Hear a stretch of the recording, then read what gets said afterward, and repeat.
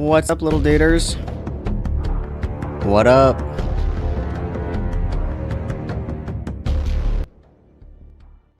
What is up?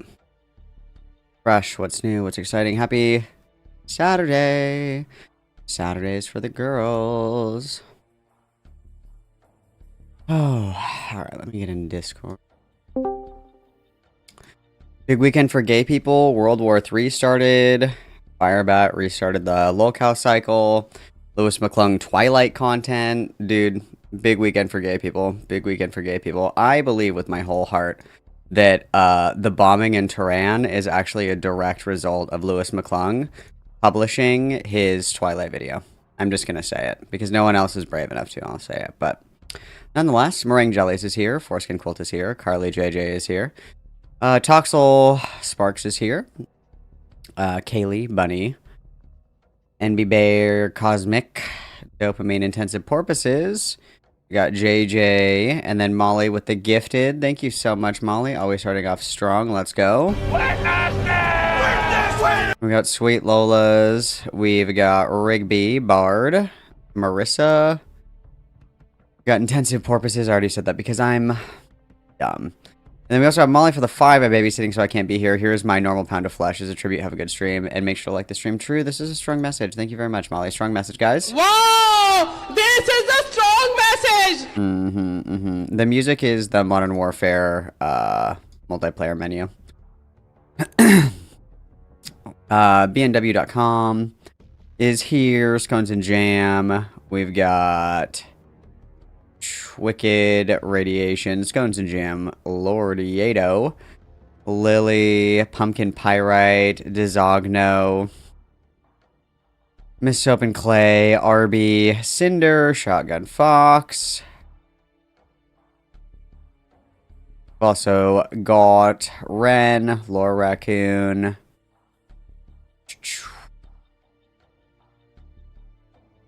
I think we're caught up, guys. And Harley. Oh, happy almost Lord's Day, guys. And Lulu is here. Lulu is here. Big shout out to Lulu. Everybody witness Lulu, my dedicated list keeper. Everybody witness Lulu, please. El Fungo is here and Note is here. Beautiful. We love to see it. We love to see it. Yes, I fully believe that the strikes in Tehran are a direct result of Lewis McClung talking about Twilight. I believe this to be true.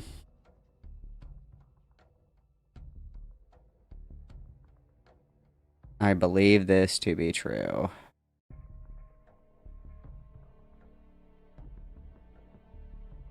Right. And Venko, because I totally recognize her weeb name that YouTube forced. Venko, I miss you. I hope that you're well. That you're well. I hope that you are well.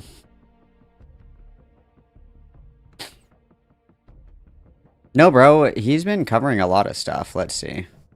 I'll give you a little taste. I'll give you a little taste. There's nothing that's really particularly piqued my interest, to be honest with you.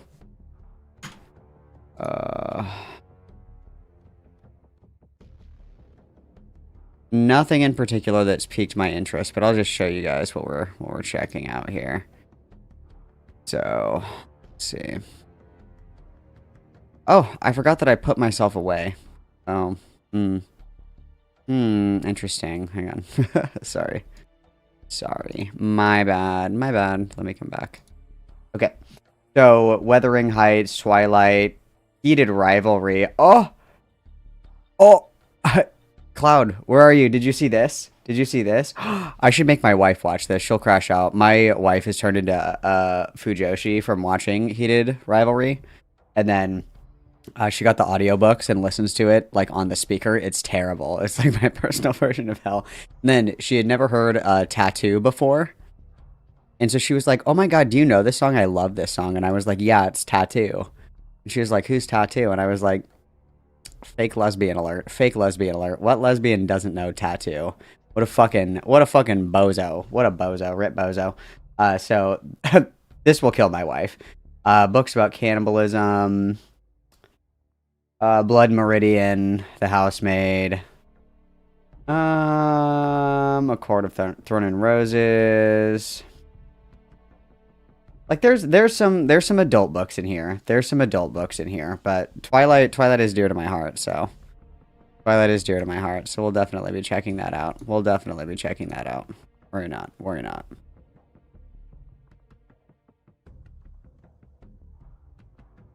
No, dude. His hair is terrible, bro. Yeah, tattoo. Hell yeah, dude. Everybody had a tattoo phase. Let's not lie. Let's not even lie. Everybody had a tattoo phase. All right. Running through my head, running through my head. This is not enough. What's the...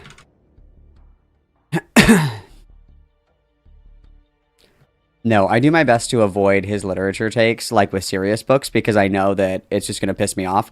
Ever since we did the Annihilation one, I just got mad. So I was like, I'm just going to watch the funny ones now. It's this. This is the one. This is the one that I really liked. Like, their remix of the song is good.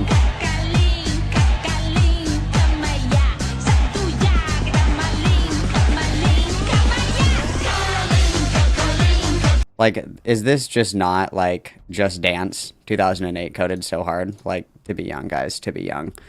And then we got Just Ember Rose for the 13 months of membership. Congratulations on being 4 months old. That's awesome. Everybody witness, please. And thank you very much, Ren, for the $2 dues. Because I'm evil, I'm hoping Firebat plays Gave You Love. Bro, chill, bro, chill, bro, chill. Witness, please.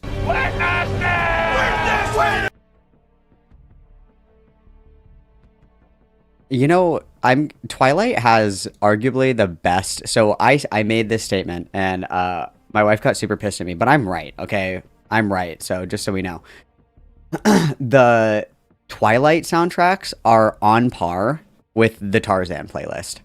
Like, yes, Phil Collins cooked for Tarzan. You know who else cooked? Paramore. Whoever handcrafted the playlist with love and intention for the Twilight movies. The Twilight movie soundtracks are some of the best soundtracks I've ever heard. They're so curated. They're perfect. They're perfect. Somebody had the most impressive sound palette, bro.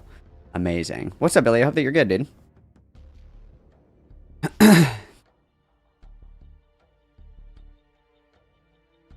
Supermassive black hole.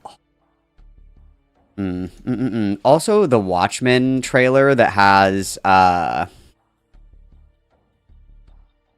what's the Muse song where it's like, death, you bring death and destruction to all. That song, that Watchmen trailer is gas. Muse trailer. Is it this one? Let's see. It's Take a Bow. Fuck yeah, dude. This trailer's awesome. Is it this one?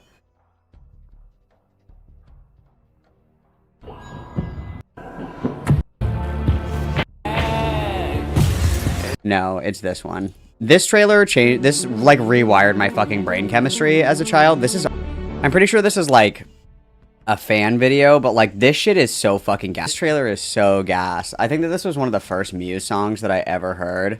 It like rewired my fucking brain chemistry. It was so fucking gas, dude. Oh, 20 pounds doozy from my friend. She was at a game night and there was a white girl who called herself Nanako and argued with an Asian person about how transracialism was real and they could be Asian too. That's fucking awesome, dude. Everybody witness. That's awesome. Thank you so much. I appreciate it. The 20 pounds. I don't know what that is in real money, but thank you nonetheless. Also, guys, like, speaking of transracial, I just wanted to check in on my queen, Nikichi, and I just wanted to share updates with you guys. That Nikichi is woke, okay? Nikichi is woke. She thinks that, you know, the red pill and the blue pill, you know, life is about balance. We need the blue and the red to survive. And it's just, you cannot make me fucking hate this woman. You can't. She's woke. She's pansexual. Okay. She's educated. She's fucking hot. Like, you can't make me hate her, dude. I don't care what anybody says, okay? I will die defending Rachel Dolezal. I'm just gonna say it. Sorry, I don't mean to dead name Nikichi. I will die defending Nikichi, okay? I love her. I love her. Her worst crime? Being really cringe. Her worst crime? Being cringe as fuck. And being way ahead of her time, okay? She was brave. Alright? She was fucking brave. And I'm gonna say it. I'm gonna say it. I'm gonna say it. Oh, it's 27 real dollars? Oh, gas. Okay, thank you so much. Yeah, Where's My Mind is a fucking gas one as well. That's also true. Yeah.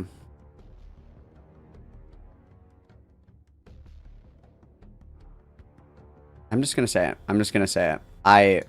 Rachel Dolezal is brave, and you can't make me hate her. You can't do it. I think she's great. I think she's great. Okay. And also, like 3 years ago, she got fired from her job at Ash Wednesday for having an OnlyFans, and I thought that was fucked up. I signed her.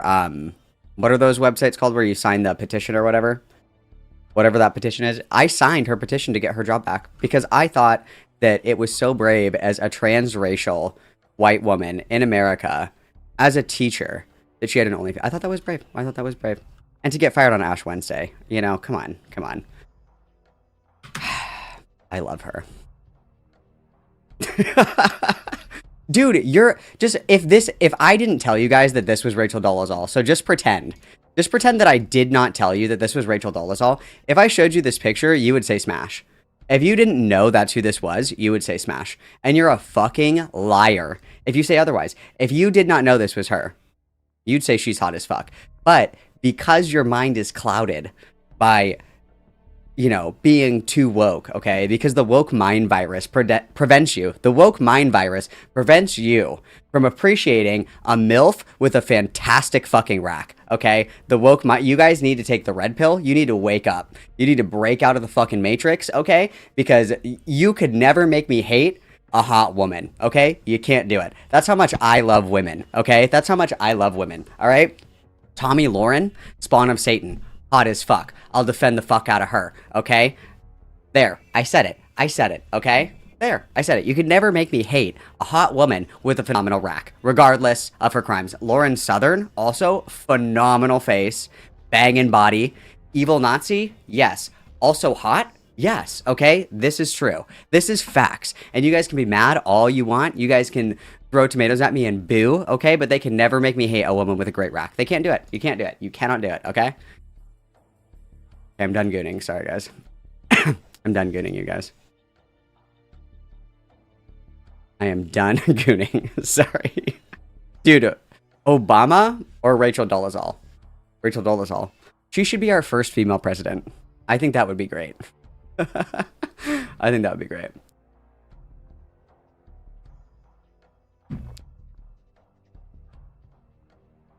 You don't even know who Rachel Dolezal is? Oh, foreskin quilt.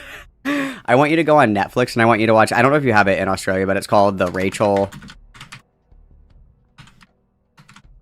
I think it's like this. Yeah, it's this. I want you to go on Netflix and watch this. It's called The Rachel Divide.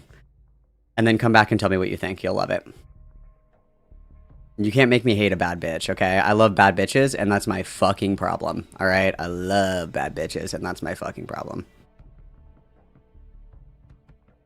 Please get this Yakubian devil off of my screen. You know, I think that Rachel Dolezal is proof that Yakub is real because he handcrafted such a tantalizing, tempting, white demon for all of us. You know what I mean? Like, that's proof that Yakub is real. Yakub's strongest soldier. Thank you, Ren, for the 2 witness. Rachel Dolezal is probably one of the first people that was internationally recognized as being somebody who was transracial. Rachel Dolezal was the former head of the NAACP and an African-American studies teacher, and she basically, like, lived as being black for a significant amount of time in her adult and professional life, and then it was revealed that she was actually white as snow and raised by 2 crackers in northern Idaho, and that she wasn't black at all, and that she was just LARPing. And then so she lost her job, she lost her seat on the I think that she had already left the NAACP at that point. And then everybody was just fascinated by her. Everybody was just completely fascinated by her because she, like, genuinely with her whole pussy is like, no, I believe that I am black. And it's like, okay, girl, go ahead. Live your truth, I guess. Live your truth, I guess. Do whatever you gotta do.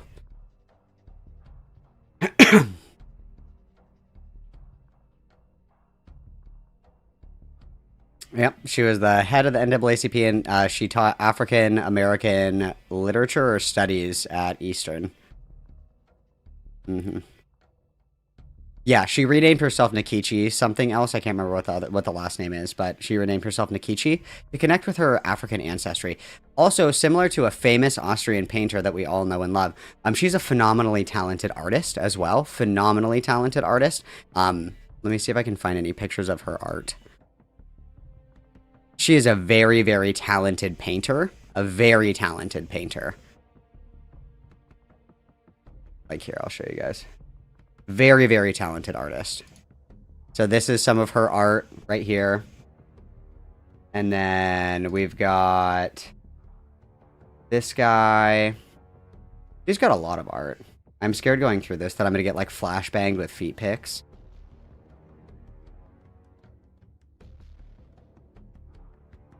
Like, here's some more. Like, she's a very, very talented artist. Very talented artist. Like, look at these. These are really good. These are really good. These are actually phenomenal. Actually phenomenal. She's a very, very good artist. Yeah. The more you know. The more you know. GG for the 5. If Eminem is accepted as black, why not her? Sounds like misogyny. You know, this is a very true. True. When a man does it, it's fine. True. Everybody witness. Thank you, JJ. I'm just kidding. Okay. Sorry. I'm gonna listen to this one song, guys, and then we can begin. This is for all my white girls. This is for all my white girls in chat. Let's go, white girls. Let's get crazy, white girls.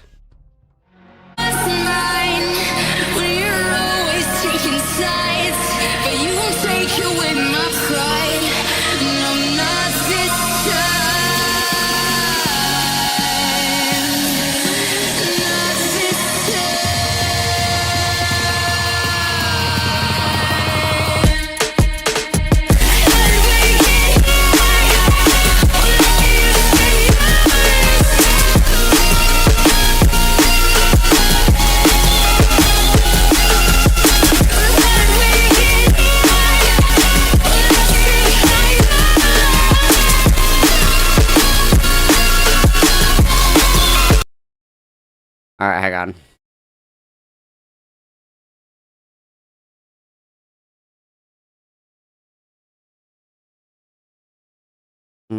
Let's go. Let's go, white girls. Let's go, white girls. Let's go, white girls. I want to find the shelter one of these, but I don't know if I'm going to be able to find it.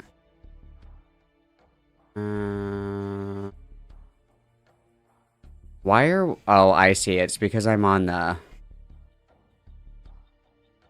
wrong one here.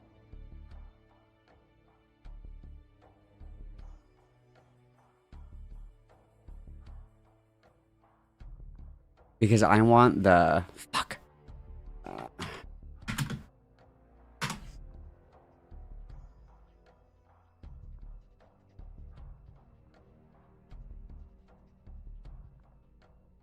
Is that this one? I think it is. If this makes me log into Instagram, I'm going to crash out.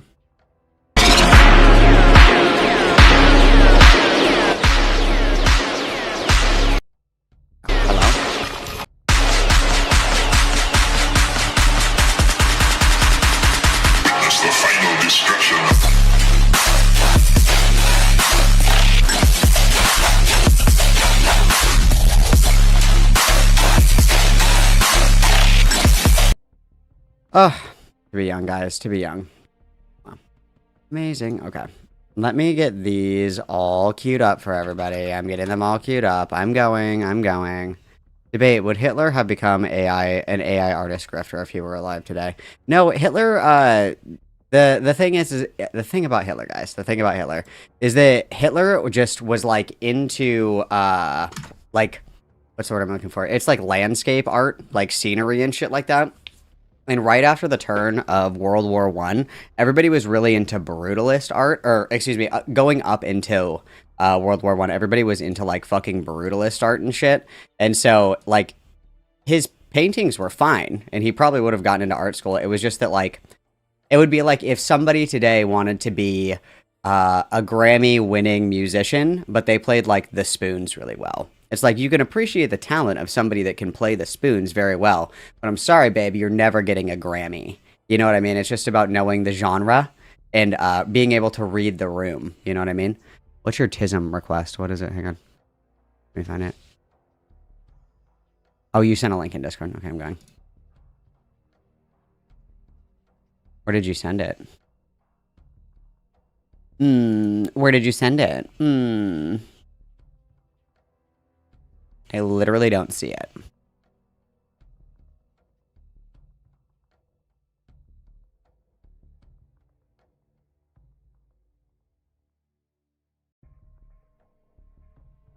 I'm looking. I don't see it. Where is it? Where is it? Send it to me. Send it to me. Oh, in Discord DMs? That's a lie. The last message that I have for... Oh, it is. It's right here. Sorry. I just tried to gaslight you. That's my bad. I'm sorry. I just tried to gaslight you. I'm sorry. I really don't like this at all. I'm so upset. I literally hate you. I literally hate you, bro. I literally hate you, bro. If there's animation fans in chat, the reason so many Gundam villains are romantic is because romanticism movement has certain links to the man. Okay, Gas, that's awesome. Thanks for the 5. Thanks for letting me know. No, I'm not showing the fucking screen. Stop it. Leave me alone. Leave me alone. Leave me alone.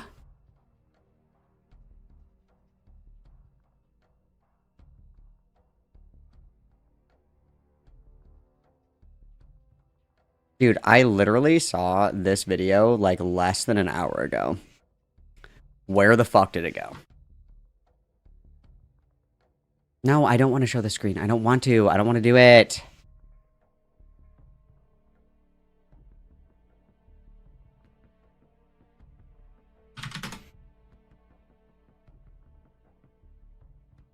Oh, it's this one right here. Got it. All right, let's one more. This is this is the remix that I've been looking for. This is the 2DY4 remix that I've been looking for. Yas. Yas, let's go. Yas, yas, yas. Unsheltered immediately.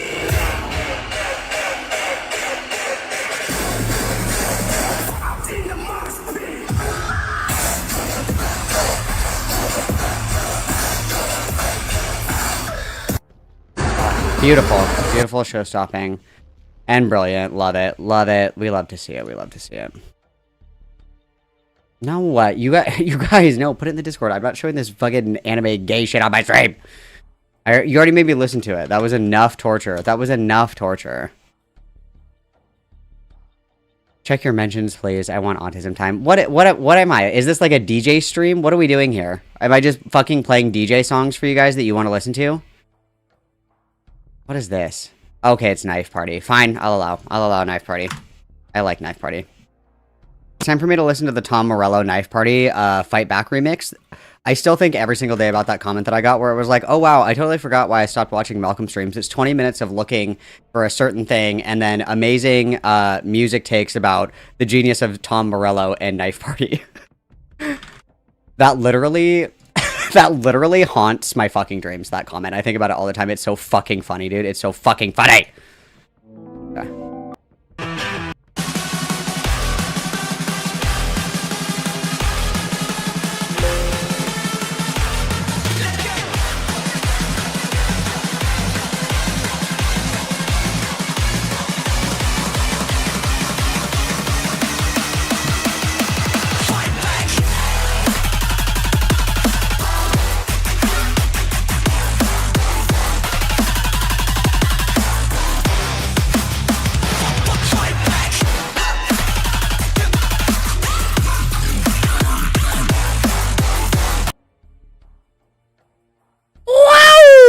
That makes me feel like R2-D2 when he slams into the wall in Return of the Jedi. Or no.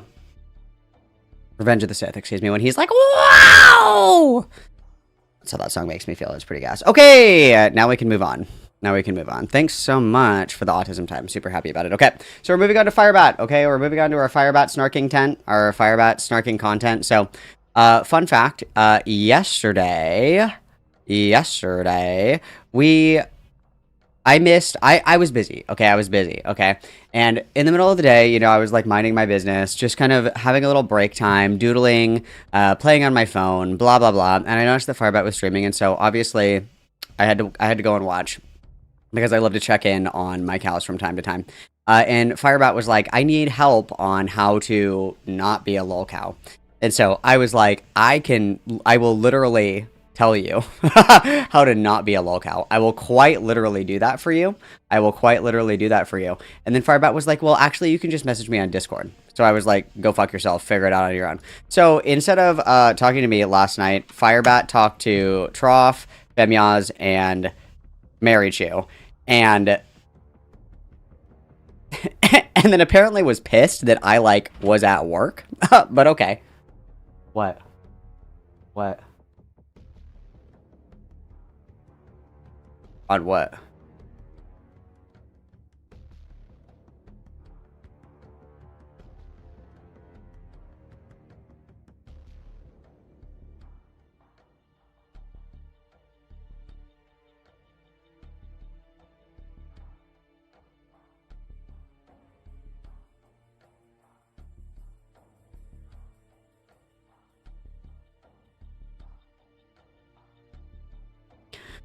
Sorry. Who is this mean autistic bitch just streaming in the middle of the workday? Some of us have weekends off. Grow up. Thanks for the 5. Everybody witness. Sorry. I'm so sorry. I'll have to strike my wife later for that interruption. That was really inappropriate. Anyway, so FireBat was super pissed that I wasn't like immediately available when they called me. What time did they call me? I was called at 5:51, and it's not my fault that some people are demonic and schedule meetings for like 4 and 5 o'clock on Fridays. That's not my fault. But anyway, I was at Worky Poo, and then I went out last night, so I was not available. And so in the meantime, while I was gone, a lot of shit happened. Apparently, there's death and rebirth, and life cycle. Like this is like the craziest. This is the fucking craziest, quickest cycle that I've ever fucking seen in my entire life. So we're just gonna kind of do a quick little recap of all the events of yesterday, and then we're gonna play catch up because obviously we did the shit where we were like, oh dude, I'm never gonna fucking stream again. I'm literally never gonna be on the fucking internet again. I've learned my lesson. I'm literally like gonna blow up my house. Like I'm never gonna do it again, guys. I swear to fucking God. And then obviously we woke up to like 10 videos. 10 videos. So it's very predictable, but you guys, we do have new content. And obviously FireBat, we have a rebrand along with this life and death cycle. FireBat is no longer FireBat, guys. It's now Violet. The kid from Willy Wonka that eats the blueberry thing or whatever the fuck and then inflates. He gets rolled away by the Oompa Loompas. Yeah, that Violet, because FireBat has a fetish for inflation shit and children from the Willy Wonka movie for some reason, but that's super awesome. But yeah, I'm ready to quit my job and become a full-time FireBat A-logger. I'm ready. I'm going to be streaming from a tent. Me and Courtney are going to split a tent in New York City and give each other fucking stick and poke tattoos and do coke. It's going to be awesome. It's going to be awesome, and I'm fucking here for it, okay? Before we get started, make sure you guys join the Discord, okay? Discord's free. Oops, if I can spell it right. Discord is free. Always happy to yap. Also, if you guys like free shit, you can always like the video. Liking the video makes me smile, which is awesome, okay? And then do you guys see this little shirt right here? Do you like this shirt? Are you like, wow, that shirt's so cool. I wish that I had a shirt just like that. Guess what? You can have one. Because this is my shirt, okay? So you guys can buy a shirt and we can be twins. We can be immortal twins, okay? How fucking awesome is that? You guys can also buy super chats, super stickers, super thanks, memberships, and gift memberships, which is awesome. So that is super cool. So we're going to lock in. We're just in chronological order. Once again, huge shout out to Lulu for being my scribe and keeping all of this for me, which is awesome. So we're starting with vlogging, live streams, and then I don't really understand how we're still on season... Oh, I'm in the way. I don't understand how we're still on season 1, guys. This is like season 7, I think. This is like season 7, I think, but nonetheless. So we've got no more drama, hashtag transgender, hashtag vlogging, hashtag gaming, hashtag podcast. So let's just go for it, guys. Let's just go for it. Let's begin.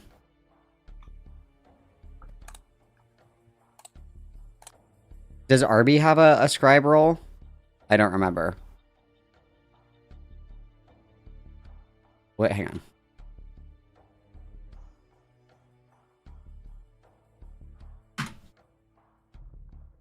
Do you have the role? Yes, you do. Okay, Lulu, I'm giving you the scribe role because you've been just so wonderful. I would be like literally dead in a ditch, upside down in a crashed car, eating my own arm without you. I just want to be incredibly clear. I want to be incredibly clear that I would be like abandoned and raped if I didn't have you in my life. And so I just want to take a moment to really appreciate you. Okay, I'm not being dramatic at all, but yeah, I just want to be clear.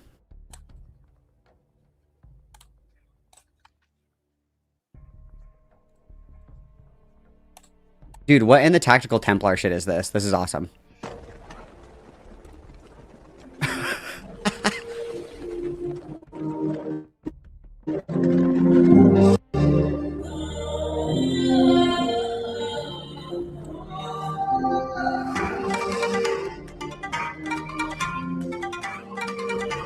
Is this the theme song for the JAP world in Minecraft? Okay, that's awesome.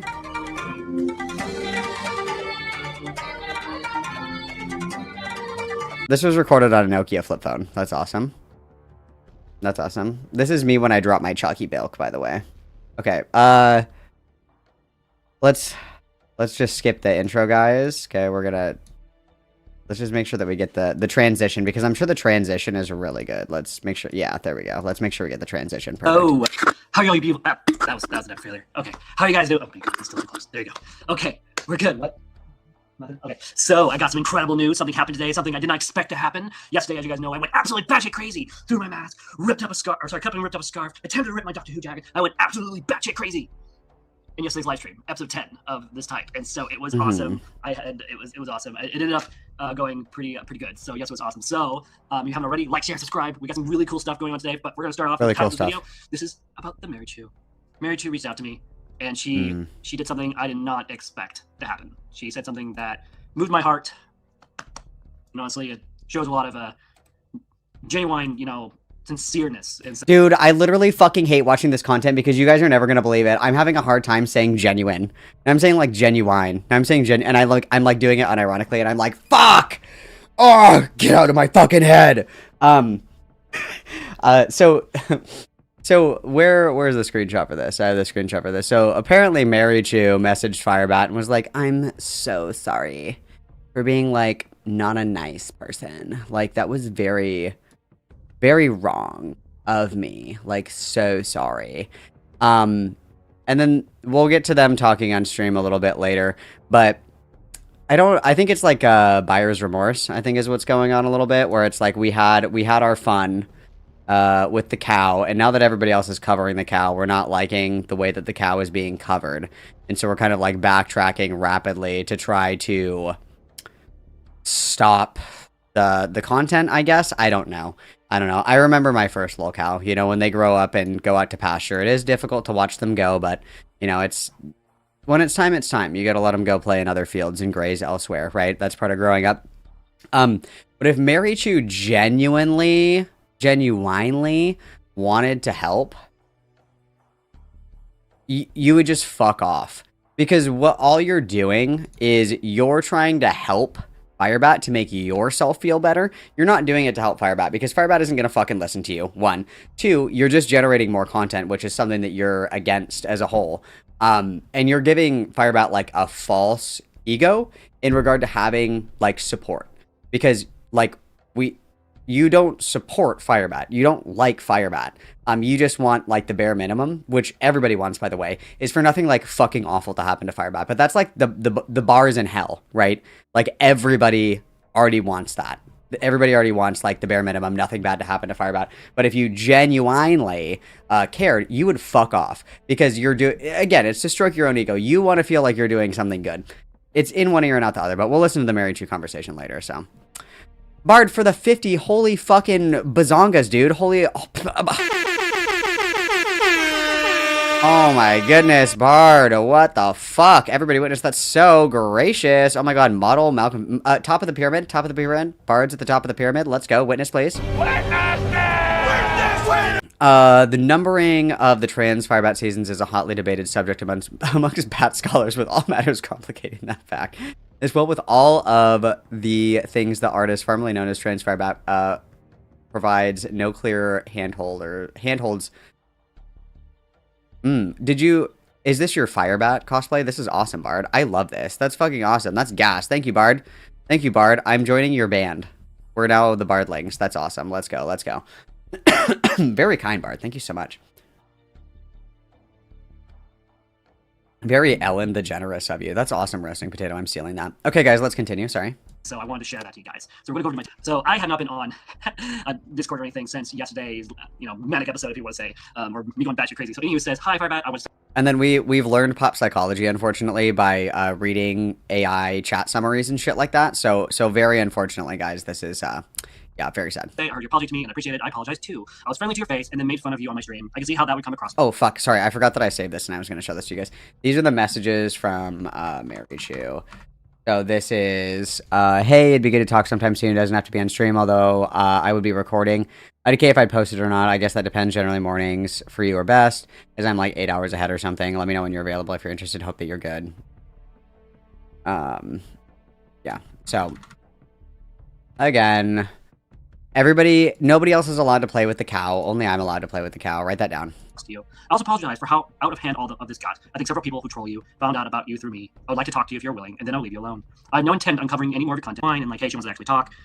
But first thing, sorry, she kind of burnt that bridge with me when she kind of double-crossed me like that and broke my trust. So I'm kind of a little bit like, I don't know if I trust her. I trust enough to have a conversation, but that's about it. And so she can talk on here and ask her questions, and then I'll cover that on here. So that's how I'm dealing with people at this point. See, this is how you treat me. If you treat me with dignity and respect, you apologize for treating me like crap on the web. This is how I respond. This is how you get me to respond. And it's like the truth of the matter is that we're only willing to like hear or integrate any kind of criticism unless it's like sugar coated, right? And that's not the way that the real world works, of course, right? That's not the way that the real world works, of course. That simply is just, it's not the way that that works at all. People don't have to like suck your dick in order for you to integrate criticism like into your life, right? That's not how that fucking works at all. It's fucking stupid, dude. In a positive way. It's like I'm a decent human being. It's like I do have a logic circuit or something. And so it'll just kind of message you as and when, if that's okay. I appreciate it. Okay, so we're going to show you guys how I started a little bit of research. So apparently, Purple Perry's hated more than I am. Same with Fennoys. Same with, goddammit, Malcolm. What? It's him. That's awesome. Let's go. There's not much on the trough, though. There's not much, but as the year progresses and people catch on to what I see in this fat drunk loser, maybe more content down the road. And so, let's go look at our first victim, the patheticness of Purple Perry, also known as Poopy Perry, or what did Brandon call him again? I think he called him Coward Perry or whatever. Whoa, that's a butt. That's one way to start this off, right? Let's see, make sure this is working. Everything else is working. Live chat. Okay, here we go. Hello, everyone. Hope you're ready for a fun one. So how many of you know who the commentary YouTuber Purple Perry Gaming is? A commentary YouTuber with less than 2K subs who, for whatever reason, decided to pick a fight with someone over 20 times his size and just thought it was a good idea. He picked a fight with a... Okay, so this is the Brandon Buckingham shit with Perry, so we're going to skip to a more relevant timestamp here. We're going to go ahead and jump ahead. We're going to go to 54 minutes. Okay, beautiful. We love to see it. 54 minutes. Also, guys, I'm so pissed. This will be like the 100th vault that I've made. I finally got my Steam to work, by the way. This will be like my 100th vault that I've made because I keep fucking up the build because what I want to do is, so I want this to be the vault entrance. I want to go straight through the power room because that's strength. So all of my strongest dwellers are going to be up here. And we're going to go through storage and then I'm going to have the elevators on this side and I'm going to zigzag down to this level right here. That way when I get raided, they're bottlenecked. They have to go like this, so I have like plenty of time to stop them. So I'll do like power, storage, down, water, overseer's office, other shit, down, and then over here will be shit, and then over here will be shit, and then down 3 in the middle or whatever. But I keep fucking up my build because it won't let me get rid of these fucking elevators because it's connected to everything, and the amount of caps it takes to like fucking destroy my entire fucking vault and start from scratch fucking sucks. But this is like my fucking 100th vault, you guys. This is my 100th vault, and I keep fucking it up. Because when I build down instead of over and down, and I keep fucking it up! I keep fucking up my vault. God, okay, sorry. I'm fine. There's no way this person pretended to be Nightmite. That's just never. Wow, okay. 6 hours ago, 1 hour ago. So sorry. Let's see. I think FIREBAT is managing well. Brown knows about the arrest. Brown knows about the arrest. Victor Hanna arrested. What? Okay, this is kind of funny. Okay, I gotta see this. Let's see if this is actual video or if it's... Oh, I think this might be the wrong video. No, this is the right video. Oh, we were supposed to be at 54 minutes. Sorry, guys. My bad. My bad. Sorry, guys. That's my fault. As much as I was with her at one point, and just seeing her fucking lie on the screen again. Last time she tried to shit was here on this account 7 years ago when we broke up and all that stuff. And the fact that she had to do it again, all because I pointed out how pathetic she was. And she lashed out at me. Okay, enough of Seraphe. Let's go back to what we were Enough, guys. Enough. Other issues in the past. But the most recent nuking, which is arguably the one, was from none other than this individual right here. You saw his face in the thumbnail. He didn't know what he looks like. So that's why it's the first thing you see. He's been sitting in that same chair for like probably 14, 15 plus hours, dude. Like, it's not good. I don't mean to be that guy. Like, I don't mean to brag. I don't mean to, like, I don't mean... Okay, this is hilarious. This is fucking hilarious. So there's this person called 99... Nightmite? What is he doing with Nightmite's profile picture? There's no way this person pretended to be Nightmite. That's just never.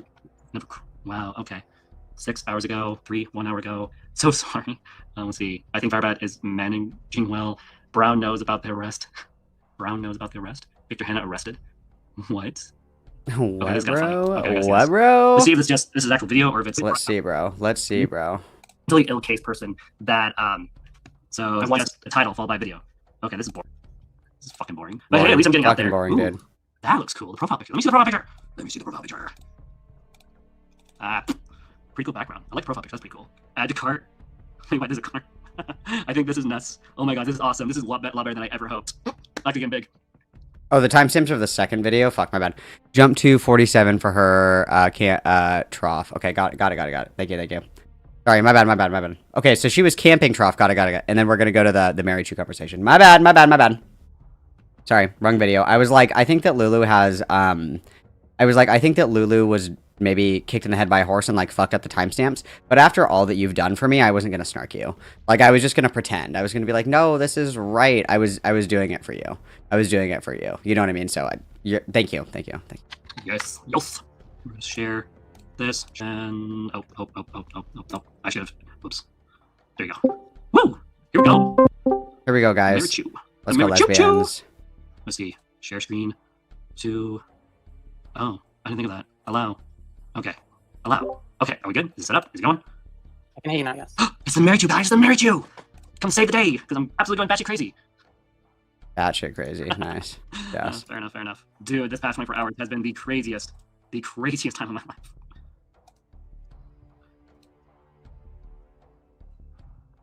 Oh, yeah. I mean, what's she gonna do? Whine? Yeah, that's pretty serious that she did that.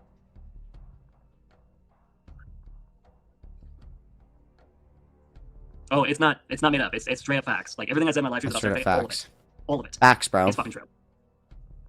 I mean, I did try to share her DeviantArt page. I did try to, share the evidence, literal evidence, like she's doing with Not me. the And then she DeviantArt cockblocked me, like I page, do with everyone bro. else when I don't want people to see the truth. Isn't that what you guys call it? I've heard many people use that term. I think Trough used it a couple times. Let me cockblock with a FIREBAT. He took down his content. Not cockblock, bro. Anything but the cockblock. Literally taking bro. your entire DeviantArt page and deactivating it, so I can't see it there.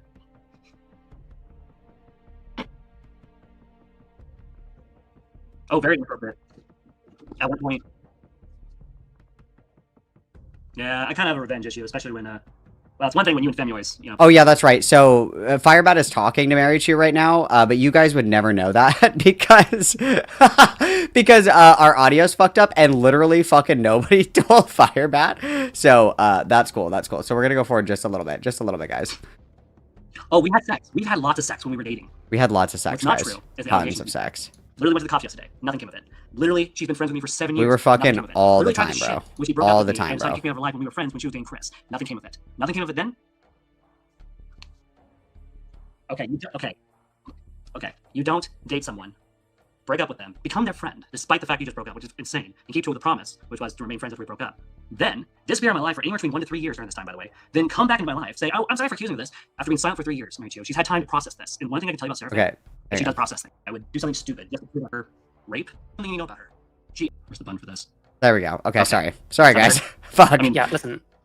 Can you still hear me? yeah, I can hear you just fine. You still there? Wait, I haven't been audible. Is that what you're saying? Yeah, in my video, which is fine. If you're recording this, I'm going to upload it. Then they'll hear your side, I guess. Hang on, let me just check your stream audio. It should be okay. Did you check the wallback machine for her demon art? You maybe still prove your innocence. I'm not actually recording.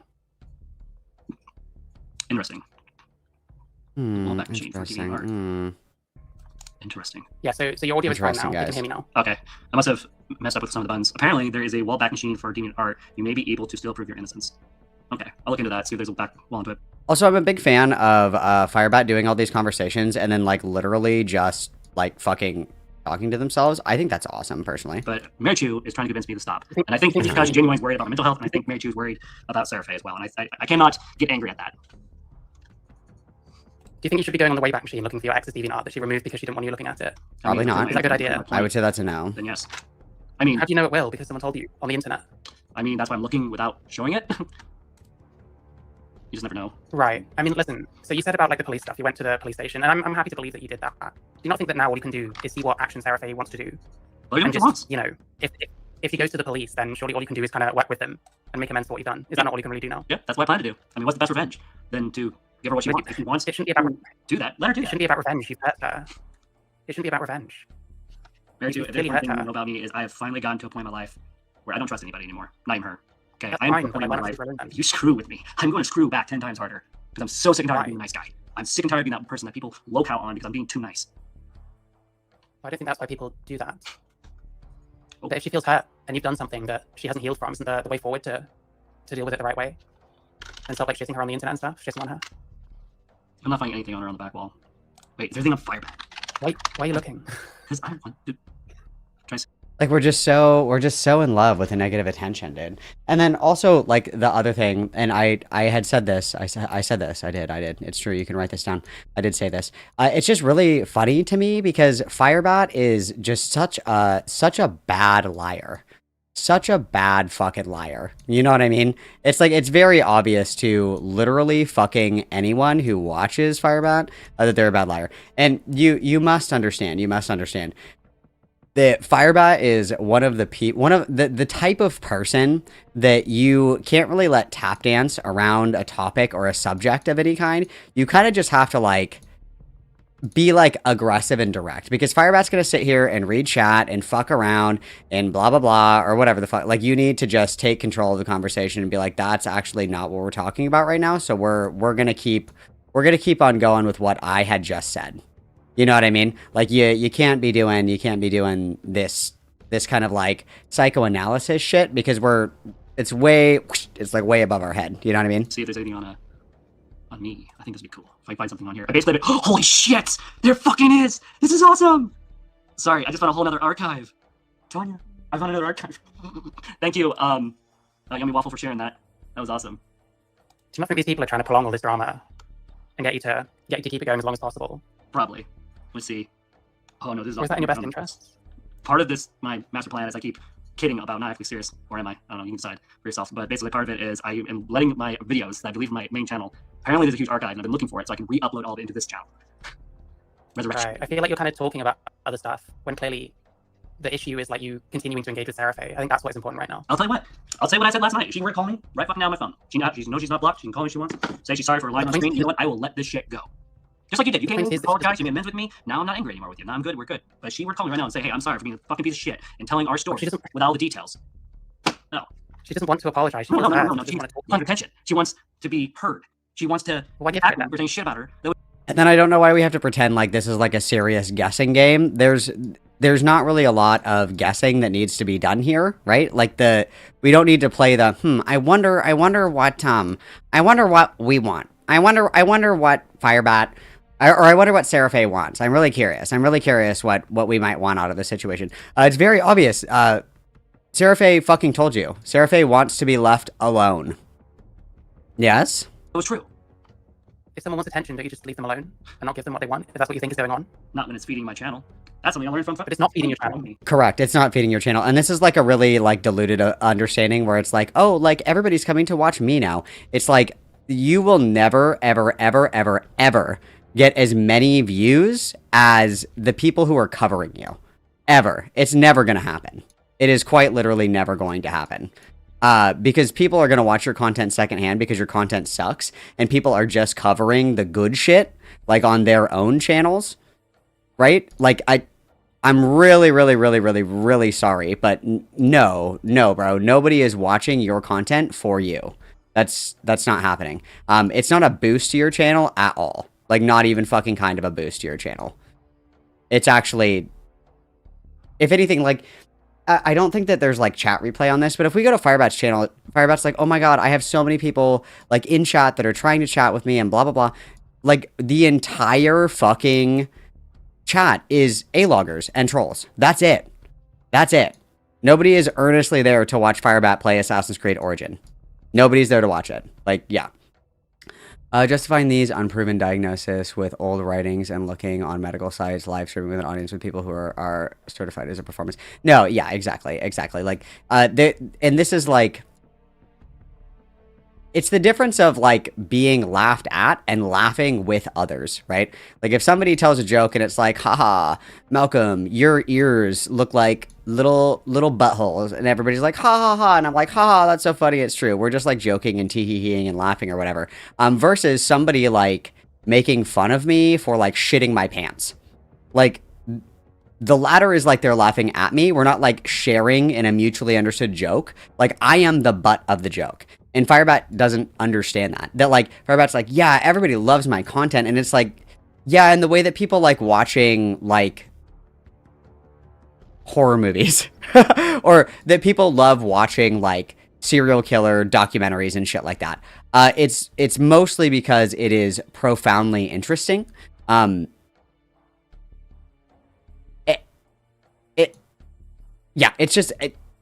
It's profoundly interesting. And that's really it, right? It's nobody is like, oh my god, you guys, I literally cannot wait for the fucking the FIREBAT stream. It's more like I can't wait to see what like fucking insane shit FIREBAT is going to say today. That's it, right? That makes no sense. Sorry, my wife decided to. You freaked me out. My wife just called my phone. Well, that's crazy. She called your phone. It's not feeding you though. It's just feeding this like drama shit. It's feeding these like shitters channels that are like following your every move. I don't know why you're messing with that kind of stuff. Have you got nothing to talk about, or? At the moment, I don't got much to talk about. I mean, for the moment.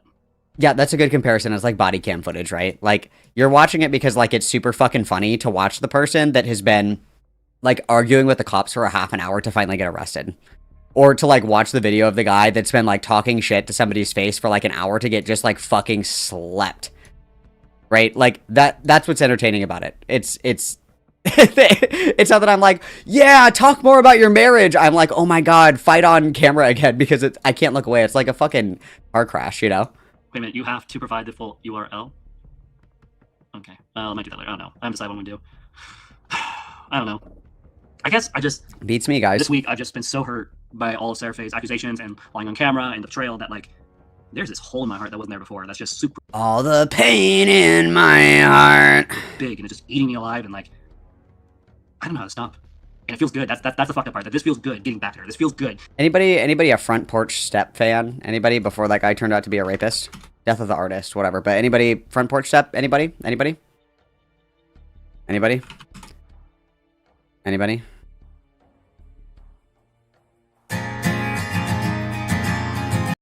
Hang on, let me cue it up.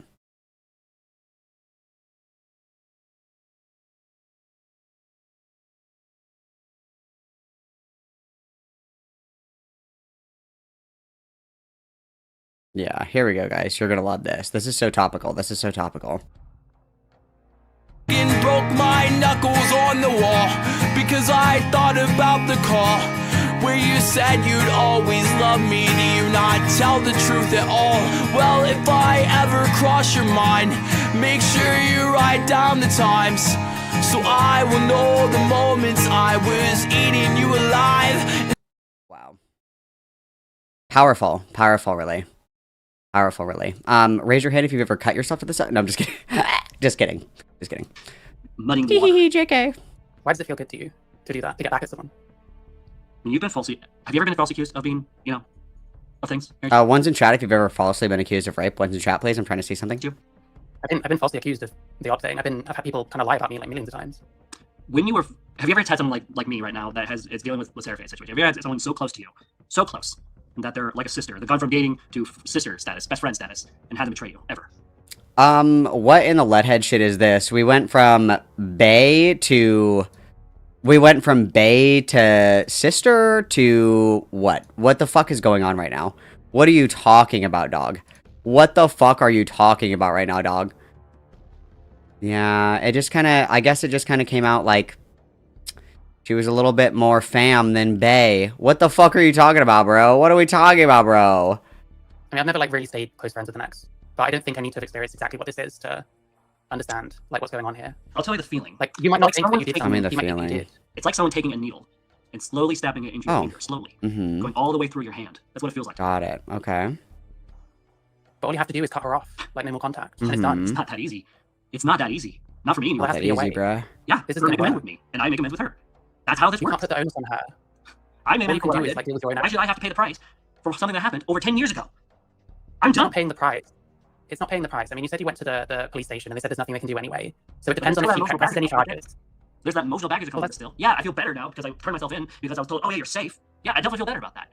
But I was relieved at the fact that I'm so guilty. I'm racked with guilt. I'm just plagued by the pain of conscious existence. But I feel so much better now, knowing, of course, that I'm not going to have any kind of real consequences to my behavior or actions. Okay, awesome. Well, I don't know if you're safe. It depends on what my action friend you take. after all these years who told me they forgave me for what happened 7 years ago. Apparently, been lying to me this whole time. So she forgave you for what happened. Yes. Isn't that the same Verbally thing told she's me- now talking about? I'll tell you when I thought, from what I remembered, is that she texted me about it. She shared an initial text and all that. I remember when she actually said the words. It took me a little bit of time of processing and some other stuff that I don't want to say on the web. But what happened was, is her and I had sat down. I was driving my Nissan Frontier, and I had gone up to her apartment from here where we lived to where she lived in Forks. And she sat down with me and she said, "Hey, I want to know that." Ha ha ha ha ha. Ha ha ha ha ha. Forgive you. What happened. I do not. I will not forget what you did. But What did here's you the say you truth. did? We were both young. We were both doing stupid things, and we both got hurt. Straight up said it to my face. Okay, there's no reason that I shouldn't be able to destroy this room, right? Oh, I need something here first. Got it. Okay, never mind. Carry on. What did she And forgive you for? for accusing me of raping her. Which is funny because But she never no, accused me of raping sorry, her. what- I accused myself of raping her. I'm the one that went to her and said, "I'm so sorry, I blank." And I remember crying to her. I literally was on my So hands you did. on her bed, which was on the ground, by the way, crying, feeling bad, literally self-destructing in front of her. You know what happened? What We happened, moved on, bud? and then we dated for a year and a half. And then she brought it back. How do you know she actually moved on from what happened? You seem to be admitting that it happened now, but like, how do you know she's properly moved on? Does she not see like the suicide bait and stuff like that, and maybe think this is someone who's not changing, Maybe. and maybe that's That wasn't fake either, by the way. That was not fake. I'm not I saying it was. I genuinely I'm not- was so overwhelmed. Genuinely, with everything we were doing guys. and what Brian was doing Genuinely. And Trough. I was ready to die. I seriously Yeah, was well, ready to Trough die. was fucked, I understand. Like Parry and Trough were like trolling you like hard, and that's crazy. But like the thing is, it sounds like something did happen. She might have said she forgave you, but then she's seeing like patterns of the same person and like these extreme actions. You know, putting a knife to your neck, playing my stream in the background. I was making fun of the Trough that stream, by the way. That wasn't me making fun of you. I tried to tell you. But like, is she not seeing that kind of repetition of like crazy behavior? She And thinking this never person's realized not my own changing, life and stream like, to Trough that all this behavior she's seeing is new. This is not normal behavior for me, Mary Jo. then maybe she thinks you're getting worse. Yeah, I am getting worse because I'm fucking trying to. Then why are you engaged with all this stuff? Good Because I'm question. obsessed with being right. I'm obsessed with being heard. I'm obsessed with having to. And I mean, like, you're never gonna convince everybody of any of this shit, right? Like, people have already made up their mind about you one way or another, right? There's not really much that you can do at this current moment about any of this. So it's best to just kind of how do you say, leave well alone, right? Leave well alone, because literally nothing good is going to come out of any of this. So Seek justice, I guess. I There- get very, very yeah, angry. okay. I go very Never line with well them. I the way get you really, do. really angry when people hurt me. It's like I'm a human being or something, chat. It's like I'm a human being. Yeah, sorry. Sometimes people are just never going to see the world the way that you see it. I get this all the time. I disagree with people on all kinds of things very often. And often people don't like me over it. And I feel like, well, if they actually understood my perspective, they probably wouldn't be being like this. But sometimes you just can never convince some people. There are some people that perhaps you're just incompatible with in that way. And there has to be a way of like getting used to that and it being okay when someone is wrong about you or lies about you or tells a different version of the truth to what yours is and thinks about something differently to what you do. that make sense? No, it makes sense. I just think it seems like you're hurting yourself, and I don't think this is good for either of you. Like having any kind of contact, quite honestly. Whatever she does with the sexual assault stuff, that's up to her. And if nothing comes of it, then nothing comes of it. But if more happens, and like people want to talk to you and stuff, the best you can do is just go along with it and not make it difficult and make amends, because then maybe she will like heal from it and feel better. Here's the maybe thing. it won't have to be a I've problem made anymore. amends with that bitch. I made amends with her. I've cried. I have done You're calling her a everything I bitch can to for make peace with her. She doesn't want peace. What she wants is attention. And you know what? You're right. I need to let her go. I just need to stop talking about her. And it's really hard. Listen, I understand like the mixed messages. I've been talking. I pissed off all of those fucking people because I was, looking at the stuff like she's in the specific part of whichever Discord where they're talking about a lot of your stuff. And I feel like that's inappropriate. It's probably not going to help her. And a lot of people do not like me because I voiced that opinion. But like, you can only do what you can do on your end, and that is that you need to leave her alone, surely. Okay. Like you can't hold her responsible for your actions ultimately. Oh, Well, and then we're doing like the Socratic messaging, or the Socratic, like the, like we're asking questions so that we can better understand like our place. It's like, well, what do you think would happen if it was a trusted friend that had said this to you? Blah blah blah blah blah. Like that's what we're doing, but that's not what we need in this moment, right? And that doesn't work for FIREBAT for several different reasons. But it's like we're doing like the don't you think that it's better if you just do this? And FIREBAT's like, no. I'm gonna keep doing whatever the fuck I want to do. It's like there's no boundaries.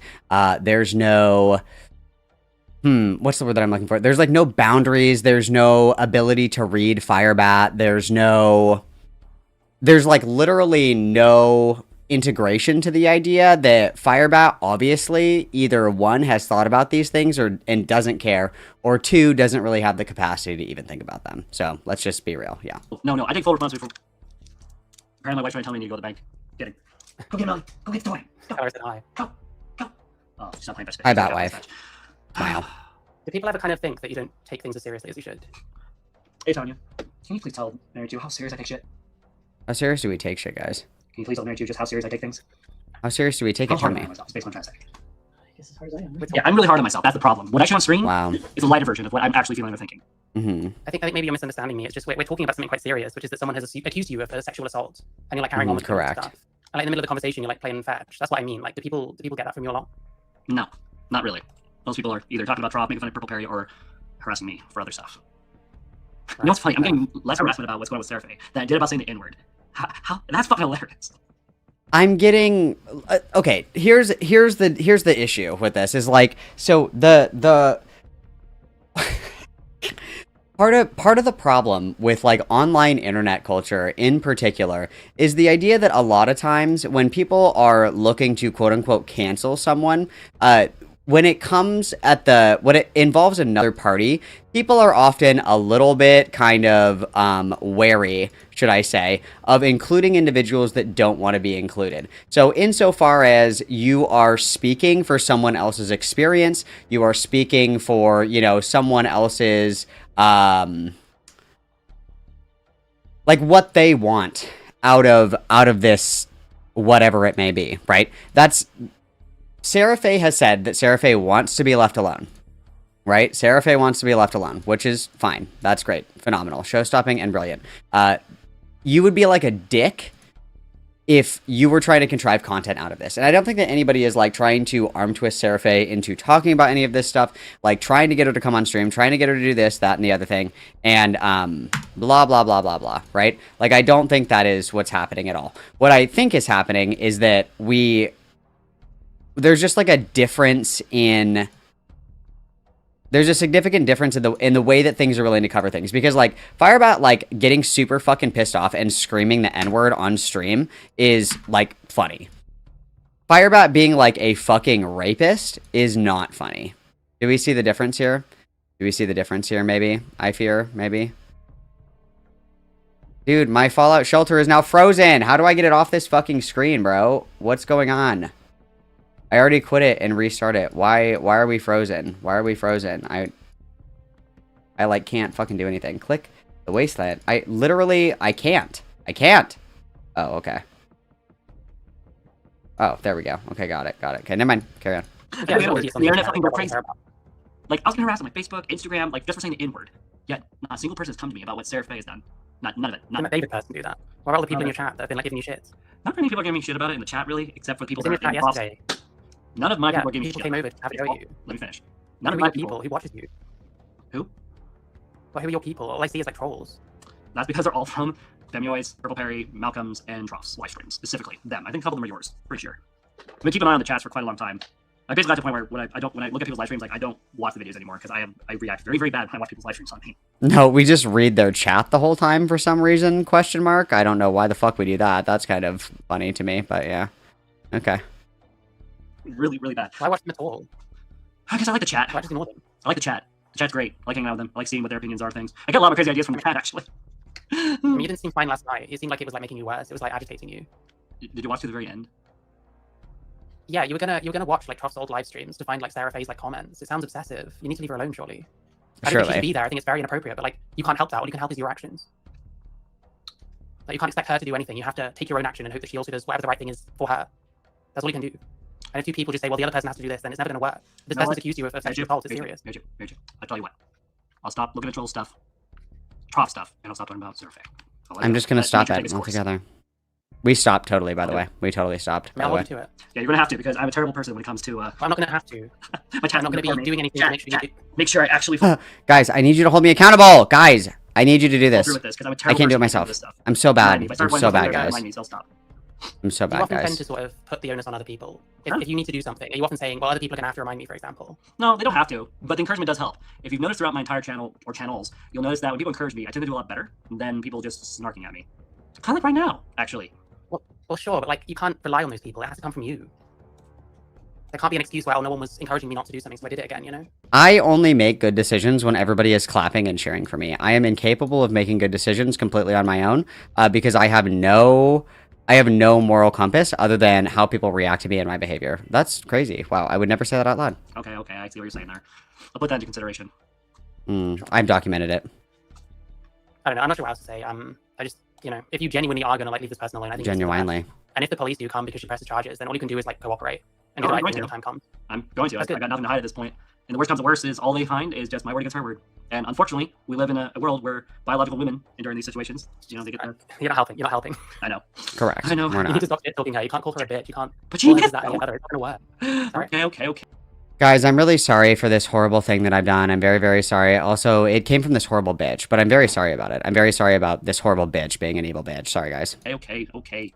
Anything else you want to talk about? I think that's probably it. Okay. But listen, good luck. And okay, fine. Can you still hear me? Yeah, I can still hear you. Oh, sorry, something happened. Yeah, all I can say is good luck, and just make sure that you stay away. Like, it's a serious situation, and it's not a good idea to keep engaging. And you don't need to self-harm by like watching other people's things where they're shitting on you all the time. Like, none of that shit matters ultimately. Yeah, I think my biggest issue, like for me, like when I watch that stuff, there's a part of me that feels that I need to watch it because I deserve it. You know, that type of stuff. It's a bad habit I've had my entire life, and it's one of the ones that I'm trying to stop doing. It's difficult. It's difficult. Well, listen, all else I would say is like, well, you're having a kid in what, like 2 months? Like, surely soon you're not gonna have time for any of this shit. Correct. Like, soon you're gonna, you know, your needs and wants aren't gonna matter anymore because you've got someone that needs and wants more than you. Very true. And you're gonna have to make sure that is sorted. This is something I'm painfully aware of. That's why I'm trying to wrap this up. This whole situation. If you notice, there's a lot of victory. Yeah, we're definitely going to wrap it up, I'm sure. That's definitely going to happen. We're certainly going to be all done very soon. Videos, a lot of me wrapping things up. The next phase is to focus on gaming for a while, especially when the baby's born, and then, of course, wrap this whole channel up for the moment with the Goblin helmet, which I'm going to be, that's going to be so much fun. I'm doing Purple Perry. I'm taking the helmet and I'm going to paint it black and probably add some, like, actual, like take, like, a hot knife or something and, like, put some scars into the helmet and paint the scars red. It's going to be awesome. You do have this habit of saying you're going to do something and then changing that the next day. Yeah, I change my mind a lot, but this is something that I am literally putting money aside as we speak. So that a month from now I can go... Literally putting money aside as we speak. And all that and get what I want to do it. So, and I need you... I thought that the other day we said that there was like $2 in our bank account. We had like $2 or something like that. We have a kid that's on the fucking way, bro. I think that the last thing that we should be worried about right now is going to Hobby Lobby to spray paint our fucking Temu Green Goblin mask. I think that perhaps we should be purchasing maybe something other than a fucking playpen that goes in the middle of our studio apartment for our kid to fucking sleep in. Perhaps we should be, I don't know, starting to buy baby food, maybe starting to buy, you know, baby toys. It seems like there's no toys or anything either in the apartment. It seems like we've got like literally fuck all, dude. Literally fuck all, dude. Do some research, see if I need to do any extra steps to the helmet. What's up, Heike? No. Have not. However, there's still hope. There's still hope. I'm serious about this. Like, I really Is was it just like is it just a mess with Purple Parry Gaming? mostly just the best purple game, but also kind of embody, you know, just how this is not who I wanted to be originally on the web. This is not Yeah, what I but managed then to be someone else. Hmm? It's never too late. Be someone else. It's never too late. It's not too late. It's There's a never line too you can probably say in late. other videos. Even if you say it'll be alright. My god, dude. I miss being like fucking 13 and full of angst. Ugh, I miss it. Like looking out the bus window and you're like, to break away. It's fucking gas, dude. Oh, Truff, my dad is getting bombed in Qatar right now. Thank you for the distraction. Truff, what the fuck? You can't just enter the party. Who the fuck starts a statement with my dad is getting blown up in Qatar? Who? Truff. What the fuck, dude? Thanks for the 5, I guess. Jesus fucking Christ, dude. Witness? Question mark? Jesus fucking Christ. Holy shit. Wow, he's a lot of fun at parties. But fuck, dude. You either die a hero or you live long enough to see yourself become the villain. When I started my channel 3 years ago, right, Joe, I was definitely a hero. I definitely was having fun. I was having genuine conversations. At one point, I got big enough that I was having hangout live streams. I had a great thing going for me, and then I allowed myself to, well, become this. And I either need to embody this, embrace this garbage part of my life, and use it to my advantage, or I just need to disappear and stay gone. And I don't. I don't think that embracing the drama and stuff like that is a good idea for you. It seems like sometimes you can handle it, and then other times you can't. And if you can sometimes. But jokes aside, I hope that your dad is safe and ends up being okay. In my thoughts and prayers. If you only sometimes can handle it, then you basically can never handle it, and you shouldn't get involved in that kind of stuff. Yeah, maybe you're right. Because like the people that get involved in this kind of stuff, a lot of them don't give a fuck. Like they don't care what lines they cross and stuff like that. Correct. So if you're not prepared for that kind of thing, or you think that there should be some line, then you're going to get eaten alive, and unfortunately you kind of have been over and over. I'm glad I recorded all this. I can go back later and rewatch this and re-listen to it. Yeah. I need to process this a little bit. That's fair enough. Listen, I don't want to take up like your stuff. Here's the thing. I want your advice. What type of content should I do? What do you enjoy? Well, I did enjoy doing vlogs with my wife. I did enjoy, you know, gaming. I did enjoy making. I mean, I started coming back with that stuff on my channel, did a little bit of drama in there, of course. But like, I mean, vlogs with your wife and stuff. You can pick topics and like talk about stuff. It doesn't have to have anything to do with like, you know, your ex or like trolls or anything. Yeah. You just talk about like something you're both interested in, you know, like something you both enjoy or something you watched or something you like learning about. You know, I want to tell the other one about it or something. There's lots of stuff you can talk about that's got nothing to do with like shit on the internet that make fun of you, you know. Yeah. You know what? I'm renaming this live stream to "No More Drama," just so that because I know I will look at this again. Yeah, well, you just have to make a decision with all the like Sarah Faye stuff, and it doesn't seem like drama's a good look for you. No, I agree. I mean, I've tried to embody the whole drama thing, and through this, I never good at it. I can admit that on camera. But I'm still into the mask though. I think I've been for a long time, even before people prepared money to repaint the mask anyway, making my own things. I just want to cosplay, and I think the cosplaying I've been working on for the past year with the Green Goblin helmet and the green cloak and all that could be definitely a fun project. I definitely do something with it. It could be really fun. Thank you for your time, Rachel. Pleasure talking with you. You can call me anytime. All right, have a good Anytime, guys. So we're just kind of, I don't know, we're not really we're not integrating criticism well, and especially like if you're the kind of person that only accepts or integrates criticism based on like your ability or like inability to like appreciate it because somebody says it nicely. Like, I think that it's a very, I don't even think that it's necessarily like an advanced skill per se, but like being able to determine what is good feedback and what is not good feedback is a pretty important skill. And just because somebody says something mean, or somebody says it in a rude or a curt way, or even says it in an inflammatory way, it doesn't like make the criticism itself null and void. There's like a word for this. I can't remember what the fuck it is, but there's like a specific phrase for the idea that it's like a specific phrase for the idea that like you don't trust something based on the source versus not trusting something based upon the veracity of the allegations. And that's kind of what we're doing, unfortunately. Not yet, Morale. Baby Bat is in the oven and baking, so soon, Smile. Good to see you. Okay, that's fine. Let's address these comments. We'll share this tab. Let's see. Ooh, South Tower. Ooh, spicy South Tower with his beautiful picture cup. By the way, no hard feelings. Nothing ever changes with your content. It's the exact same shit every time. You have zero discernible talent. You're right. I don't. I just don't care. Let's see. Yummy Yummy, we're doing a Doctor Who podcast. We obviously because care. It's the best episode of the show. It could be fun. Oh, but that means we would have to buy Doctor Who episodes. You have to give them money. The genetic fallacy. Thank you. You're so smart. Don't smoke in bed, Smile. I wonder if Disney starts streaming them. So smart and hot. Who is streaming Doctor Who? Okay, and then that's just about all that we've got in this VOD. The next one that we have is when we're self-diagnosing with a manic episode, which is fucking awesome, by the way. Which is fucking awesome. Pretty fucking awesome, if you ask me. I am gonna take a quick go piss girl break really quick, and then you guys, I don't want to redo my entire vault, but I'm gonna have to. It's starting to piss me off. It's starting to piss me off because I fucked up and I put this right here. I fucked up real bad. But like, so what I want again is the vault door, power, storage, down, water, and then what? I don't know. What's gonna go after water? I guess like the dining hall, then the overseer's office, and then everything else down below. So when I get raided, they have to go like this to get into my vault. But I fucked up. I fucked up because I can't delete this elevator because it connects these two. And I can't delete this elevator because I need it to be able to get around in the vault. And then this space isn't big enough for anything. This space is big enough for like my fucking pinky toe, bro. So whatever, dude. Whatever, dude. I'm just gonna fucking destroy it. Whatever, dude. I don't give a fuck. I'll find something to put here. I'll find something to put here. Because, again, I can't get rid of this elevator either because it connects these. So, I'm just fucked, guys. I'm just fucked. And it's going to cost so much money to completely redesign my vault. And it's pissing me off. It's pissing me off. I'm just going to say it. I'm just going to say it. It's pissing me off. So, now let me... In menu. Okay, perfect. All right. I am going to go piss girly pop really quick and smoke. And then we're going to continue on with our FIREBAT tent, guys. Our FIREBAT tent. We still have lots and lots and lots and lots of fun stuff to go through. Dude, shut up. Stop talking about my fucking vault. Stop, Elfongo. That's really rude. How would you like it if I said that about your mom? That'd be kind of fucked up. Don't talk about my vault like that, bro. Don't, dude. Stop. Okay, I'm gonna put on your key jangling, you guys. FIREBAT, I think, is streaming right now. Are they not? I don't know. I'll check, and I'll see if we're still game for a conversation. I'll check and see if we're still, game for a conversation. I don't have an old man bladder. Do you want to know the truth? I'm gonna tell you the truth. You're not ready for this truth.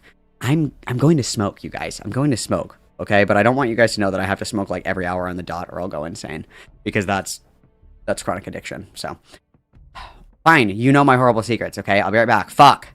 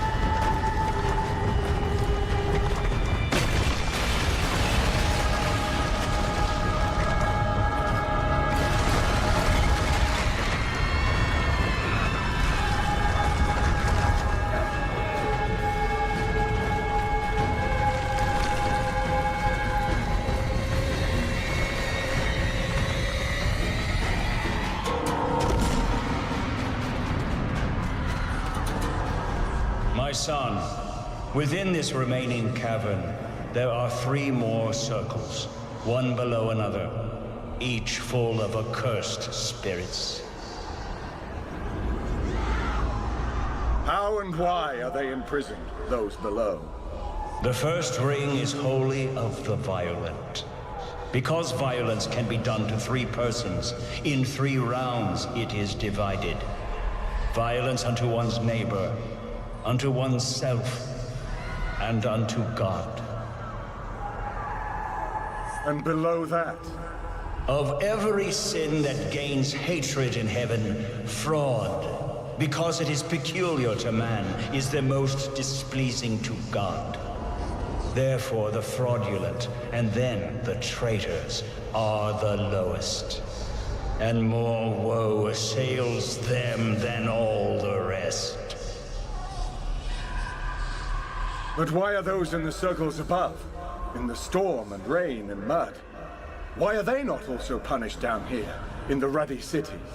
Because their sins are of the flesh, which is less offending, unlike the sins of malice. Okay, guys, I am back. Alright, let's continue. I did message FIREBAT, and I did say, hey, I'm streaming right now if you still want to talk, so we'll see. So we're going to jump on over to this one, which is going to be the self-diagnosis, which I think is pretty funny, personally. I think that's very funny. I love a little self-diagnosing with DID on the internet. I think that's always fun. Let me make this smaller. Or actually, let me do this. Hang on. Oh, fuck. Hello? Oh, fuck. Oh, shit. Oh, fuck. Oh, shit. Oh, fuck. Oh, shit. Oh, shit. Oh, fuck. Oh, fuck. Oh, shit. Fuck. Fuck. Shit. Fuck. Shit. Fuck. Fuck. Shit. Okay, hang on. I got it. I'm good. I'm good. Okay. So we're going to jump over to this bad boy right here. And this is Vlogging live streams season 1, episode 11. Again, I think that we're on season like 75 actually, but that's fine. And then we're going to go to 5440 or 54 even. Okay. And we're going to jump to here. And this is where we're learning about lolcows. So we just got done watching Mudahar's video on Chris Chan. So now we're watching a video on how not to be a lolcow.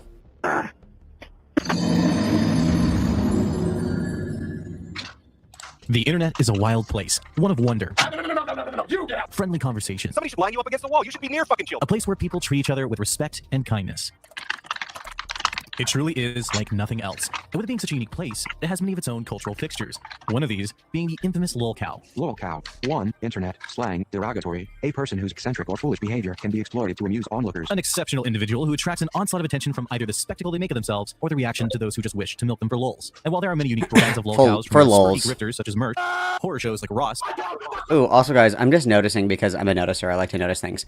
I've noticed, of course, that there are only like 50 likes on the video, you guys, and there's 106 of you here. That's inappropriate. There's like 50 freeloading bitches, okay? Make sure that you're liking the stream. That's like your one thing. That's like the one thing that you're supposed to do. Okay, so make sure we're doing that, please. Thanks. Self-destructive nightmares, the likes of Nikocado. But the embodiments of a Greek tragedy such as Chris Chan. I want everything about my house. Oh, see. They all tend to follow a similar path when entering their lolcow that's status, awesome. creating a spectacle of themselves, poorly reacting to those who enjoy the shit show, refusing to either take responsibility for their actions or simply ignore the trolls, and being completely inept at stopping themselves from repeating the cycle. And while for the most part people are content to just scoff and laugh at the lolcows, I personally think it's even more interesting to explore just how someone can become an exceptional individual. So take a journey with me as we explore Take a the how-to journey, guide guys. Let's of take a becoming journey. lolcow. You like kombucha? I love kombucha. Drinks like pee and smells even worse. Stumbling into lolcow status is both a lot easier and not quite as simple as you might think. In order to become a coveted bovine of laughter, you must bring the proper amount of attention to yourself. Just about anyone can post a video, fuck up on stream, or get a little unhinged on Twitter, but that's all that is, an embarrassing situation. And so what? You made an ass for yourself. If you have any amount of self-awareness or self-respect, dodging the proverbial bullet is an easy one. Address the situation and move on, ignore it like it never happened, or just go about as normal. By simply doing one of these things, you can easily avoid the pitfalls many others stumble into. But you see, that's what separates the exceptional from the mundane. An exceptional individual won't be able to stop themselves from repeating their negative behaviors, or the odd things that cause them to... Yeah, I think it's fair to say I'm definitely like this. I don't think I'm not going to be able to stop. Okay, but like you literally can. you literally just like stop doing that. You literally just like knock it the fuck off. Okay, sure. Okay, sure. Yeah, okay. Got it. Why the fuck would my vault be overpopulated? I don't understand. My vault is not overpopulated. I don't understand what's happening right now. I don't quite get it. My vault, like, I could theoretically destroy this, but okay, that's fine, I guess. That's fine, I guess. That's fine. I mean, there's just too much evidence of this. The fact that I can't stop. I mean, what have I done? To be interesting in the first place, whether it be from a viral moment. I don't think it's the fact that I can't stop. I think it's because I don't want to stop. There's a part of this that I'm enjoying. There's a bit of a madness to this. Like, I'm enjoying the attention. I'm enjoying what's happening. But at the same time, I am split in half because I also hate it at the same time. Because there's actual consequences that come along with it. So there's this duality of feelings that make it really hard for me to really make any sort of, decent decisions, if I'm being honest.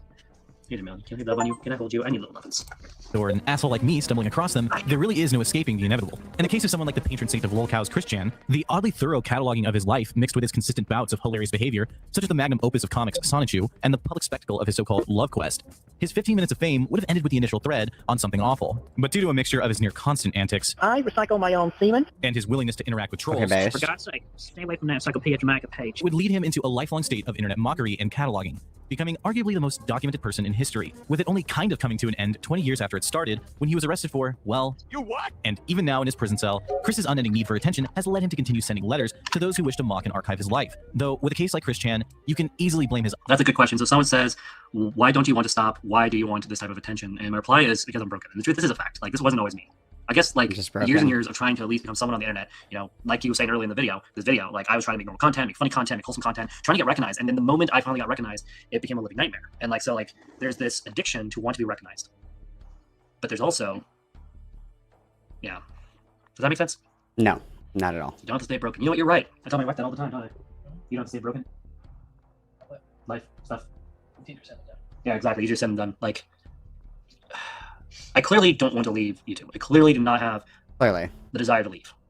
And so that's why I'm remaining. I'm not leaving the web just because of some tame the trolls. No, never gonna happen. But I'm still gonna do what I love doing. Like, I'll do stuff like this. I mean, this feels a little more sane, watching this video, being more chill in this video, a little more calm. I really don't feel like playing games, though. People get recognition on platforms in one of two ways. They're authentic, and they build an audience around similar interests and personality, or they become LolCows. Well, that's where my story gets a little weird. So I was getting to a point where I wasn't a LolCow until I made the mistake with Anyways. I fucked with her, and I've got to figure out what that's like. That, in turn, brought Purple Perry into the scene. He recognized the stuff, and of course, he's a psychopath, clearly. So he came after me, which in turn got either Trough or Malcolm or whatever to cover, and this has just been an ongoing, slowly growing thing. Oh my god! The past couple months. Who's that? Same way after the computer done, I tried to reporting videos. I tried to delete my channels and restart from scratch. I tried a lot, and the truth is, it's clear that I only have two choices. Either A, like you said earlier, accept responsibility, do what I love, just give them content, and maybe stuff like this, and that's it. And truth is, I'm gonna have a really hard time keeping to that. Truth is, I'm fully aware. I don't have to read the live stream or any of their stuff online. I do know that people on there that don't believe that this is possible for me. So that's okay. How long has this been going on? Technically since November, and this has been an ongoing, slowly instigating situation. And truth is, I wish I can explain how this all works, how my brain works.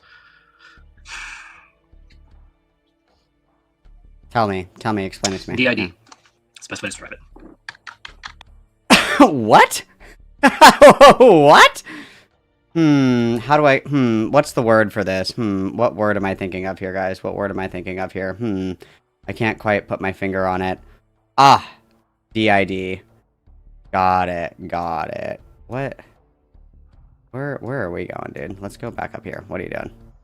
Hello? Wait. Whoa. Where were you? Where was this guy? Is he in here? No. What the fuck? I need to reorganize all these guys. What's going on here? Sociopath disorder. It's one of the ones I suffer from. It says formerly known as multiple personality disorder. It's a complex mental health condition characterized by a presence of two or more distinct personalities or alters. They control behavior at different times, often caused by severe repetitive childhood trauma. It serves as a coping mechanism involving significant memory gap, amnesia, and/or a sense of detachment. That's why there's a lot of times where people ask me, what about this story? And I can't tell them because I don't remember. This is something I've been dealing with. I have been clinically diagnosed with this. That's a fucking lie. That's a fucking lie. We have not been diagnosed with DID. We actually have not. That is not true. That is factually incorrect. Tests have determined that this is, in fact, a lie. No. It's the Green Goblin mask, bro. Dude, you're not gonna like me when I turn green. This is, in fact, a lie. We have not been diagnosed with DID. I don't believe that for a fucking second. No. Simply not correct. Simply not correct. Who the fuck has my laser gun? Where'd my laser gun PTSD go? is also something that not PTSD. PTSD. Got those mixed up. Post-traumatic stress is a mental health condition triggered by experiencing and witnessing terrifying events, causing long-lasting symptoms like flashbacks, nightmares, severe anxiety, and avoidance of reminders. That's the thing. That's also something I suffer from. Let's see. And these are not excuses for my behavior, just so we're loud and clear. The diagnosis isn't what caused things, it's what explains things. Right. Hi, wife. Someone says hi. The diagnosis is the starting point. 3 months is a long time. I know it feels otherwise when you're living through it. Yeah, no, it feels like... Wait, has it only been 3 months? It's been 4 months. You count. That's kind of what this feels like. Like, I don't think you're that depressive. manic depressive? That's bipolar disorder. I mean, I've had a couple people in my past Oh, accuse me it's of that, this but no. Here's the thing about bipolar disorder. It's a really nasty reputation because it often depends on people who just have anger issues. That's just anger issues. Manic depressive has a very specific set of actual symptoms, and I don't think you have it. No.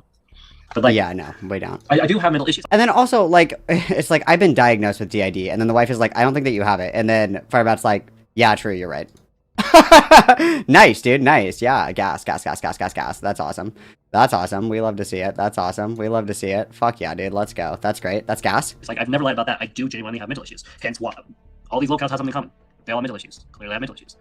And it's something that this is how my brain works. When people are nice to me, they're kind, they tell me, hey, this is what's going on with you. Hey, this is what's going on. You need to stop. I tend to listen to them more than when people are like, I don't know. Well, yeah, and then this is going to come down very distinctly to the differences between being kind and someone being nice. Nice is being, like, agreeable. We're not really rocking the boat. We're not stirring the pot, so to speak, right? Like, we are... Nice is just somebody who is agreeable. Like, it is nice of me to say that I like Johnny's shirt, but I don't actually like it. That's nice. I'm being agreeable. Okay, being kind would be like, hey, Johnny, that shirt actually makes you look really fat. I wouldn't wear that shirt. I'd wear a different shirt. Or like, that shirt clashes really bad with your outfit. I wouldn't wear that shirt. I'm not being agreeable. I'm not being mean. I'm just being like direct in stating these things. Being kind is just kind of being agreeable and going along with whatever's being said, and as in to not like disrupt the status quo or like the normal order of things. So like, truthfully, being nice doesn't really mean if somebody was kind, they would tell FIREBAT that everybody can tell that we're full of shit completely. That's what kind people do. Is they give people reality checks, right? Johnny, that shirt would never make you look fat. Well, you know who, that poopy, just comes into my live stream just mauling me. I mean, that's how you get me to listen. And, you know, that's just how my brain works. You have manic episodes. You did just say manic episodes. Guys, quick, diagnose me. What do I have? Diagnose me. Let's Google it. Tell me, what do I have? A manic episode is a distinct period of abnormal, energetic, or irritable mood lasting at least 1 week or regularizing. Being a key feature of bipolar disorder symptoms include intense energy, decreased sleep, racing thoughts. Okay, extreme talkativeness, grandiosity, and high-risk impulsive behavior. Oh. You could have some of the symptoms of bipolar, just don't have bipolar though. No. But all this makes sense, though. High risk. You have the depressive half of it. Then get back to me. Symptoms, common signs are feeling high or wired, talking very fast, increased goal-directed activity, reduced need for sleep, and in severe cases, hallucinations or delusions. Yeah, but seriously, the depressive half. Depressive half? It's the two sides. Bipolar disorder is called separation. It has two edges. RB, what the fuck? I do not have transgender and back pain. That's terrible. Antisocial personality disorder. Yeah, true. Yes. Depressive half. Manic episode paired with a depressive phase is characteristic of bipolar disorder, involving alternative high, mania, and low depression. When these symptoms occur simultaneously or in rapid sequence, it's called a mixed episode or mixed feature, often carried by high energy mixed with severe depression. How do you deal with it though? Because I don't wear that. I wasn't aware that was even happening. I thought I was genuinely like. Genuinely. Depressive periods, if you can call it that. But the manic stuff. Hey. I was saying depressive periods last like 2 hours. Symptoms. This combination can lead to a feeling of wired and tired, racing thoughts, and high energy. Did we just say that the depressive episodes last like 2 hours? Like, this pop psychology has just like ruined an entire generation, because like being bipolar isn't just like, oh my god, I'm so happy, oh my god, I'm so sad, oh my god, look, a squirrel, I'm so bipolar, I don't know what's going on. That's not like what bipolar disorder is. Bipolar disorder is characterized by like significant swings, ups and downs, turbulent emotions, that kind of shit, right? It's not just like, oh, I was sad for a few hours but now I'm happy. That's not what that means at all. Agitation and extreme irritability. I mean, that is very familiar with our fights. Yesterday night was one of them. We literally, my wife and I were literally fine, and then I literally snapped over something with the bathroom. We just have poor emotional control. That's all. I won't go into that. We will not go into that. Okay, but again, snapping is not bipolar disorder, just anger issues. Let's see. Symptoms, racing thoughts. Dude, Batwife is Firebat's #1 snarker, and I'm here for it. I'm here for it. Let's go. Keep this bitch in line. Let's go. Let's go, Batwife. I mean, I have been having a terrible time sleeping at night. And like You have a cold. before the cold, I was having a hard time too, especially during the drama stuff. Because you were stressed out. I was stressed out. I don't know. Dude, I can't just be stressed or have a bad day. Like, I think that generally speaking, like, I think there's a big push. There's a big push in society, generally speaking, for people to pathologize normal variations in behavior and mood and experience and stuff like that, which I think is just like straight fucking cancer.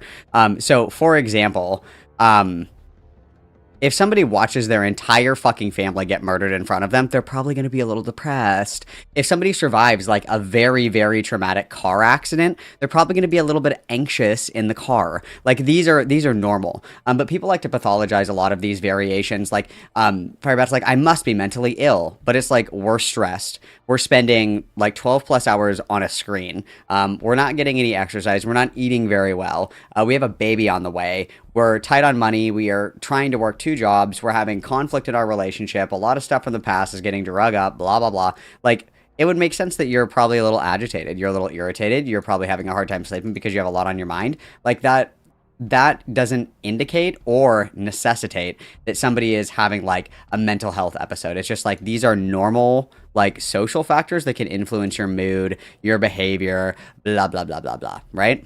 You can easily be traced. Yeah, lack of sleep, a bad pet. You're learning coping skills. There are a lot of reasons for manic episodes. Actual bipolar has to hit many markers for a prolonged period of time.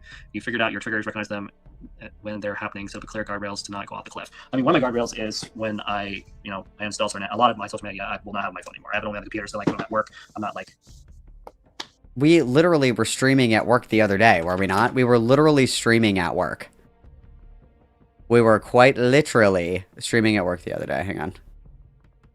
Yeah. A lot of my social media, I will not have my phone anymore. I have it only on the computer, so like when I'm at work, I'm not like. You're out! God, my shit is so slow. Let me close some of these tabs. I have like 40 fucking tabs open. 1 second.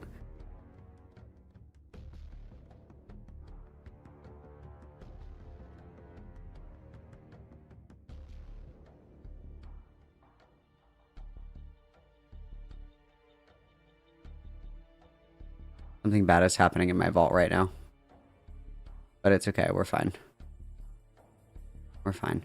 Well, all the videos have been taken down because we purged our YouTube channel again. We were literally streaming at work like the other day, guys. We were literally streaming at work like the other day. That's crazy. That's crazy. That's crazy that you say that. That's insane. And thank you so much for the 2, Trough. Listen, Firebat is really done with the drama. Obviously not. I DM'd Firebat, but they never responded to me. Thank you for the 2, everybody witness. Oh, fuck. I need to give some people some guns and shit. Hang on.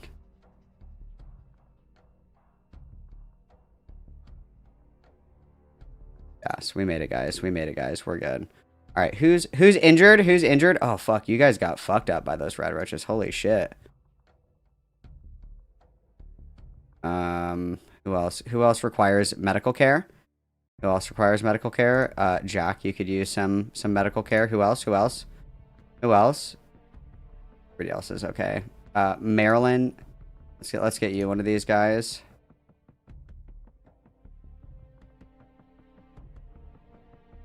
Oh, a special location. Yeah, go in there. Oh yeah, okay, let's keep going. Busy with it, except for today. Today was different because I had a bunch of ideas and I was stupid and uploaded, clearly. Autism and neurodivergency for why he might not be able to resist the urge to engage. So what about those who haven't been touched by the TISM? Well, we have endless examples. One's in chat if you've been touched by the TISM. That's gas. That's gas. That's gas. Let's do that. Of that to look at as well. From Mersh, Oogie, Wings of Redemption, and DSP, they all exhibit a similar habit of behavior that gives them exceptional status. All 4 of these healthy weighted gentlemen built themselves up as respectable content creators, only to routinely be caught in lies, scandals, grifting, and outright stirring of the pot. One of the greatest examples of this is the former YouTube legend, Wings of Redemption. Wings brought attention to himself by becoming one of the first big gaming YouTubers, only to routinely piss off his audience by taking them for granted, fall through on his promises, and piss in the faces of those he called friends. Piss in the faces. Okay, That's crazy, it sounds bro. more like my arc. I've had a lot of people befriend me and I've treated like shit, and I'm sorry for doing that, especially to Phaeton.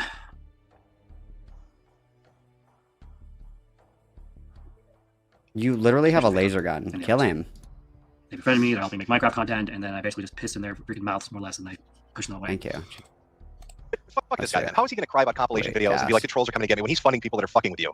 That's that. You know what? We're on the same Okay, vibe no, on this. Just to end up with a dead channel and struggling Twitch. Phaeton is one of my other closest friends who basically I did something stupid. And I can't admit about online. I won't be. But I admitted to him when I did wrong. Twitch stream, where anytime someone would beat him in a game or, God forbid, make a joke at his expense, it would lead to him raging. Why the fuck am I not shooting this bitch? Thank you. I'm banning anybody trying to give me advice. And making a pathetic ass of himself. Oh yeah, let's go.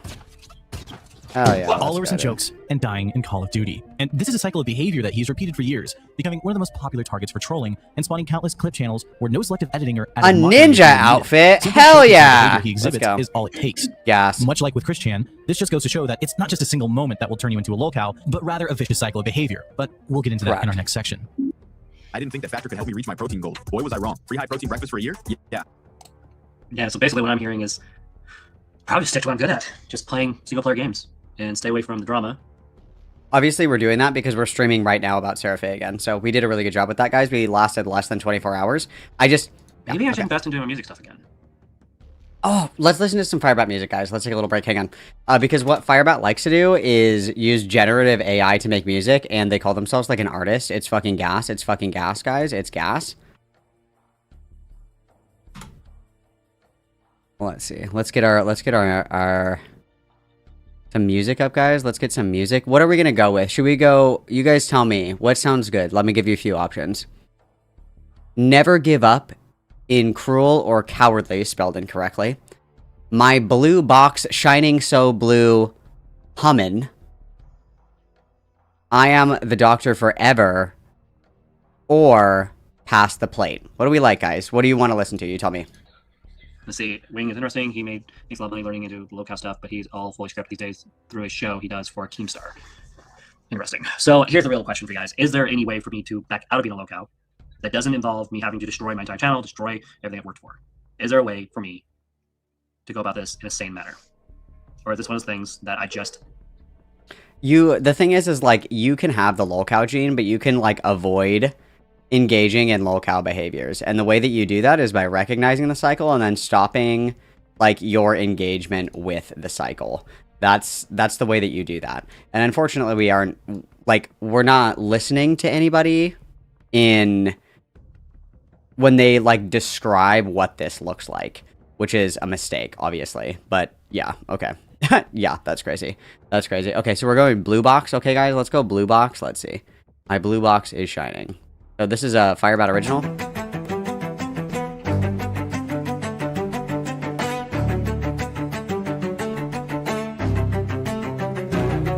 My blue box shining so blue, humming through the night sky as it's spinning through the stars so bright. Got a sonic screwdriver in my right hand and my companions on my right.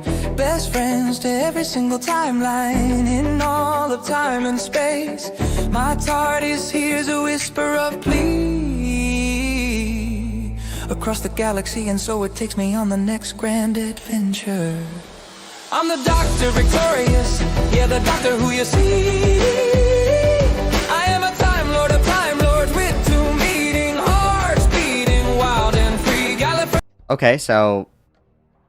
Okay, yeah, dude, gas. I love that. Dude, I just don't have anything to say. FIREBAT's like, I'm an artist because I use generative AI. I write the prompts. You're not an artist. Boo. Reliving.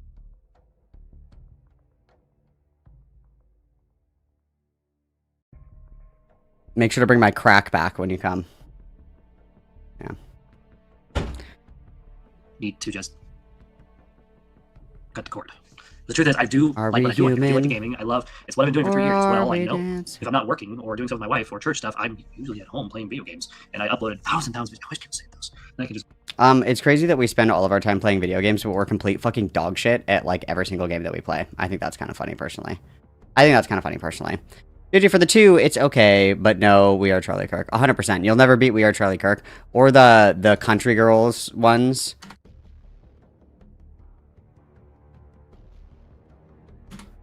Country Coochie, and then also the, what's the other one? One new vape, 2 lines of coke, 3 drinks from the bar. 4 more lines of coke. I forget how it goes. I'm not gonna be. Oh, it's this one. Sorry about it. This is an acceptable use of generative AI, in my opinion.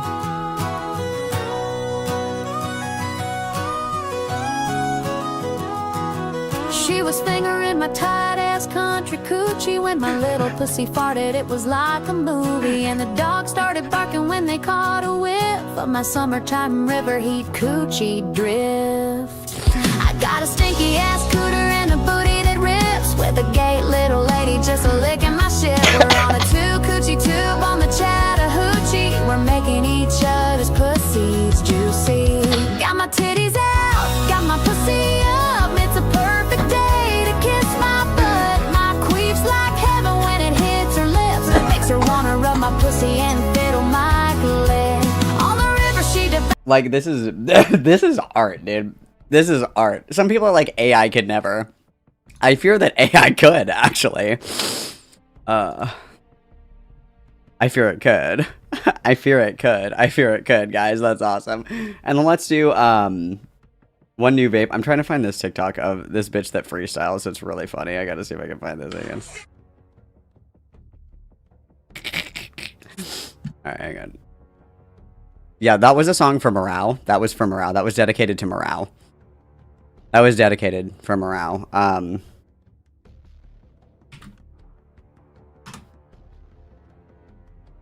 Yeah, dude, this is the song. We should sing that at karaoke. We're playing that at we're doing that at karaoke. Okay, everybody sing along. Everybody knows the songs. Everybody knows the words. Girls don't need men, but we don't need Ken. Us girls are doing fine on our own. So if you're a man, leave us alone. Getting girls rich, yes, that's a part of my plan. And I can name 10 things us girls need before we ever need a man. 1 new vape, 2 lines of coke, 3 drinks from the bar, 4 more lines of coke, 5 guys fries, 6 hits to my blunt, 7 more lines of coke, 8 pairs of shoes, 9 baby belts, and 10 drunk cigarettes. Seriously, I don't need anything from a man. Actually, maybe give me some money. I don't need money from a man, I got my own, but I want money from a man. Getting girls rich, yes, that's a part of my plan. And I can name 10 things us girls need before we Ever need a man? 1 new vape, 2 lines of coke, 3 drinks from the bar, 4 more lines of coke, 5 guys fries, 6 hits of my blunt, 7 more lines of coke, 8 bars of shoes, 9 baby belts, and 10 drunk cigarettes. This is all I need in life. This is all I need in life, guys. Literally all I need in life. Literally all I need. I literally can't think of anything that I need more than all of those things. You know what I'm saying? And then this is the one that I was looking for. I sent it to myself. I think this bitch is so fucking funny, dude. So fucking funny. Hang on.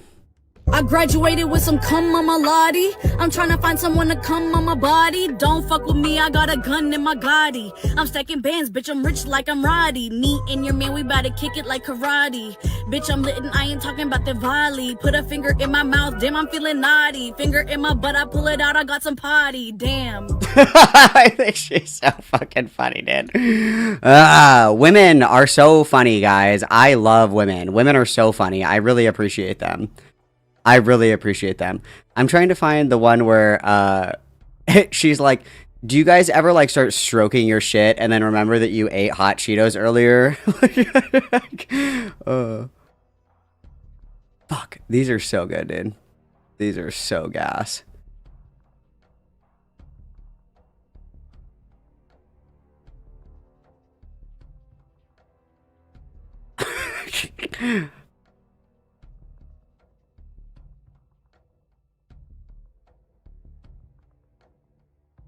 Also, the girl that pretends to be Bella Hadid, I think, is so funny as well. Women are so creative, you guys. Women are so creative. I love women. That's awesome. That's awesome. I love women. That's so cool. Okay, let's continue, guys. Upload them back and I don't have them work so hard to break them back. But hey, it gives me an opportunity to play the games again from scratch and maybe actually buy them and keep them. I think both are a good idea. Truth is, I'm not going to leave. Not again. I'm tired. I'm tired of doing this because what's going to happen is when I delete my channel, I'm going to say, oh, never come back, and then I come back. And I'm not doing that. I'm tired of doing that. And then I have to go through this whole waiting process of getting my channel. It's true, Trough. That's the pain of being a man, is that you don't get free drinks at the bar anymore. I know. It's, you know, I had it really good, and, you know, I gave it up. And for what? I could be a stay-at-home wife. I could be getting free drinks at the bar.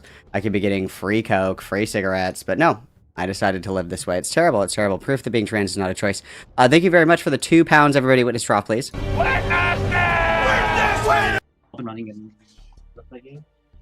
Yes. How dare you play a game? How dare you? You know what? I'm going to keep playing this because I'm listening to it through the speakers on my thing, so I'll be right back to answer you guys' questions. We'll be back. The perpetuation of the vicious cycle of stupidity is the key to entering LolCow status. Like I said before, it's not a matter of if, but rather when you will do something that elicits the unintended laughter of others. It's human nature to make mistakes, after all. It's like we were saying before with Christian and Wings, the consistent exuding of... Yeah, dude, that's awesome. We should actually pink pill Trough. I agree.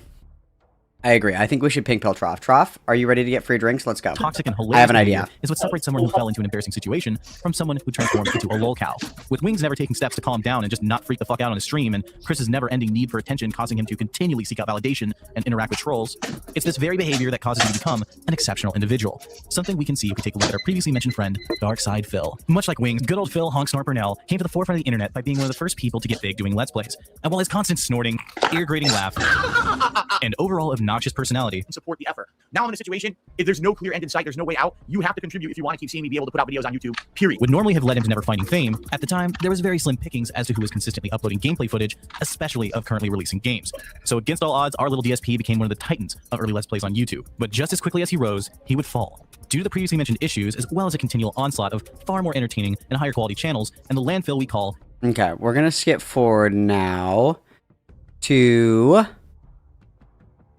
Where are we? We're at 116. So at 126, we start self-diagnosing, guys. We start diagnosing, which is awesome. So let's continue. Trolls are just another LolCow that end up becoming monsters. But that's just a beast all of its own. The difference between a LolCow and a horror cow are obvious, so to me, the point still stands. If you want to avoid the cycle or end your time as a LolCow, touch grass.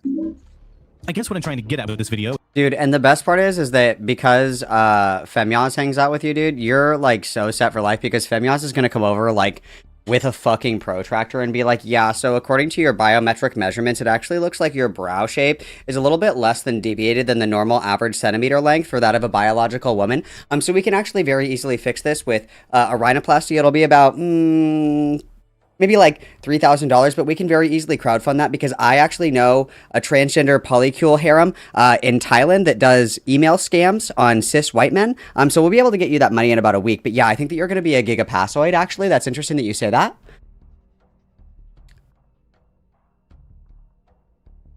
Thank you for letting me do my Femyaz impression. Like, you'll be really hot after you get, like, as we're measuring, I don't have a ruler, but pretend that I'm measuring, you know, we're, like, measuring Trough's, like, facial structure, and it's like, you're gonna be a really bad bitch after FFS, but, like, not as bad as me. I'm obviously gonna be the hottest bitch, but you'll still be pretty hot. Yeah. Rook. ...is that becoming a laughingstock on the petting my cat count is touching grass. Internet is almost all... Does doing what? Petting your cat count as touching grass? Is your cat made out of grass? Dumb fuck? What? Always a choice. When something happens or you make a mistake, unless it's something truly horrendous, you can easily mitigate the situation by either being honest and owning up to it, or just ignoring the mockery until it goes away. People are people, and mistakes happen. We all end up doing some goofy shit from time to time that might blow up in our faces. But okay, I made a mistake 10 years ago. Yes, I lied about the police stuff. We all know. We know. We know, bud. We know. We know, buddy. We know. We all know. Yes, I lied about me abusing my wife. She's not abused. That's for a purple fairy. Okay, well, you didn't lie about that. So, because Tanya has admitted, Batwife has admitted that you did in fact strike Batwife. So that wasn't a lie. Yes, we all knew. Again, we're being kind, right? We're being kind, and people aren't like, oh my god, I can totally tell that you're fucking lying to me right now. Like that. Nobody has said that yet, but it's very obvious, right? It's very obvious to anybody that's paying attention, right? Yeah, right. Very expensive, actually. What else? What else? What other crimes have I committed? If you simply touch grass and take a step back, that's all it will become. A mistake or embarrassing moment that eventually fades away. But if you double down and react like an idiot, or you melt down and attack your support system, or worse off, engage with the trolls by giving them exact... Wait, what? Attack my support system? Oh shit, that's what I'm doing currently.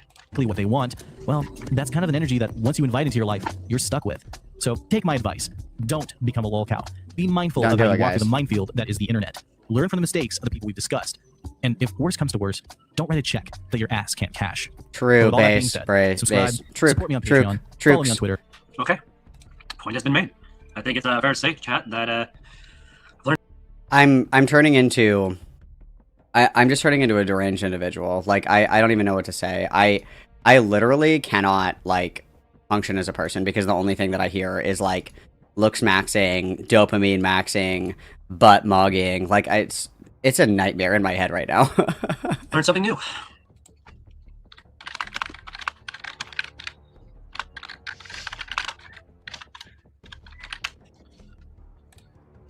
When Femia starts talking about like the looks maxing shit, it's like she's fucking speaking Chinese or something, dude. It's like what was the sentence that was uttered earlier that made like no fucking sense?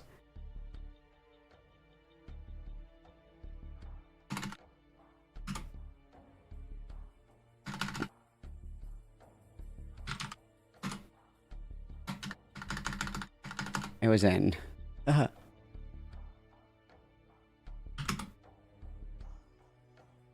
I think it's this one. Like, listen to this sentence and tell me this is English.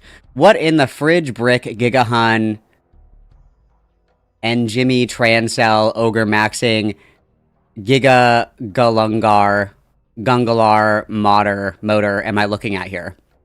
I feel like it's a foreign language. I don't understand any of the looks maxing shit. I do really love the idea of abusing stimulants to say skinny. That's awesome. That's super cool. I love microdosing crystal meth in order to remain skinny and demure. That's super cool. And then also like bone smashing is particularly interesting to me. And then the jaw maxing I like, where people will chew like wads of gum for 12 hours a day so their jaws are like fucking huge. I think that's pretty cool. Yeah, I don't know, but this is like a different area of the internet, I think. Try this. We're going to look into this. Makes me curious. Let's do a little bit of investigation, guys. We're investigating. Hello, my name is Gabe Howard, and I'm a volunteer for the International Bipolar Foundation. Today, I will be answering questions based on my lived experience with bipolar disorder. Today's question is, how do I calm down from a manic episode?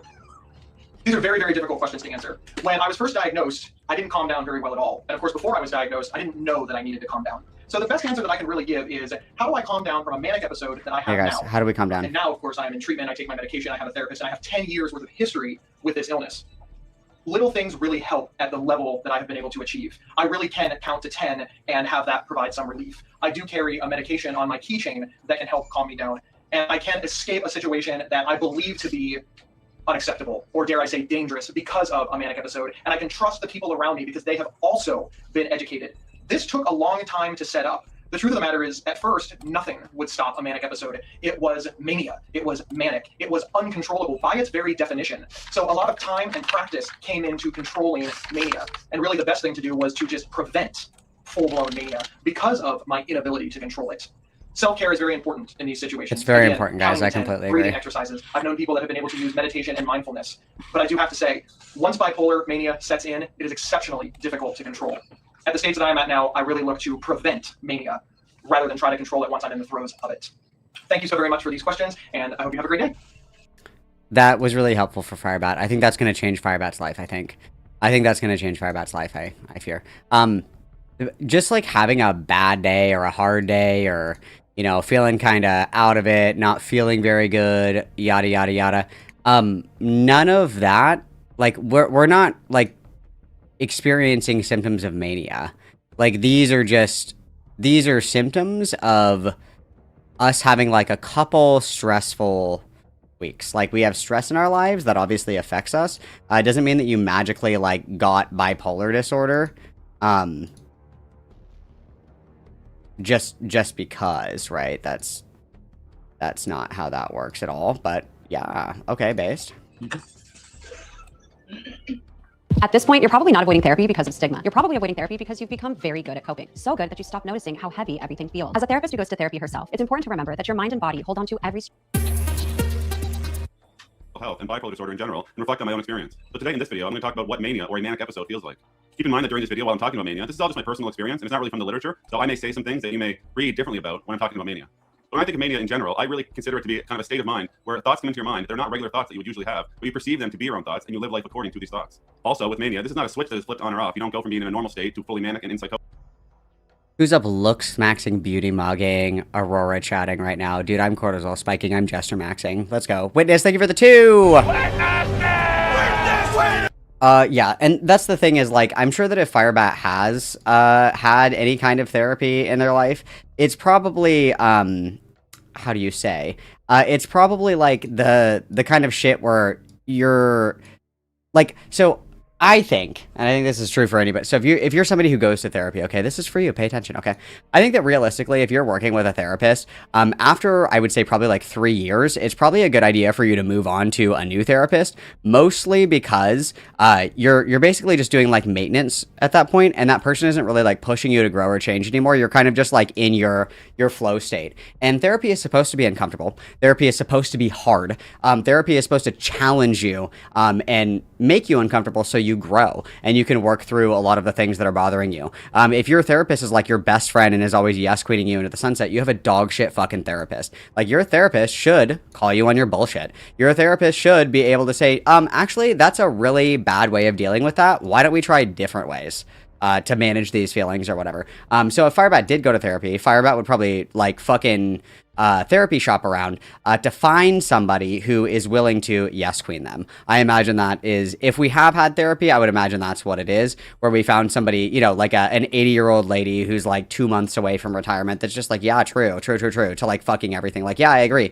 Your bitch ex did deserve it. I actually completely agree. This is a strong message. Like, that's probably the kind of shit that we're dealing with, right? Psychosis. It's usually a progression that lasts about weeks to really get from a normal state to psychosis. Over time, after having 5 manic episodes now myself and being treated in hospital 5 times, I've kind of noticed these things that change about myself in the early stages. So I've kind of gotten to the point where I can pick up on the fact that I might be going down that path towards mania earlier now and be able to stop it from ever occurring. So when things get started, again, in the early stages, before my family or anybody else, my friends would notice anything, it really just starts off with overall optimism towards life. When the alarm clock goes off in the morning, you jump right out of bed, you're ready to go, you're setting goals, you're excited to get things done throughout the day, and you don't procrastinate on things. If something comes up that you have to get done, you really go after it and get it done. Typically, when I'm in these early stages, I will develop a new goal. So if I'm going through life and I have certain goals on my mind, I want to create a new goal. And this, for me in particular, typically would be somewhere along the lines of business oriented. So I may think of maybe starting another YouTube channel or writing a book or something along those lines, something that I can seem to profit from in the future. Now, over this 1 or 2 week period, while I'm feeling very optimistic, typically each day my energy level would get higher and higher. I may wake up earlier, even before my alarm clock, and get out of bed, feeling more optimistic each day. In the second stage on the path towards mania, all of these ideas that I've been thinking about or goals that I've developed, in the second stage, I find that I start to share that with friends and family. So again, sometimes depending on what the idea or the goal is, if it seems a little bit out there or grandiose, this would be a good time where friends and family can really pick up on things and see the warning signs and kind of speak openly to me and tell me that they think that things might be going on the path towards mania. Okay. I definitely can see that stuff. I've had a couple people already come to me over the past week or 2, maybe 3. They say, hey, you're going a little nuts. Truth is, I didn't listen. I should have listened, and because of that, I have to pay the price of the consequence of those actions.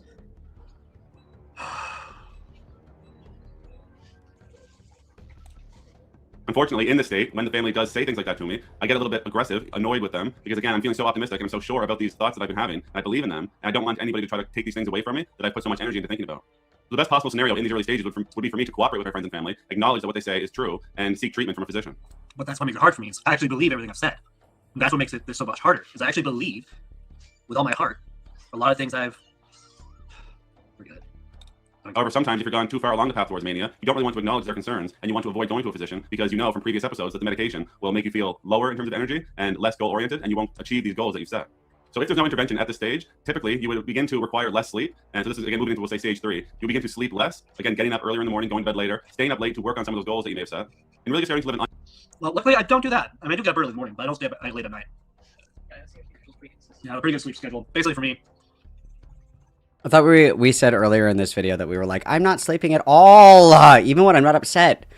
Girl, come on, keep up. I'm up till about, what, anywhere between 8 or 9 at night. I go to bed. Sometimes 10, sometimes 11. Very rarely, though, I'm up till 11. But most days I wake up anywhere between 4 and 7 in the morning. So that's just normal for me. I'm a morning lark. Unhealthy lifestyle, especially in terms of sleep. Now, for me, in the past, during the stage of high energy, high goal orientation, I would start to develop a craving for cannabis, and then I would buy cannabis and use it, and that would push me into the next stages, moving further towards psychosis. So we'll say at this point in the video that... Okay, so there's a little bit here I can gleam off, but not much. Wow, I just realized I haven't done something like this since we started dating. Something like psychology research? No, like self-help, like literally looking on how to I haven't, like, considered improving myself in any meaningful way since we started dating. That's crazy. Okay, cool, based. All right, awesome. To help myself with all this. Like, I haven't actually done anything like this in a long time. Huh. Curious. Let's see if there's a way that we can work with this. Now what are we looking up? How to deal with DID. Bitch, you don't have fucking DID. Come on. Guys, it was not me that said the N-word on stream with the hard art. That was not me. That was actually my evil alter Goblino. You'll know Goblino is fronting when the green goblin mask is on. You'll know that Goblinito is here. Be wary of Goblinito.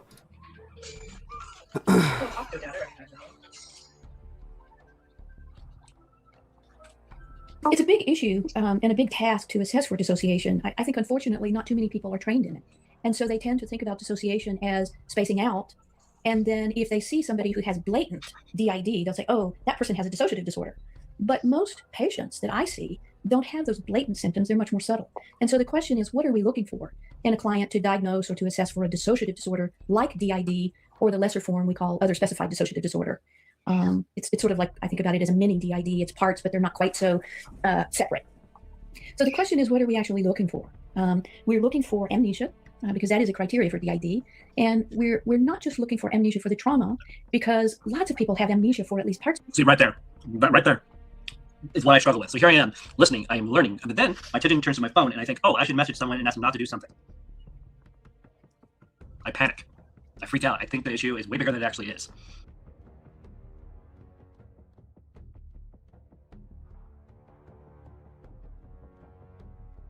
How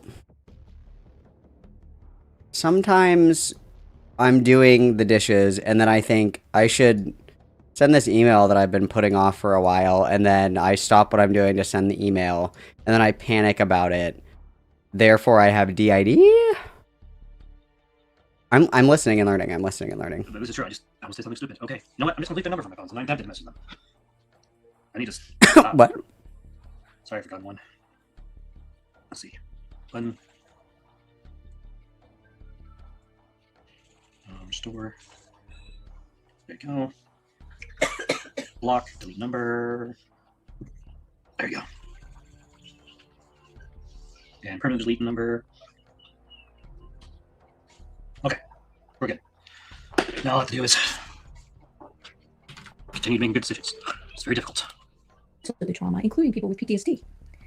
So what we're looking at, but it's not accessible to another. So what prompted you to want to text them at this moment? Fear. Fear. Other part, at least at the moment.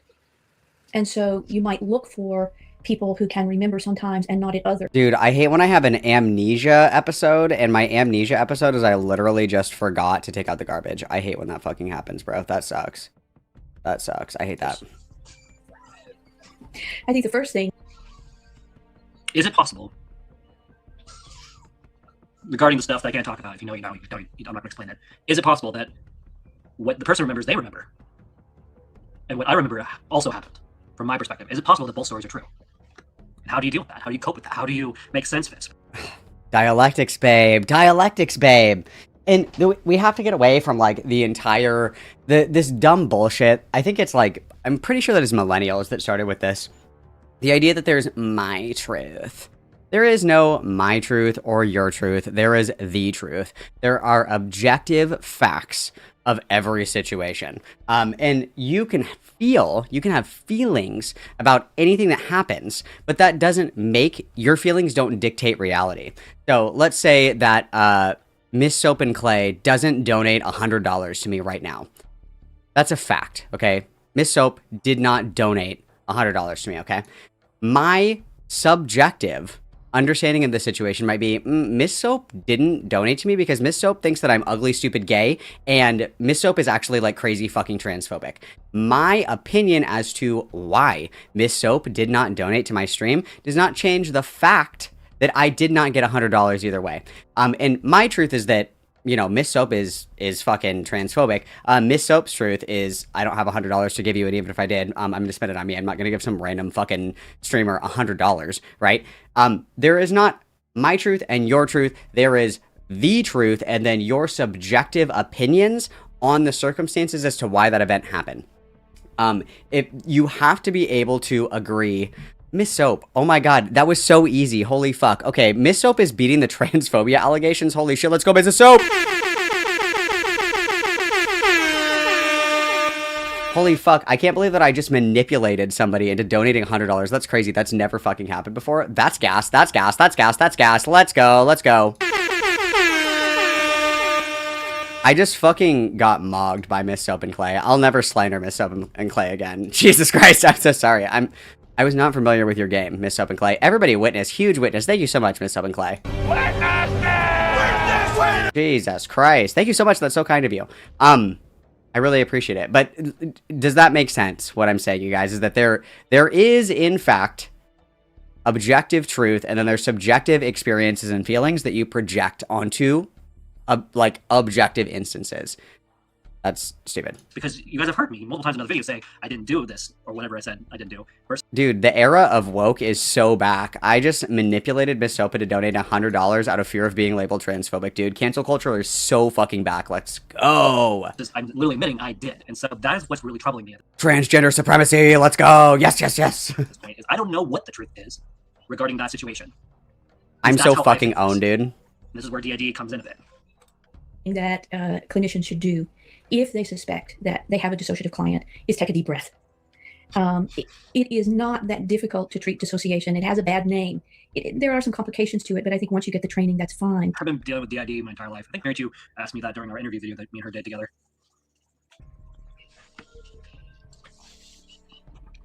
Dude, I gotta make a tweet about this right now. I need to let everybody know. I need to let everybody know that Miss Soap is not transphobic. I rescind my allegations. I need to let everybody know. I'm getting on Twitter right now. I need to let everyone know. I rescind my allegations that YouTube chatter Miss Soap and Clay is transphobic. I was so mogged, and my cortisol is so spiked right now.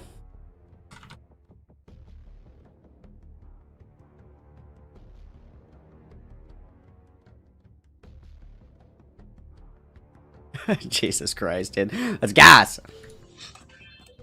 But try not to rush into starting to explore parts right away.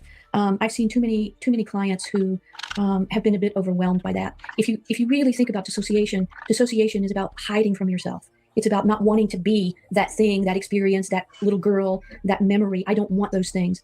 And so to be confronted by that all of a sudden is often quite overwhelming for clients. So I would suggest to therapists just to go slow, talk a little bit about dissociation in general, try to get clear in your own head some of the distinctions between ego states and dissociative parts, because it's pretty easy to confuse those if you don't know a lot about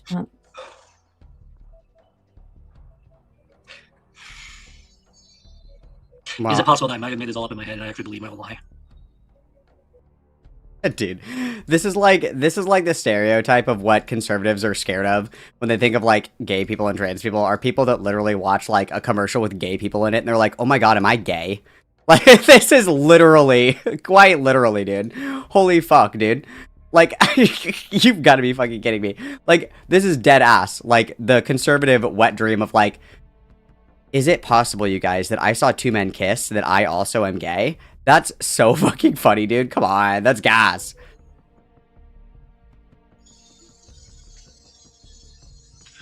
There's a lot of things I don't want to remember. There's a reason why I try to cleave to like the Doctor Who stuff and like Batman, and these are aspects of my personality that I cling to for dear life because I want to be like that. I don't like being a monster. I don't want to accept that part of me. But at the same time, there's this pull towards it, this need, like with the Black Goblin idea I came up with. God damn it. Dissociative disorder. Take your time and let the client take his or her time. And so there is some, some literature out there about mapping the system. let it unfold like the onion layers, like we do with all other kind of psychotherapy, not diving in too quickly. And yes, we don't want to just hang out forever, but I think beginning to explore how does the client feel about talking about it. Because what I notice for many clients is even asking them about dissociation or giving them a kind of assessment instrument for dissociation creates all kinds of freeze and shutdown and flight kinds of experiences. If they're unable to even talk about it without going into a big reaction, then you know you have to slow down much more. On the other hand, you will see clients who talk about it just fine and they go home and fall apart or self-harm. Those people are more depersonalized in session. And they're kind of talking about it from here up, not aware of the reactions they're having. And so we really want to be clear that a client can accurately report how they're doing when they're talking about something, and really track carefully their physiological reactions in the session.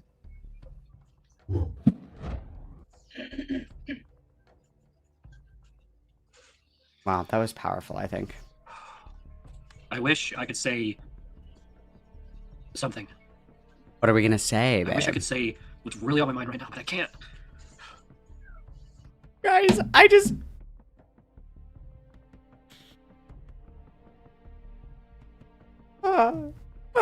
Also, do you guys like my transgender vape? Check this shit out. Check that shit out. Look. Transgender vape. And look, I can tweet on this fucker. Look at this. I could totally send a tweet from this bitch. This is awesome. Let's go. I wish I could just come out and be clean at what's been going on with me for the past 3 weeks, but I can't. I wish I could just tell her how I really feel and think, but I can't. I wish I could just Here, I'm gonna move this so you guys can see the tears. Hang on. Oh, maybe. No! Fallout Shelter, don't crash. No, I just hate being wrong all Okay, the time. thank God. Truth is, I don't like criticism because I take it as bullying. That's how I see it. Dude, that is like the biggest self-report I've ever heard in my entire fucking life. I think that criticism is basically bullying. In what fucking universe? What are you fucking talking about, bro? Criticism is not bullying. Let's be so fucking for real, dude. Come on. Why? Oh, there we go. And then I turn it into a weapon to stab back at others. And as you guys have seen, poorly works. Poorly works.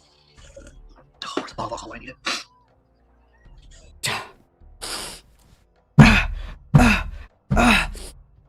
Everything just looks so much clearer from the bottom of the bottle. Shut the fuck up. Shut up. Shut up, dude. Come on. Please. Dude. I wish I had a way to drown my sorrows. I just need something to quiet the demons in my head, dude. My honest feeling is I feel hopeless. I feel overwhelmed. I pushed all my allies away. Guys, all the people that I talked to on Discord for 2 days, they don't even want to talk to me. Guys. I say that everything everyone said about me is right and it's true, but I don't feel it. Max, don't care about your feelings. Snowflake. You're going too far field. Truth is, she did. And I pushed her away. I snapped. Fuck. I bullied her. Dude, God fucking damn it. Hang on, guys. I think that we need some sad music. Let's do sad piano music.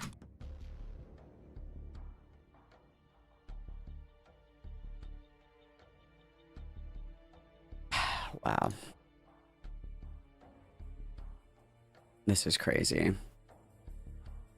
Emotional music for the pipe organ. Let's.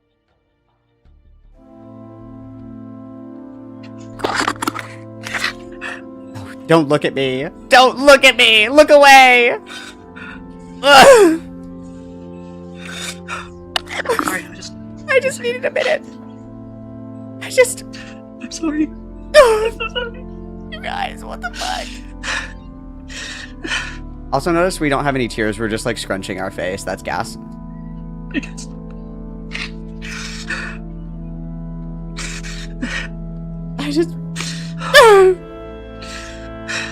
I think you should write it down like a letter to her, and then then those send it, and it'll sit for. I don't think I'll need to do a letter. I think this video will suffice.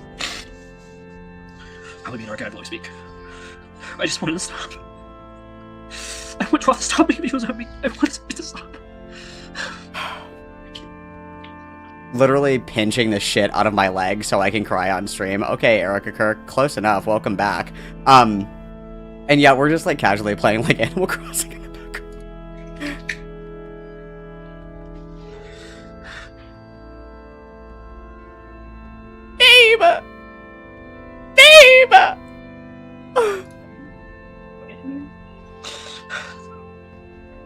sorry. I'm sorry. To them, to everyone. Ow, sorry. That's Here, have the cat. Have the cat. My heart. I loved her. This is awesome. This is fucking gas, dude. This is gas. Ember, thanks so much for the $2 donos. Everybody witness, please. Bro, I can't pause the game. I'm in the middle of a fucking boss fight. It's online. You know that I can't pause the game. Fuck. Come on.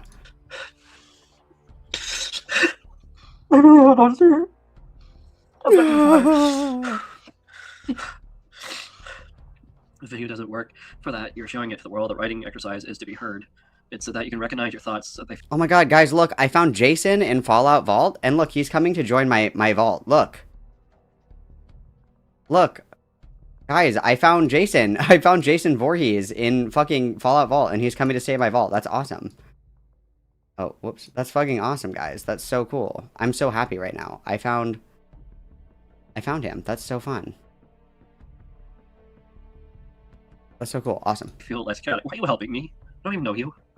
I don't understand why you're talking to me.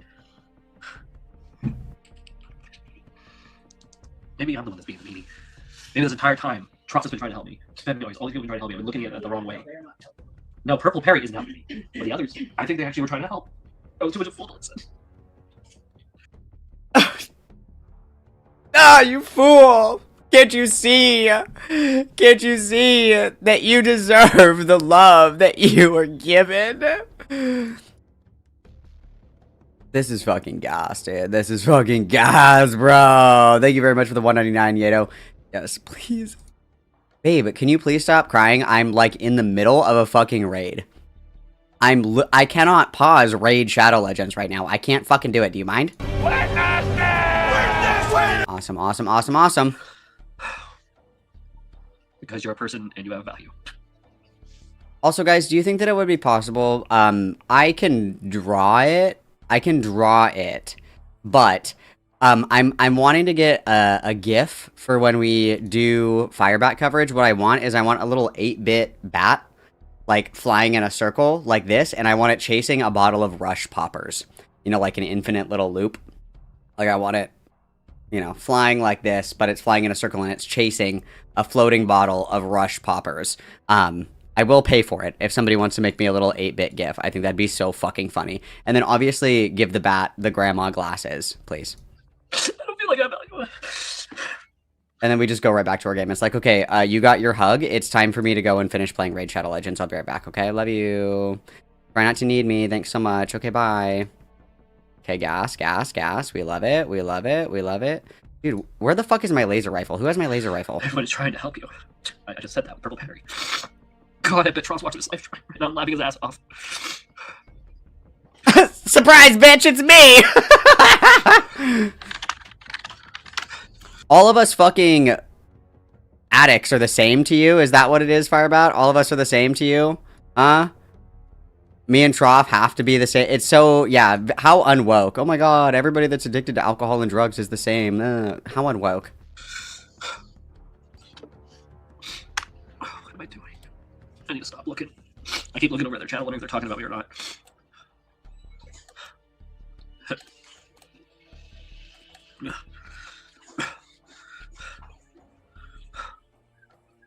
Let's see. Okay, so we're going to jump ahead now to how we're taking accountability for actions, which is awesome because we're just about right here. So it's like 154, like right here. Okay, and then we're going to get into a conversation with Troff, okay? Yes, we're addict phobia. I agree. That's a good word. Do you blame others when you get angry? Have you ever said something like, "You make me so mad," or "I only lost it because of what you did"? Do you think your partner presses your buttons? Multiple Then times they a would day. stop doing this. You wouldn't get so angry. If you've answered yes to any of these questions, then chances are you are not taking responsibility for your actions. True. In this video, you will learn what taking responsibility for your actions means, how to do it, and why taking responsibility for your actions will help you control your anger. Hello and welcome to the Anger Secrets YouTube channel. Hello. I'm Alistair Hughes, and over the last 30 years, I've Hi, taught over Alistair. 10,000 men and women how to control their anger, master Men and woman. their emotions, and create calmer, happier, and How the fuck did we find a YouTube channel that has 738 subscribers that's obviously like AI slop? Dead internet theory is alive and well. Cool. More respectful relationships. On this channel, I'll share the same proven tools and techniques I've used to help my clients control their anger and transform their lives. For free support on your anger management journey, visit my website, angersecrets.com. Dude, I feel like I feel like Boss Man Jack right now, because you know what I want to do? I want to go and get my wallet, and I want to buy the season pass for Fallout. I want to. I'm like so dangerously close to like spending money on this fucking gay little game. I hate pay to play because it gets you every time. It gets you every single fucking time. I'm like, why, yes, I would love to pay for one of these little fucking lunchbox things. I would love to. Like,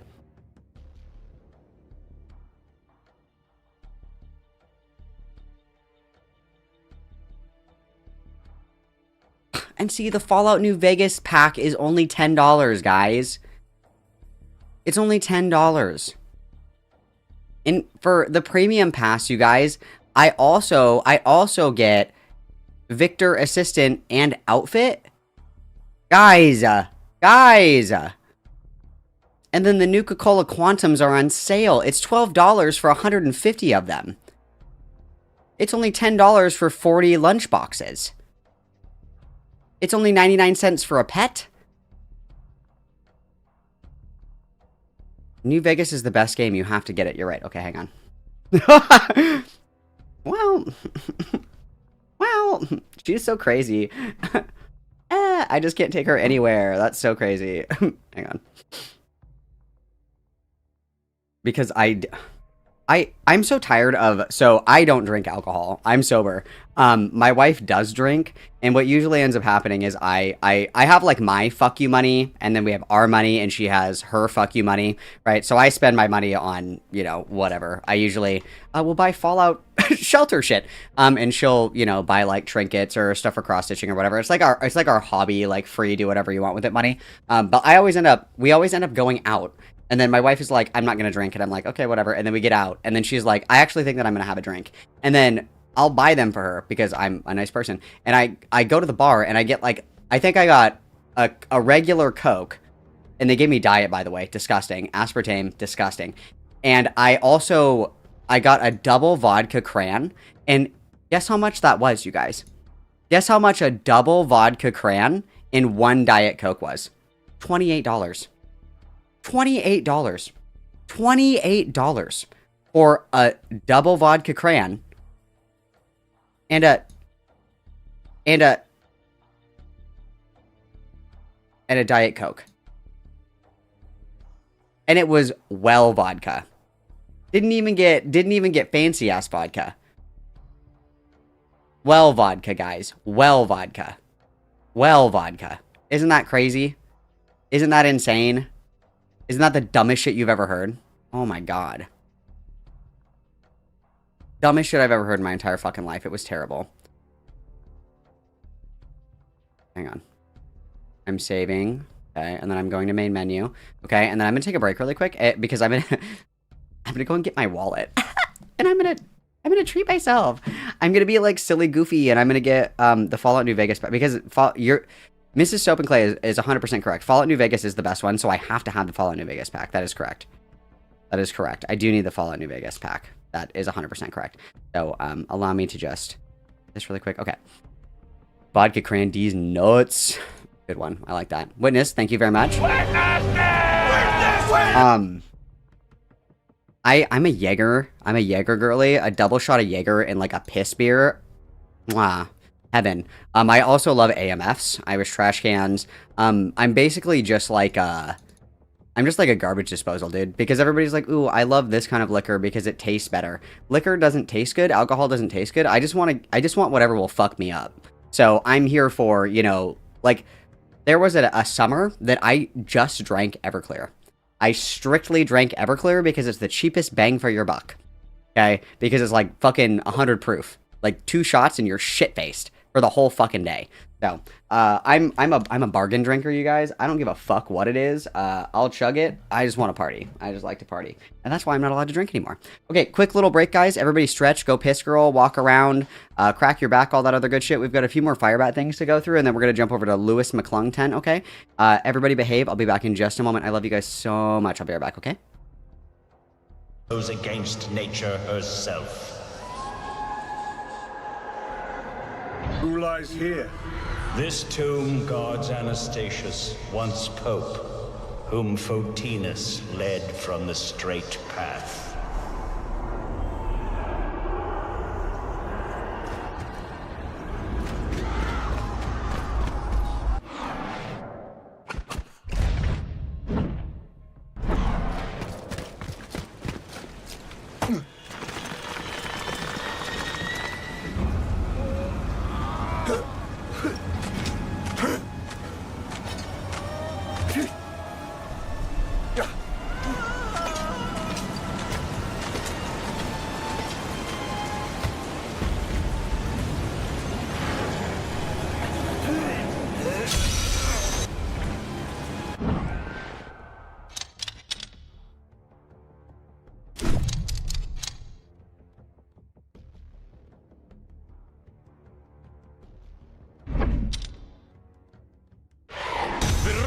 Call me the Scourge of God.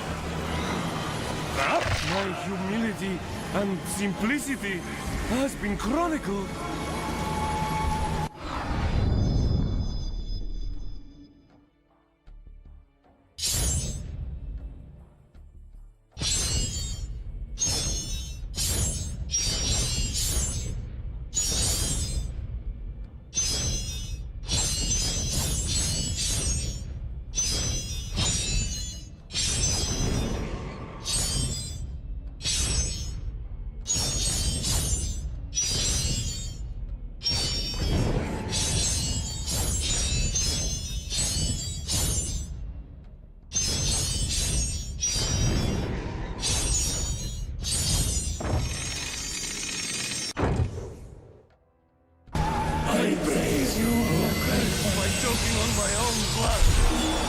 Redeem yourself.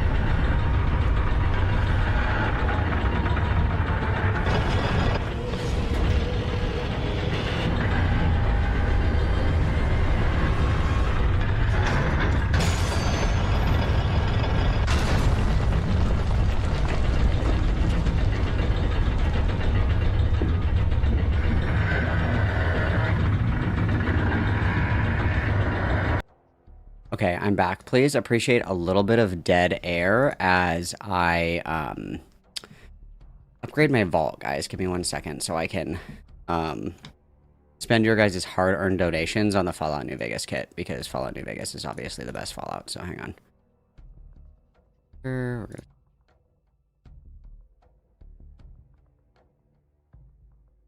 Wow, this is gas. I can actually probably put this on. Hang on. What's the other timestamp in here? How to take responsibility for your actions. Okay, we're still there. Let's do a little bit more of this, and then we'll get to the trough call. I look forward to helping you control... And the Femmeows call is really short, so we'll power through that really quick, and then we'll catch up on this morning, and we'll do Lewis McClung. Or we can take a little break and do Lewis McClung, so I'll ask you guys.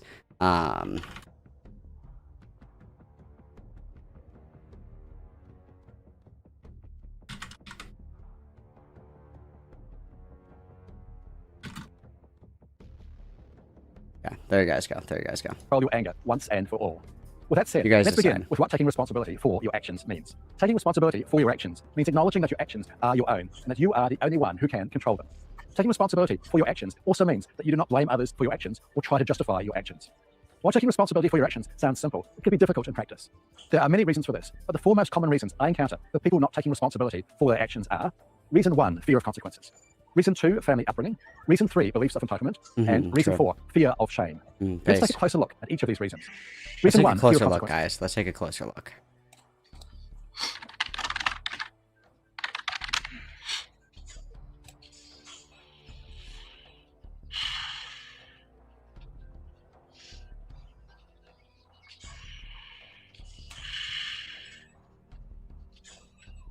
Hang on, give me 1 second, because I'm scared this is going to open a window, and it's going to be like, it's going to show all my fucking shit. Give me 1 second. Let me just make sure that's not going to do this. Reasons people don't take responsibility for their actions is that they are afraid of the consequences of their actions. They may be afraid of punishment or think taking responsibility for their actions will lead to other negative consequences. While it's natural to be fearful of the negative consequences of your actions, taking responsibility for your actions is the first step to creating change. Reason 2, family upbringing. Another reason people don't take responsibility for their actions is because of their family upbringing. If you grew up in a family where you were punished for mistakes, you may have learned to avoid taking responsibility for these actions. Breaking this pattern can be difficult. It's going to be difficult, true. I agree. While I was being raised up, I had a really hard time with understanding directions. I had an auditory issue. I would often, think I'm following directions, and like there's one time I was told to take something out of the trash, and from my brain I took something else and I threw it off the balcony, and I genuinely believed that what I did was okay. I believe that that's what they wanted. And so during therapy, they addressed the auditory processing disorder that I do have, which means there's times where I'm starting to see a pattern here with this research and seeing a lot of stuff. And so the point I'm trying to say is there was a lot of times in my childhood where one parent punished me for one thing and the other one would basically snap them for punishing me, and then the other one would punish me for something. In other words, I never knew what I was allowed to and what not to do. So taking responsibility was never a thing because I would just blame my foster parents for my problems, or the school district or juvie or whoever. And this is something I've been dealing with for years. This is the first time I've ever actually sat down and actually thought about it like this and sit down with it. What do you mean this is... If you look at my history here on YouTube, You're almost 30 years old, and this is the first time you've ever thought about, like, consequences to your actions? This is the first time we've ever thought about this. We're almost 30 years old, we're married, and we're about to have a fucking kid. And this is the first time that we're thinking about this? I find that incredibly hard to believe. And then I'm almost done with this, you guys. Hang on. I'm almost done. I'm almost done. I'm so sorry.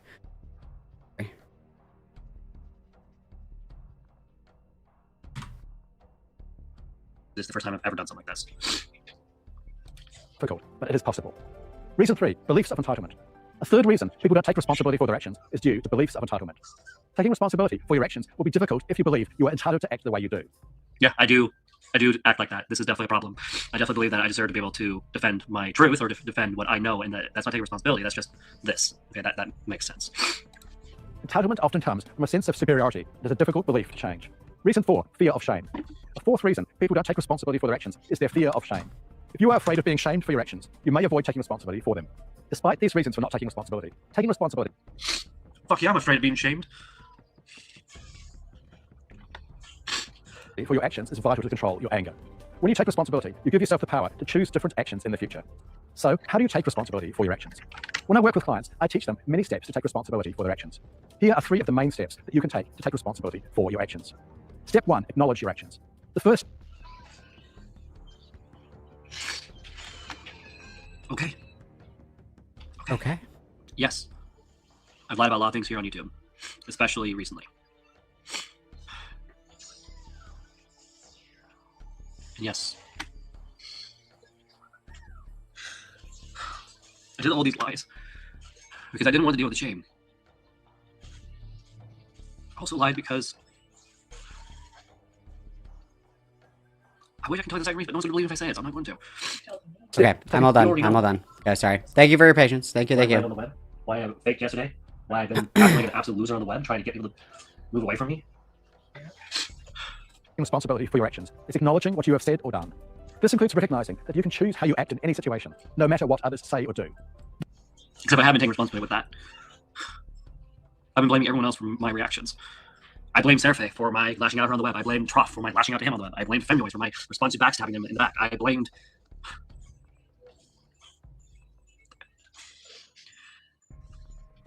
I take responsibility, you guys. Your actions have I am consequences for yourself responsible. and others. For example, you may become angry and yell at your partner during an argument. In turn, your partner may yell back at you. Acknowledging your actions means recognizing that you are choosing to yell at your partner, that your partner's actions or words do not excuse or justify your actions. You are in control of yourself, not your partner, and nothing. It doesn't feel like it half the time. Okay. Who your partner does or says can justify reacting in an abusive or violent way. Step 2, accept the consequences of your actions. The second step to taking responsibility for your actions we have is to accepting the accept, consequences guys. of your We have to actions, accept. regardless of whether they are positive or negative. We For have to example, accept. if you've acted abusively in your relationship, a very real consequence of your actions may be that your partner is scared or frightened of you. This fear may last a long time, and it will likely profoundly impact your relationship, perhaps forever. I have met many people, for instance, who believe that their partner should get over the abuse they inflicted just a few days, weeks, or months ago. That sounds This is not familiar, helpful. doesn't it? Accepting Doesn't the it? consequences Doesn't of your it? actions means understanding that it will take time, and perhaps a very long time, for your partner to heal from the harm you have caused. Step 3, make a plan to change your actions in the future. The third step to taking responsibility for your actions is making a plan to change them. This does not mean apologizing to your partner and saying it will never happen again. The reality is that unless you have a plan to change your behavior will likely repeat. A common way to change abusive actions is to participate in an anger management program. A good anger management program will teach you how to recognize the signs that you're getting angry. Is there programs for stuff that I'm dealing with? Partner, web, ex-partner, aesthetic, it takes time. Right, the healing process takes time. Not just your partner. It takes time, dealing with guys. The web Yeah, comes back true. from you. I agree. This is a strong message. I agree. This is a lot. I've been really afraid to even touch this self-help stuff because I wanted to be right. Yes, that's why I'm just asking, is there a system out there for getting the type of help? Because I think the only thing that's going to help me is if I go back to church. Yeah, go to if I'm being therapy, bud. honest. Go to therapy, bud. Go to therapy, bud. Jesus, chill, bro. What are we just like blowing lines right now? Holy shit, dude. Awesome, awesome, awesome. How to deal with your anger constructively, and how to avoid expressing anger in an abusive or violent way. You can find anger management programs in your area online or by asking your local doctor for a referral. Alternatively, I run a life-changing online anger management program called the Complete Anger Management System. The Complete Anger Management System is the simplest, quickest, and most effective way to control your anger that I know. You can find more details about the Complete Anger Management System on my website, angersecrets.com. If you struggle to take responsibility for your actions, remember that help is available. With the Help right is support, available, you'll learn how guys. to take responsibility for your actions, control your anger, and create happier, healthier, and more respectful relationships. Thanks for watching today's video on how to take responsibility for your actions. Be sure to watch my next video on how to control your anger in a relationship. Yep, If you let's found learn this how to video control our helpful, anger, please like guys. this show Let's and do hit the it. subscribe button below. Guys, should I do this? Should we just do therapy on stream? Should I just do like BetterHelp therapy on stream, like at all times? Do you think that we should do that? I think that'd be super gas, don't you? I think that'd be fucking awesome. I think that we should do that for sure. I think that'd be awesome. What do you guys think? I think that'd be cool. I think that'd be pretty sweet. Yay? Nay? I think that'd be so keto, guys. I think we should totally fucking do that. I think that sounds awesome. I think that sounds awesome. I think that sounds great. Okay, I'm trying my best here to figure out how I can do this appropriately. This will help other people struggling with anger find and benefit. Well, chat, I think that's enough for one day. What do you guys think? And then we end up streaming for another 3 hours, so that's awesome. That's awesome. That's awesome. Okay, that's super cool. We love that. We're a big fan of that. Okay, so I have all of my dudes in my vault, and so what I want to do, you guys, is I am wanting to, like, redo my whole vault. So I'm trying to, like, where do I put everybody? Do I just, like, send everybody out to explore, and then, like, what's the best way? Like, where do I put everybody, I guess, is my question. I guess I can build better living quarters and then do that, I suppose, and just, like, put fucking everybody and their mom in the living quarters, I suppose, but alright. Alright, I guess that's fine. I guess that's fine. Let's take a break and do Lewis really quick, and then we'll do, and then we can move on to the rest of the FIREBAT stuff, and if we wanna snark, we can certainly snark. We can do that. I'd be down for a little snarking.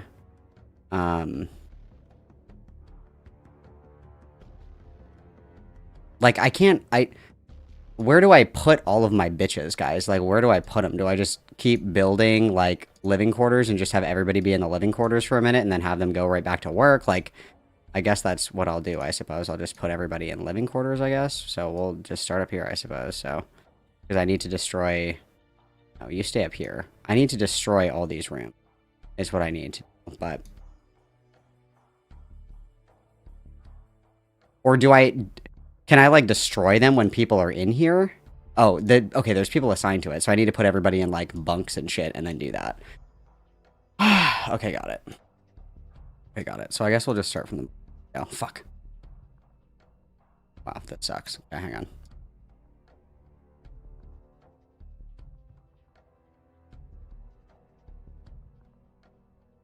Okay. We're gonna...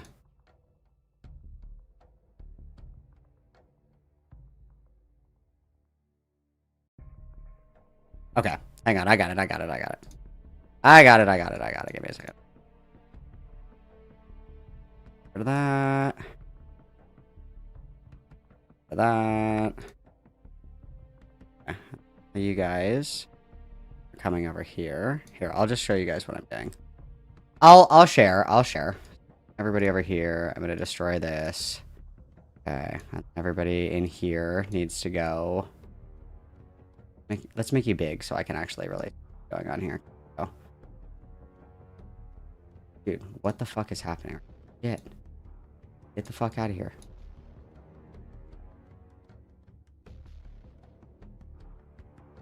And all of you guys. Do I need more living space or will they all fit in here?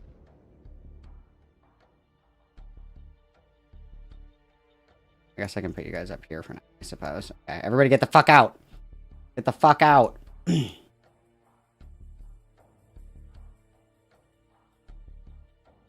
Go, Miss Thing. Get out of here. Go.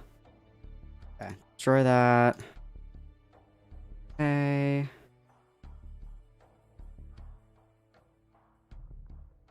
And then all of you guys need to go somewhere else as well.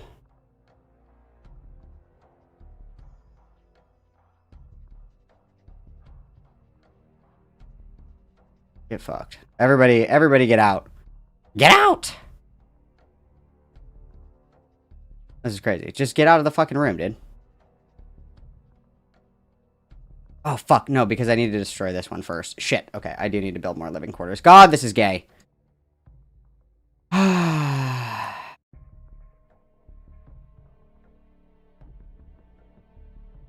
of a bitch, dude.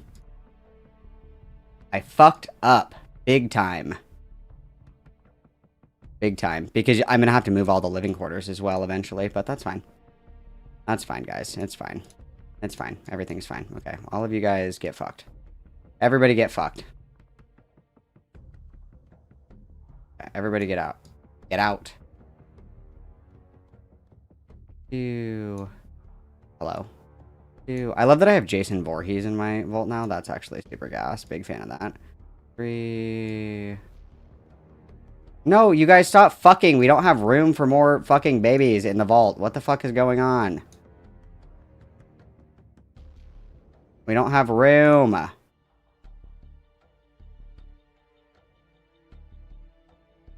Dude, who is assigned to this room? What are you talking about? There's nobody in here. Where are you? No, you fucking bitch. Get out. Kimberly. Kimberly, stop. Kimberly. Stop it. Destroy. Oh my god, bro. I'm gonna fucking crash out. Get the fuck out of here, bro. Get the fuck out of here, bro. Okay. Destroy. Okay. That's stupid. Okay, so I have... Boom, boom, boom, boom.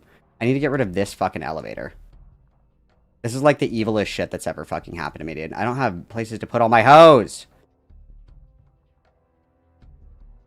Because I need to get rid of all of this shit. Like, should I just, like, send all these bitches out here for a second? Okay, you go. Go be free.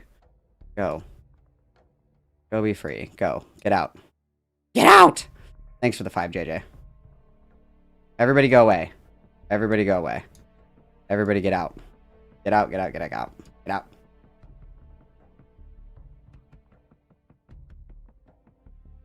Goodbye. Get out. Everybody out. Everybody leave. Everybody leave. Okay.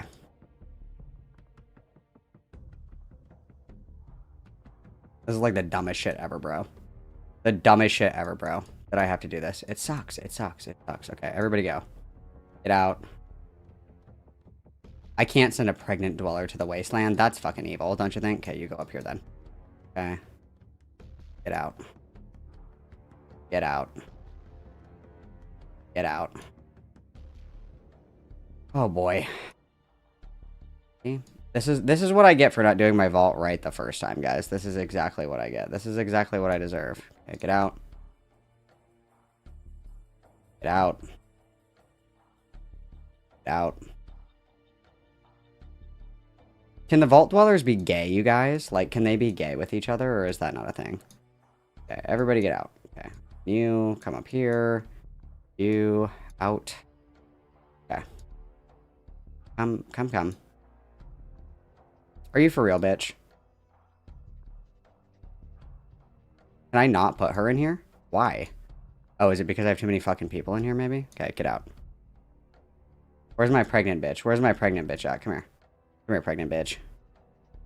There we go. There we go. Okay, perfect. Okay. Let's begin again.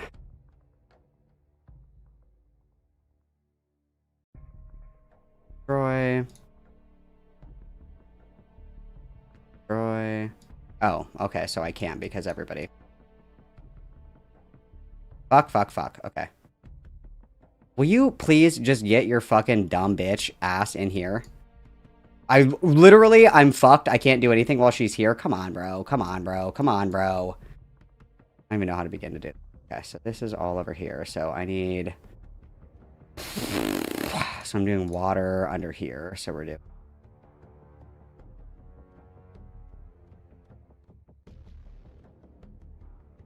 See, because I want the water right here. I need to destroy this. But I can't.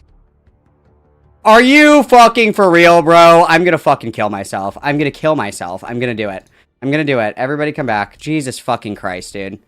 Oh my god. Oh my god. Oh my god, bro. Okay, whatever. I might need to just, like, stop playing this because I'm gonna get fucking pissed. I'm gonna get fucking pissed off, bro. Holy shit. You have to be fucking kidding me. Are you serious right now? Are we so for real, dude? This is so gas. I'm literally killing myself. I'm literally killing myself, bro. This sucks.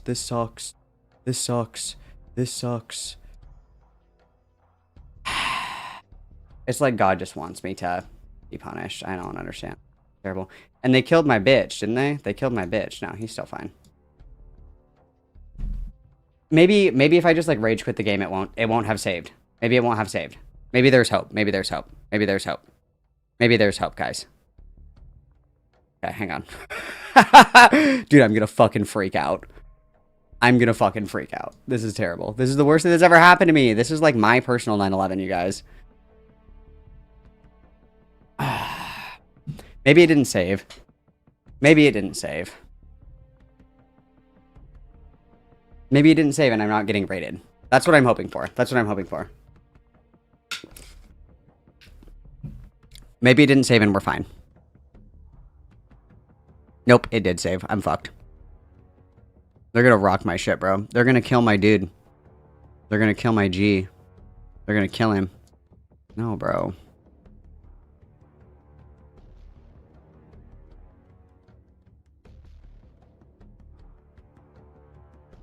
This is crazy. Let's keep listening to this while I crash out really quick, guys. Tomorrow. I'll find some stuff, make a playlist I can... Also, thank you very much, JJ, for the $5 dues. You should do react to a Fallout Shelter strategy video so you can learn how to play well. Shut the fuck up! Oh my god, I'm trying! Everybody witness, please, thank you. Yeah, I'm crashing the fuck out. I'm so cooked, bro. Oh, he did it. He killed them all. Okay, you know we're fine. Really here is I actually believe this is not gonna work. Even when no, they're destroying my shit. Got it. I genuinely don't believe myself. Like... Oh no, they're gonna kill my pregnant bitch, dude. They're gonna kill my pregnant bitch, dude. I'm not. If you go and talk shit to the trolls later or tomorrow, everything you just processed will be undone. Well, and trust me, I say this, it won't be. Not this time.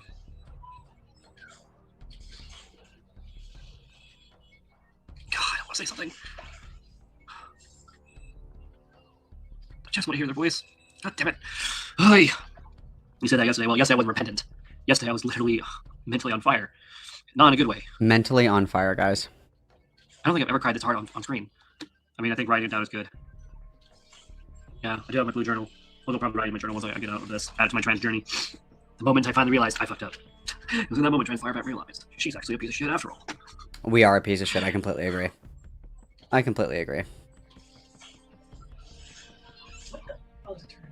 Wait, I don't think reaching out to that girl is good. Yeah, well, I can't. I got rid of their number. So, unless they text me or something, I won't see or hear any of my their pregnant texts. bitch is so dead, you guys. She's so fucked. Me at this point, and they're not going to. I think I genuinely have properly destroyed that bridge. Make sure it's unblocked. Because I also blocked it. Unblocked it. Okay. So they can contact me now if they want to, but I don't see their messages. Unless they text, so. There, I want to let them do their thing. Do what I did all those years ago. Just let them be, and then let them come back to me. If they come back, they come back. If they don't, they don't. I think I'd feel crummy if my spouse was wanting to hear someone else's voice right now. Maybe direct that devotion to wife and love her extra hard. Yeah, just so I'm clear, I'm not talking about the girl. I'm talking about someone else. Who are we talking about, bro? I'm talking about my mom. Oh, got it. Okay, got it. My bad. Sorry. Silly me. Whenever I was struggling with something, not like this, in this way, my mom would often, going to my therapy sessions, would give me advice how to go through this. Whatever I was doing, whether it be school and juvie, it doesn't matter what was going on in my life. My mom would give me a lot of advice. And she's been dead for a long time. A picture. It's right there, actually. Hanging on the wall. Hear. I keep there as a constant reminder of how much she believed in me when no one else would. And the truth is, I had someone like that in my life as well, like my mom, that was my mom.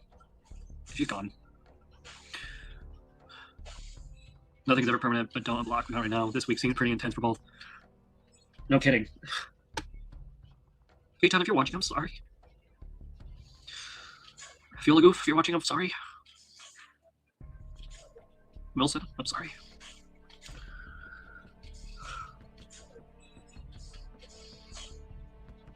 Does your parent create a grind hole in your heart that you just kind of walk around? It never goes away, but you can experience the love from others.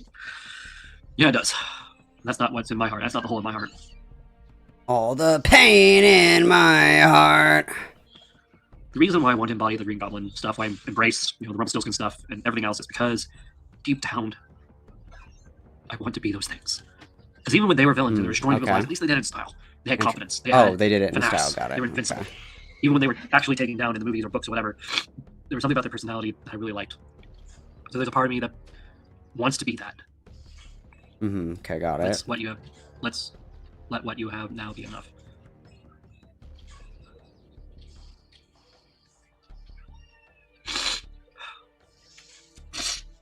Okay. Thank you, your mom 13. Appreciate you saying that. Thank you, your mom 13. Nice, got it. Nice, got it. Nice, got it. Okay. Cool. Cool. Awesome.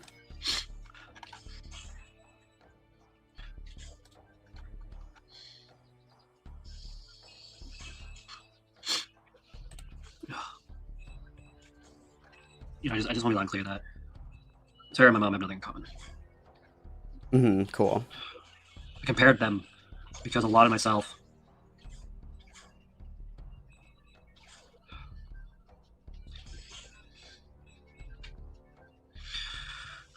yes, I faked it. All of it. I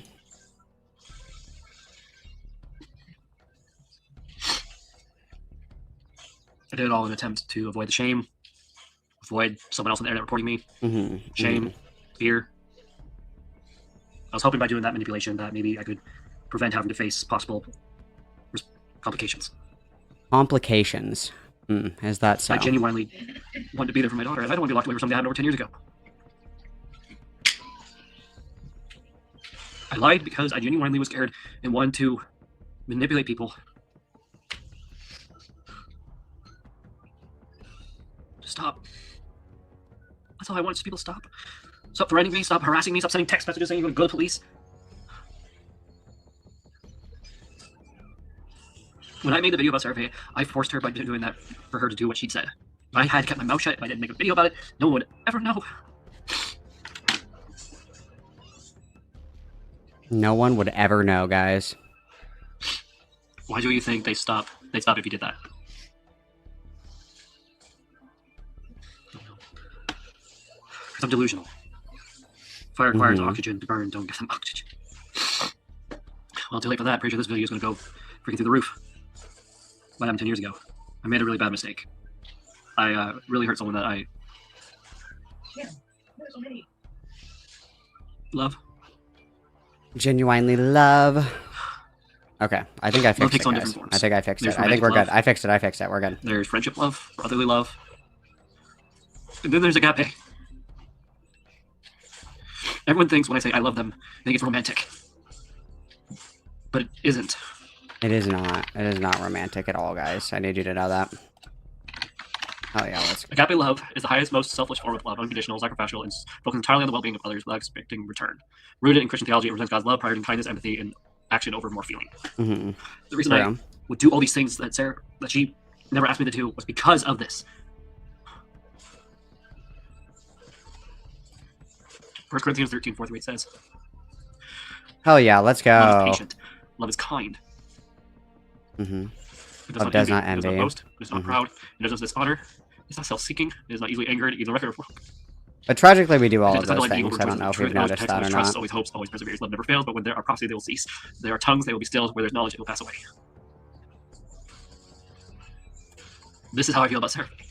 And I've tried for years to tell her this, to show her this, and all she's ever seen it is romantic. Why is it that I can be married to my wife, be best friends with her, and still love her at the same time?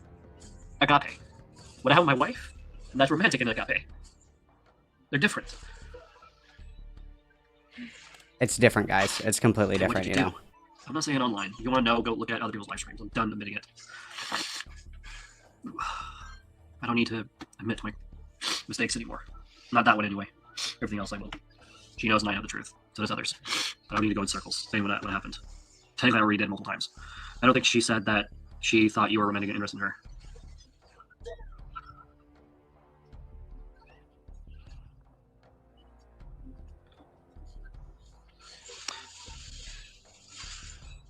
Sorry, intrusive thought. Intrusive thought, guys. Really quick. Intrusive thought. Sorry about that. Okay. I don't know how to respond to that. If I'm being honest, I have not even a single clue how to even respond to that.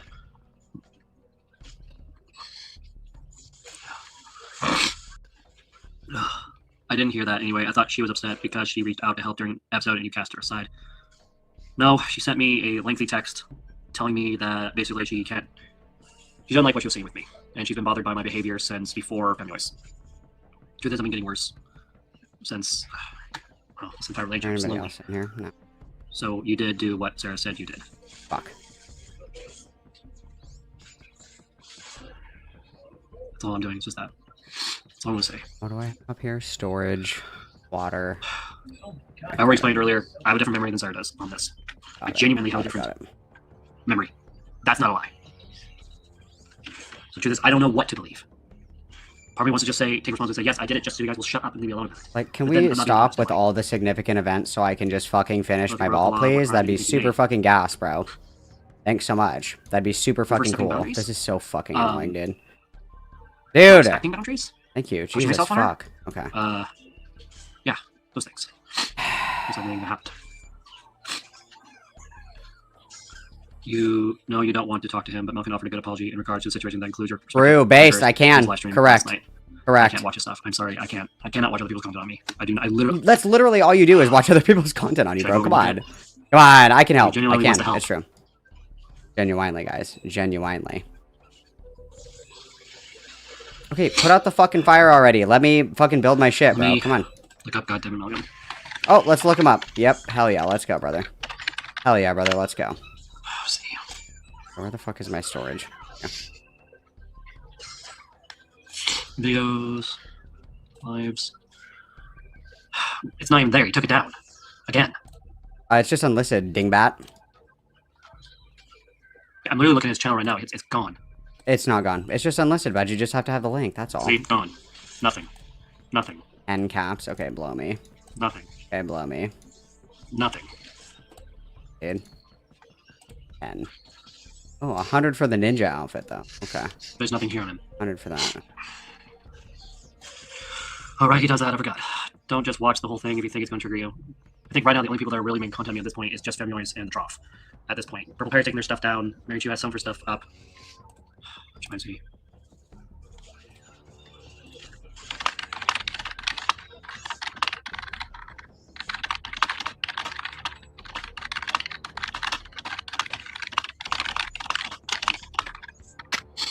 I'm gonna ask anyway. I'm asking someone something. They're probably in bed asleep. Well, never mind then. Alright, he does that. Yeah. So much for that. Ah, shit, dude. I should have done this as the dining room. Talking Fuck!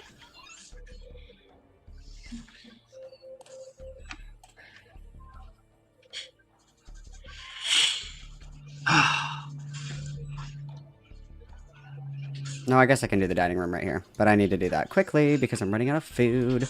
Okay, let's see. Where are we? Now I can organize my guys. Okay, So sorry. if he's in Jesus chat still, Christ. I'll unblock him. Craig. Right now it's just Yup. 2. Wait, there's 13. How's there 13 people? There's only 2. Since everyone blocked. That's right. Well, everyone take responsibility. I as well unblock everyone, right? Yep. Okay. What setting was that? Right. Community moderation, user management. Where's the clear all button? I guess I just have to click them one by one. Grass up here, bro. Luckily, there's not very many people that I blocked since starting this channel. Just the main ones. Seraphe unblocked, Larry unblocked, Roth unblocked, Mary Jo unblocked. Let's see. Anything else? That should be fine. Okay, we'll see what happens to my live stream now. I'm almost terrified to refresh things. Oh shit, yep. I think that's what's going on right now, the internet. I don't need to be forgiven by others. What I need to do is forgive myself. And that's honestly my biggest problem, is I don't know how to forgive myself. It's really hard. Well, the inappropriate ones will just get reblocked if they're just going to harass me. Just those. How do I get a hold of Malcolm? That's the real question. Oh. Maybe I can go back. Messages. I'm always here. Didn't he say he had a Discord on his channel? I do, correct. Yes, correct. What I remember. All right, Mark, get your ass to work. Malcolm. Malcolm. Let's see. Twitter.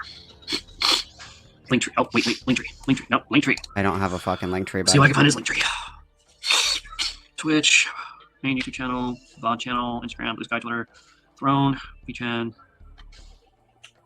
Who the fuck? Who has a throne? Who are we talking about This is right for here? Kia Chan, not for him. That's Malcolm's. Does Goddamn Malcolm even have a Linktree? No, bitch, I don't. For being an absolute dick on the web, for hurting people I care about, for what happened with me and her all those years ago.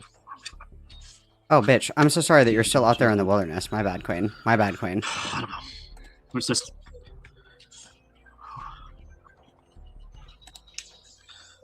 I think I'm crashing out, folks. I think that's what's going on with me now. I'm crashing out. Yes, but like not in the correct. way that's like crashing as in like crash burn, delete my channel, never come back again. More like I think that's his Discord too. Really? Watch it. Nope, that's not. I don't see any Discord though. That's what I'm trying to say. There's everything else. BT chat, Patreon, Throne, Crim. Nope.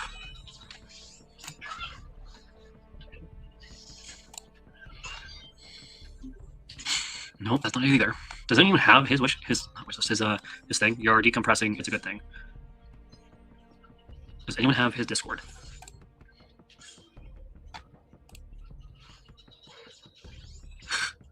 Oh man, there's a bingo board about me. Hell yeah, there is, brother. It's awesome. Let's go through the FIREBAT bingo. First one's loser. Yeah, there's no losers. The only loser on here is me. PNW. No response to that. Music's too loud. Okay, that's number one. Tony sounds out. Green Goblin Mask, talk about cheating. Ask Tonya for confirmation. I don't care. Delete videos. Vibe Tonya. Getting wine. Ignores Tonya. Drops slur. Forgets others. Instead of apologizing, the truth is when lies talks about trolls. Okay. FirePrat actually knows me. That's pretty intense. There's a link to Twitter on his YouTube page, and I think that handle is the same for Discord. Oh. Okay. That is a good Twitter. Let's go to Twitter. Maybe he has a link there in Twitter. Why is he making so many steps? Let's see. Dude, the Discord is literally linked in the fucking bio. The other day when FireBat was covering, what was FireBat covering? FireBat was going over, I can't even fucking remember. Going over something, and FireBat was like, well, I'll talk to Malcolm, but Malcolm has to be smart enough to figure out how to add me on Discord. How about you have to be smart enough? You have to actually be smart enough to figure out how to get into my Discord. The link is literally in the fucking bio of every video. My shit is never deleted. It's just unlisted. What are we doing right now, bud? What are we doing right now, bud? I don't... What is happening right now? What are you talking about? What are we talking about right now? I don't understand. I don't understand at all what we're talking about. I don't get it at all. I really don't. I really, truly don't, guys. I don't get it. It's very simple. It's very simple. Does Malcolm have a throne? No, I'm not a whore. Of course, I'm not a whore. I do not have a throne. I do not. No, it's not. And I share it like every single fucking time that I stream as well. Like here, guys. There's that for you. There's that for you. There you go, guys. There you go, guys. Good for you. You figured it out. Good job, guys. Good job.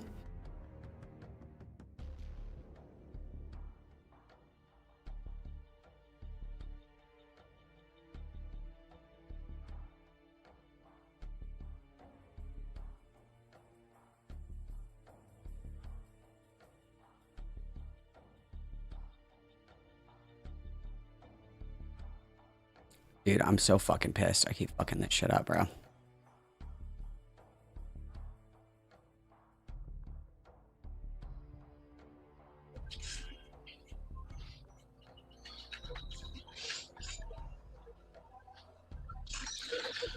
YouTube. I really don't see anything here. Post, replies, media? Nope. He really makes it really hard to find. Does anyone just have a link to his thing? Dude, it's not hard at all. It's actually not hard at all.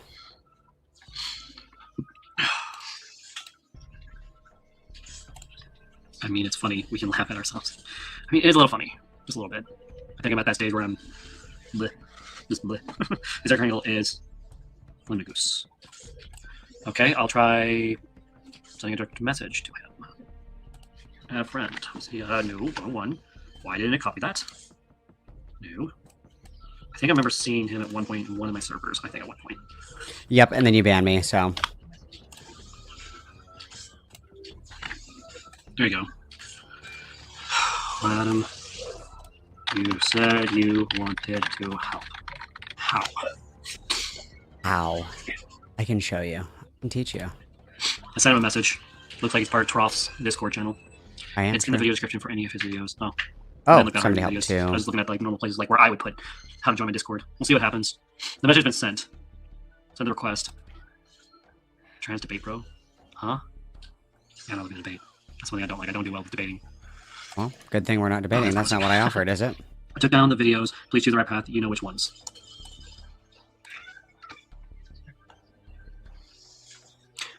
Okay. Appreciate you doing that. Is this you, Nightmite? Are you pretending to be me? Why are you doing... Is it really you, Nightmite?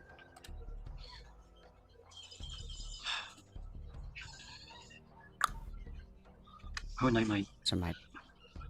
Oh, no. Well, that's promising with an olive branch. I mean... Appreciate you doing that.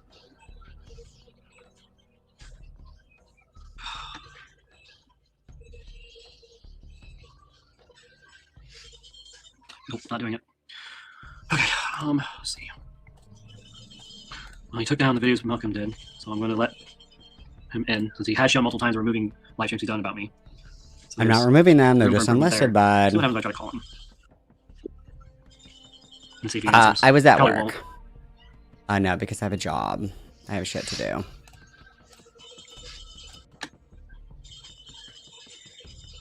No, if he answers, I guess I'll talk to him.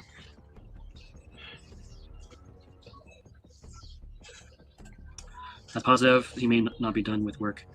He's at work. Correct. Okay. Correct, yes. Correct, yes. You don't have to do this on stream, you know? I mean... Correct. I think at this point I kind of do. I mean... not really. No one seems to believe me when I tell them I do stuff like this, when I'm actually telling the truth, so why not just show it? Let my actions speak, as it were? Let my body speak, as it were? Mm-hmm. Oh, you're right.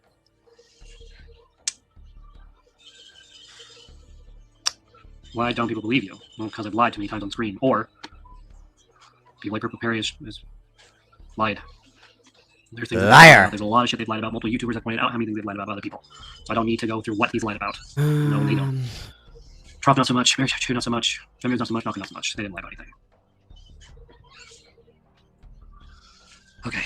I think I'm at a point where I have said everything I wanted to say. Mm-hmm. Based. Maybe I should join Troff's live stream and apologize to him. Oh my god, gas, let's go. Let's talk to Troff. Let's do it. Let's go. See if he's even still talking about me or not. He probably is. I wouldn't be doubtful. Right now he's still covering me.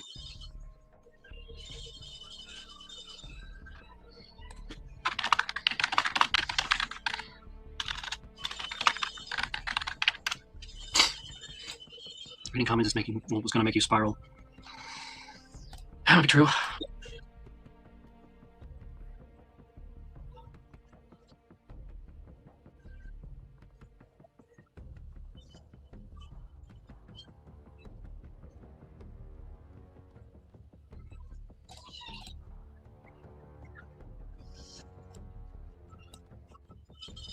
Okay, who is fucking off. Helen is fuck. Get to work, Helen. I'm right doing this.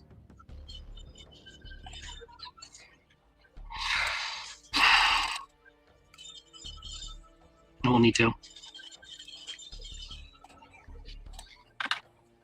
Wait, someone messaged on Discord. Want to be someone directly? Oh, God, I will find his name. He wants to work.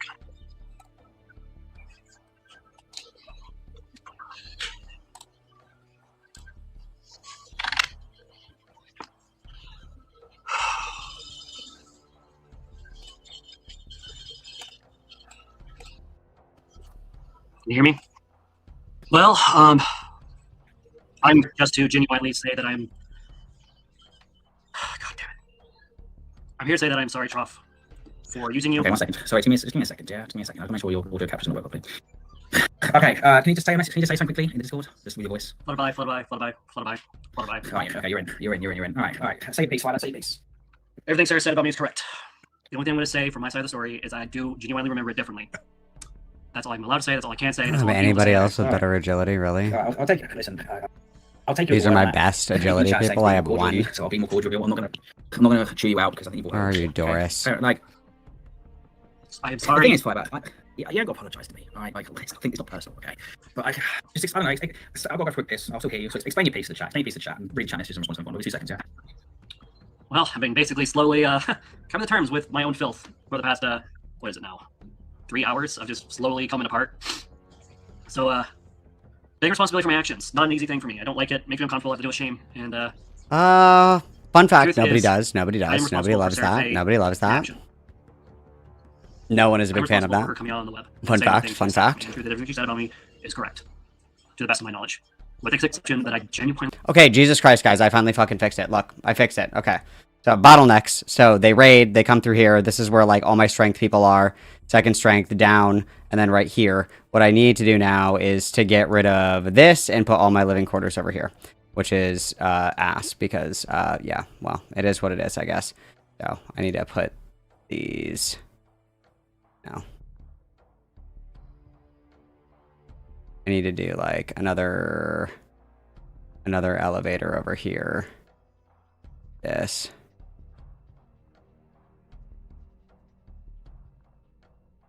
See, this is dumb because it'll let you go like down more, and I don't.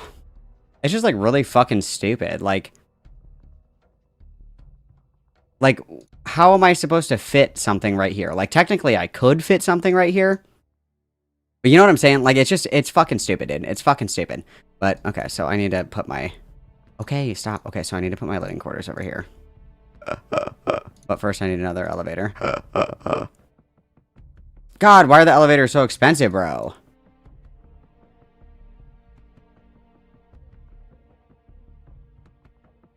Why are they so expensive, bro? Because I need it to bottleneck. Like when I get raided, I want them to go like this. I want them to have to go this way. And so like these two I need to get rid of. So like I need to get rid of this. I need to get rid of this. And then I need to get, after my 800th time fucking building my overseer's office. So like we destroy this. Yep, get rid of it. Yeah. And then we're going to get rid of this fucker right here. Yep, perfect. Okay, and then ideally, as I continue, what's going to happen is I'm going to get raided and they're going to go through here. And then they're going to get bottlenecked through here. And then I'll probably put like... I already have storage here. I'll put... How big? Fuck, what should I put right there? I should probably do... I could do like my med bay. No, I don't need that right now. I'll leave it for right now. Son of a bitch, you guys. Can I just be left alone? But look, I fixed it, guys. Look. Look, you guys. I fixed it. I fixed it. So they're going to get bottlenecked like this. And then eventually I'll put all this shit over here. Okay, yay! I'm so happy now, guys. I'm so happy. I'm so happy. I'm so happy. And then I need to send some of these fuckers out and about. So I'll probably send that guy and... Where are my other, like, absolutely fucking goated dudes? Not this guy. No, not this guy. There's somebody else in here that has like crazy fucking stats. Not that guy. I don't want like my good people to die. I guess I'll just send like these fuckers, I guess. Oh, stay there. Sorry. Oh, fuck. Stay there. I'm so sorry. What weapons does everybody have? 5 to 7. Let's put you with that guy. You get the laser pistol. And I'll send you. Let's give you the laser pistol, actually. No. You two are good. You two are good. And then I'm going to give you hunting rifle. You're good. You're good. You're good. And these fuckers are going to get guys or alien blaster. Pistol. And this dude can get the...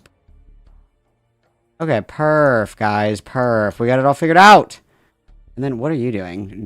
Are you just like not working? Hello? Get to work, bitch. Okay, I did it. Look, I did it. Guys, I'm so happy. Yay. Yay. I'm so happy. I'm so happy. Okay, I need to get a sparkling water really quick because I haven't had a single sparkling water today, you guys. And then we're going to do Lewis tent, okay? So quick breaky poo. We're going to do Lewis tent. Now that I neurotically have my vault done, give me 1 second. I need to get a sparky water and smoke really quick, and then we're doing Lewis! Don't smoke in bed, Smile. Did you want to do, Lewis tent with me? Do you still want to do Lewis tent with me? Please respond, Smile, if that's something that you're interested in. Please let me know.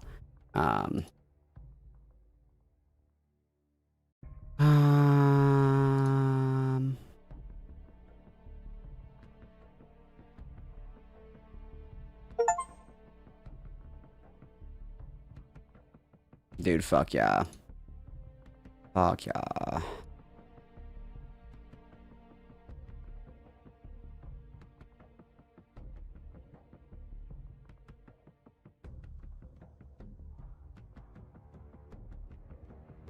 Yay. Okay, you're coming. Okay, give me 1 second. Let me do one more thing with my vault, guys, and then I'm done. I swear to God. I swear to God. And then you guys can have my undivided attention. I swear on my fucking life. I swear on my fucking life. Where did that go? Okay.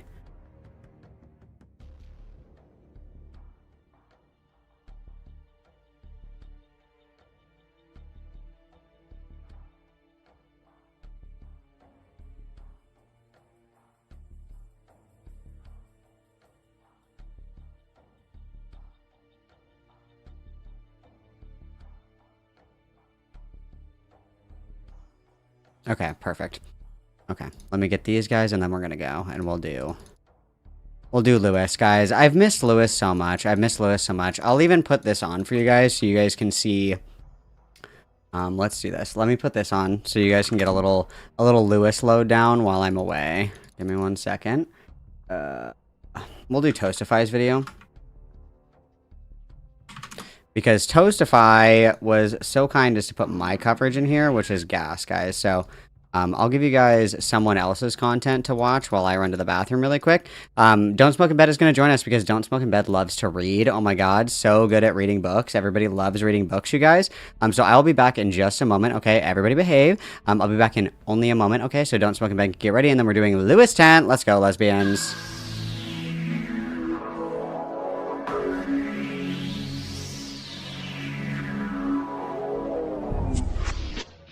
As a drama creator, I think it's fair to say this isn't the easiest path online. Plenty of people go into gaming, vlogs, or whatever else, and those communities usually coexist pretty peacefully. Drama, though, is a different game entirely. It's a cutthroat industry. Your whole channel depends on talking about the downfall of others, and if you get anything majorly wrong, the community will tear you apart. This kind of scrutiny is exactly what hit Lewis McClung, a drama creator who rose fast and fell even faster. In 2024, he had one of his best years ever, growing to over 300,000 subscribers. But a disastrous attempt to expose another creator brought everything crashing down. Lewis generally covered TikTok and YouTube drama, usually from a left-leaning, progressive perspective, but his downfall was less to do with politics and more to do with his horrific research, the wild conclusions he drew, and his grandiose demeanor built on all of that. So what made Lewis tick, and why did his audience stop trusting him?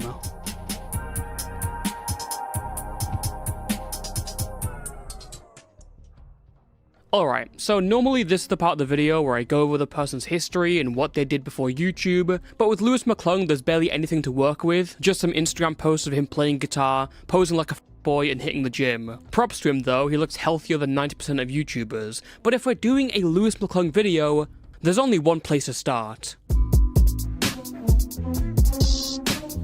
To understand Lewis, it's best to start with his biggest drama, and arguably his biggest screw-up. People show their true colours when their back's against the wall, and Lewis's video was the first domino that eventually unravelled his whole career. This whole situation starts with the downfall of I'm Alex, a British commentator with around 2 million subscribers. Everyone involved in the story used to orbit Alex in some way. Either they were directly connected to him, or they covered the same kind of topics. But this balanced ecosystem completely fell apart when Alex's ex-girlfriend Alice Hez exposed him. She posted a mountain of DMs and recordings showing he was an abusive partner, including an infamous clip where he threatens to smash her head in with a brick. Alex was subsequently shunned and disappeared from the internet. No update, no statement, nothing.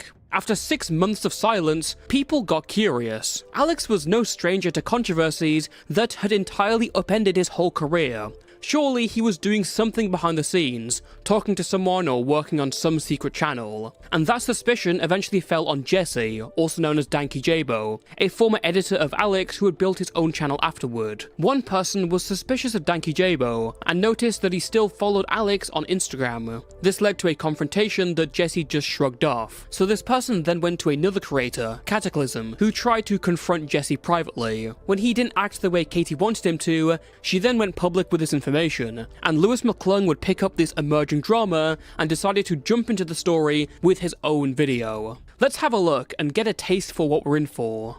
Welcome back, members of the audience, to just a delightful show, one of my favorites, You Reap What You Sow. And today, there's a case that needs to be cracked by yours truly, Detective McClung.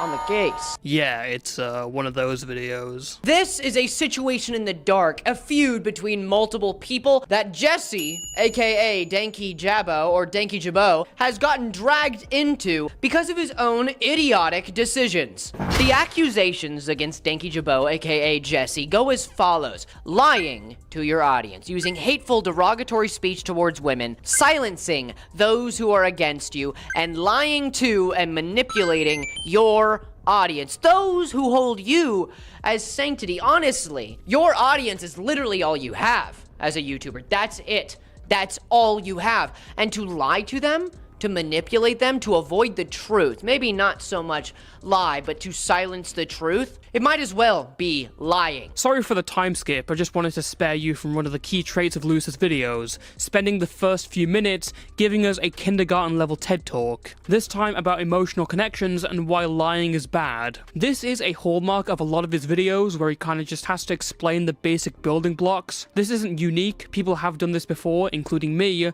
but not to such an extent that it just goes on and on and on. When he finally gets to his evidence, Lewis starts building a case that Jesse and Alex are secretly connected because their thumbnails look similar. Danky Jabo just so happened to be an editor for I'm Alex, or at least one of his editors at some point in time. You can even tell the blatant mentoring through the exact same thumbnail design. They use the exact same thumbnail design. There's nothing wrong with that. It's just more proof that he mentored him or taught him his ways. This apparently made him feel as though he owed Alex some gratitude. If you ask me, that sounds like you're willingly let somebody manipulate you, but that might just be me. Yeah, I don't know what kind of mentorship Lewis thinks is required to make a thumbnail with a face, another face, and yellow text. Anyone with Photoshop and 5 minutes could copy that format. In fact, tons of creators copy each other's thumbnails. But apparently in Lewis's mind, that means Jesse was mentored and feels indebted to Alex. There isn't a single piece of proof for this. Is it possible that Jesse's work experience influenced his videos? Yeah, absolutely. But to draw a conclusion that he's somehow I'm Alex's little apprentice off nothing is stupid. It's Lewis essentially guessing and treating his guesses like facts. Apparently, and still now, Jesse followed and still follows I'm Alex on Instagram. This is important because one of Alice's friends decided to reach out to him and ask why, if it was an accident, if he meant to unfollow him, or if he just didn't know what was going on, which was unlikely and is still unlikely and is very impossible now. Is there any reason you still follow and work for an abusive piece of shit? They're talking about Alex, and there's nobody else they could be talking about. I'm sorry, mate. I'll unfollow the annoying orange right now. So you defend abusers. I'm Alex, and work for them. And that means they said it there. That means you can't ignore it. I would never defend or support the annoying orange. He gaslights all the fruit in the kitchen. How dare you accuse me of such a thing? What he did is he made a joke out of a woman's abuse and also the person who he knew and worked with, and he ignored that and instead made a joke out of this. This pissed off a lot of people. Alright, pause. It's at this point where the allegations, if you can call them that, start to roll in. And if you haven't seen this video before, you may be starting to put the pieces together. This is some of the dumbest stuff I've ever seen. For most people, it's clear why Danky Jabo isn't taking this seriously. It's over following someone on Instagram, someone who's been inactive for 6 months. They're acting as if Jesse's promoting Alex, when this literally means nothing in the grander scheme of things. It's also clear this claim isn't made in good faith, and you can tell from how much smoke this person comes in with. I get it. I'm Alex did some very bad things. Me and you both, we read the document. But we're doing all this over an Instagram follow, and this message is so loaded to imply that Jesse is somehow complicit with Alex's abuse. All deferred from a follow. And the problem isn't that he's making this content. The problem is he's making this content, and then this is how he actually treats a case that he is involved with, involving the abuse of a woman. Do you not see the problem there? Are you dense? This would be a fair point if this was Alice Hez coming to him about her abuse. Yes, of course, that makes sense. That's someone who's come out about a harrowing experience. But it's not that. Jesse isn't making a joke out of Alice's abuse. He's making a joke out of this person's dumbass request. Keep in mind this is still over an Instagram follow over a guy who hasn't been active for 6 months, and neither of these two have any evidence that could lead to them still working together. Do you not see the problem there? I mean, I'm sure you see the problem, that's why you're ignoring it and suppressing anybody who talks about it, like other YouTubers who are in that sphere and who are hearing about it through people like Cataclysm. But Cataclysm was approached by Jessie not too long ago. I think it was also about 5 to 6 months ago when she was approached by Jessie, and Jessie wanted to talk with her, okay? They made similar content, they had similar subcounts, this is her words. And so he asked to call her, which if you ask me, calling people has a stigma around it for a reason. You can just text people, man. If there's no reason to call, like if it's not urgent or anything, there shouldn't be any reason. What the hell am I listening to? So Lewis then argues Jesse is... Okay, you guys are so demure and so patient. Thanks so much. Okay, so Lewis McClung ended up getting canceled, mostly because he did like the, you know, the super mega massive hit piece on Danky Jabo. I actually interviewed Lewis McClung, which I thought was pretty interesting.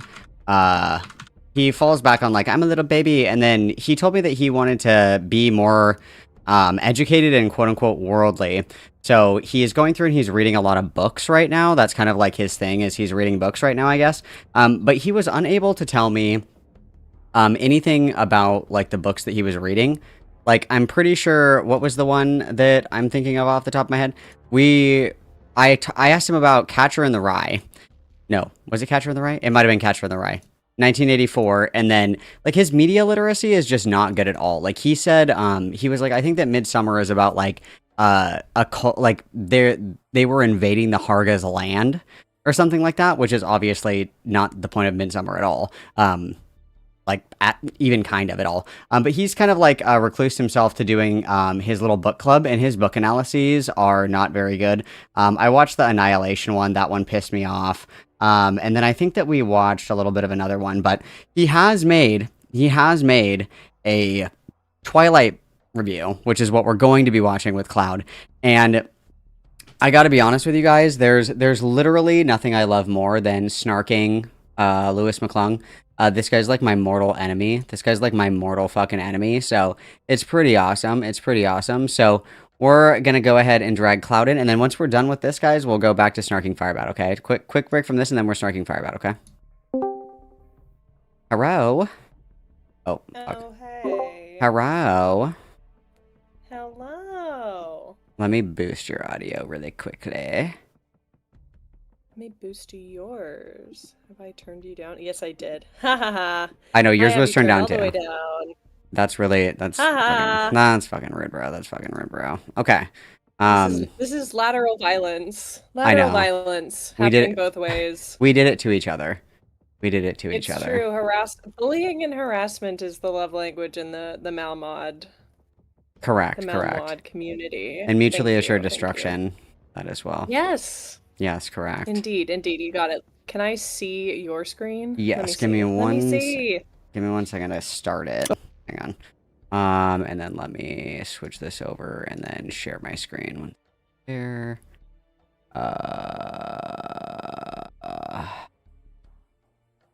Okay. And then I'm gonna play a little bit of it. Let me know if you can hear it. Okay.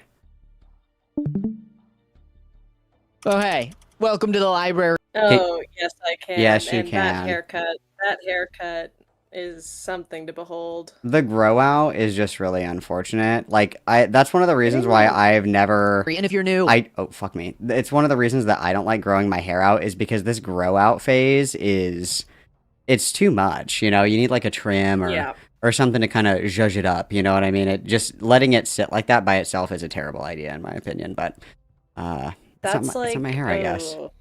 It's not my hair, I That's suppose. like the Mark succession depression grow out. Oh, you can just tell by looking at it that something's gone wrong. Yeah, like if we want to have hair like this, I think that we need to maintain it.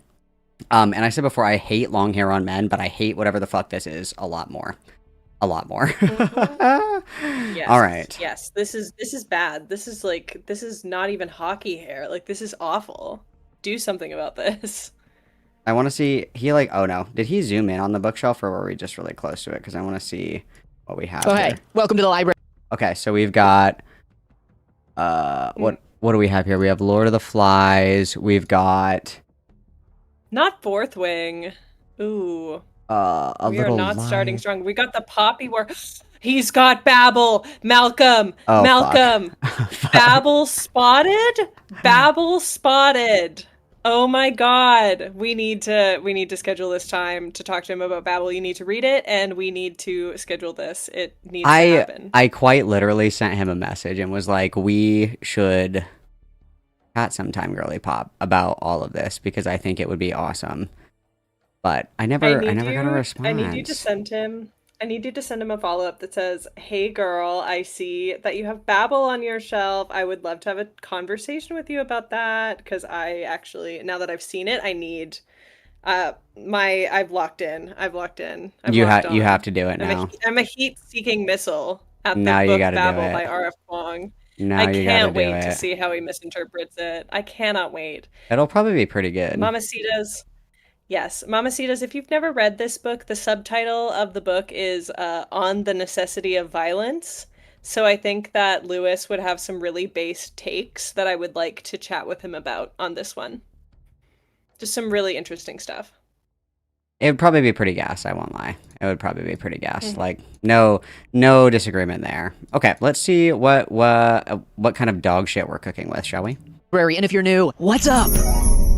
I read Twilight. For the first time in my life, I read the first book. And I'll let you know right now, I'm probably not going to read the rest. I had no idea what I was getting into, really. I kind of already knew the story. Let me give you my brief history with this series. I have seen the fourth movie, I forget exactly what the name is, maybe 100 times. And you might be thinking, that's probably the worst one. I have no idea. What? That's like the best one.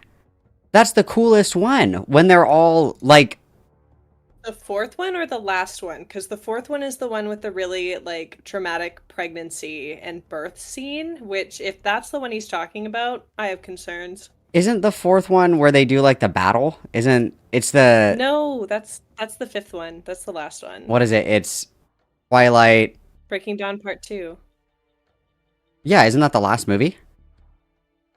Yes. That's the fifth one, Did though, he say right? the fourth one? Oh, he said the That's fourth. fifth Sorry. one. You're right. My bad. I can't do If math. he's saying that the fourth one is the one that he's watched all over and over, that's the one that has the really awful pregnancy and birth and also like emaciated Kristen Stewart and CGI baby and like the imprinting on the baby. Oh, really yeah. Interesting choice. Mm-hmm. Rich text there. Thank you. It's okay. That one. What else happens in that one? She does like the pregnancy thing, right? But what else? What else happens in that one? They have sex. They finally Right, have sex. right. That's Okay. what happens. And they break the headboard, and then there's the Brazilian woman who comes in and is like, "You are a demon," and Bella's like, "Oh no," and Edward's like, "Well, my wife is gonna die," and she's like, "Yeah, because you're a fucking demon and you impregnated her, you demon." It's a really evocative movie. I'm trying really hard to remember it because the only thing that really sticks out to me is the evil pregnancy. That's really the only thing that sticks out to me, to be completely honest with you. Which is, we all have pregnancy phobias, right? Of the movie. It's a centerpiece of the movie. It did spark a pregnancy phobia, a really deep one for not just me, I think. Oh, I believe it 100%. Yes, she does eat the icky chicken, Foresquin Quilt. She does eat the icky chicken. Oh, right. That's right. I remember now. Okay, yeah. Okay, that's interesting, I suppose. The first baby looked melted because it was an animatronic. You can still go see it. It looks even worse now. It didn't age well. Interesting. Okay. Let's continue. Because the only reason I've seen it 100 or so times is because my sister watched it every night before bed for like a year. Yeah. I've seen all of the movies at least once, but that one I have seen a lot of times, and from where this book goes to where that movie ends... What'd you say? Does Lewis live at home?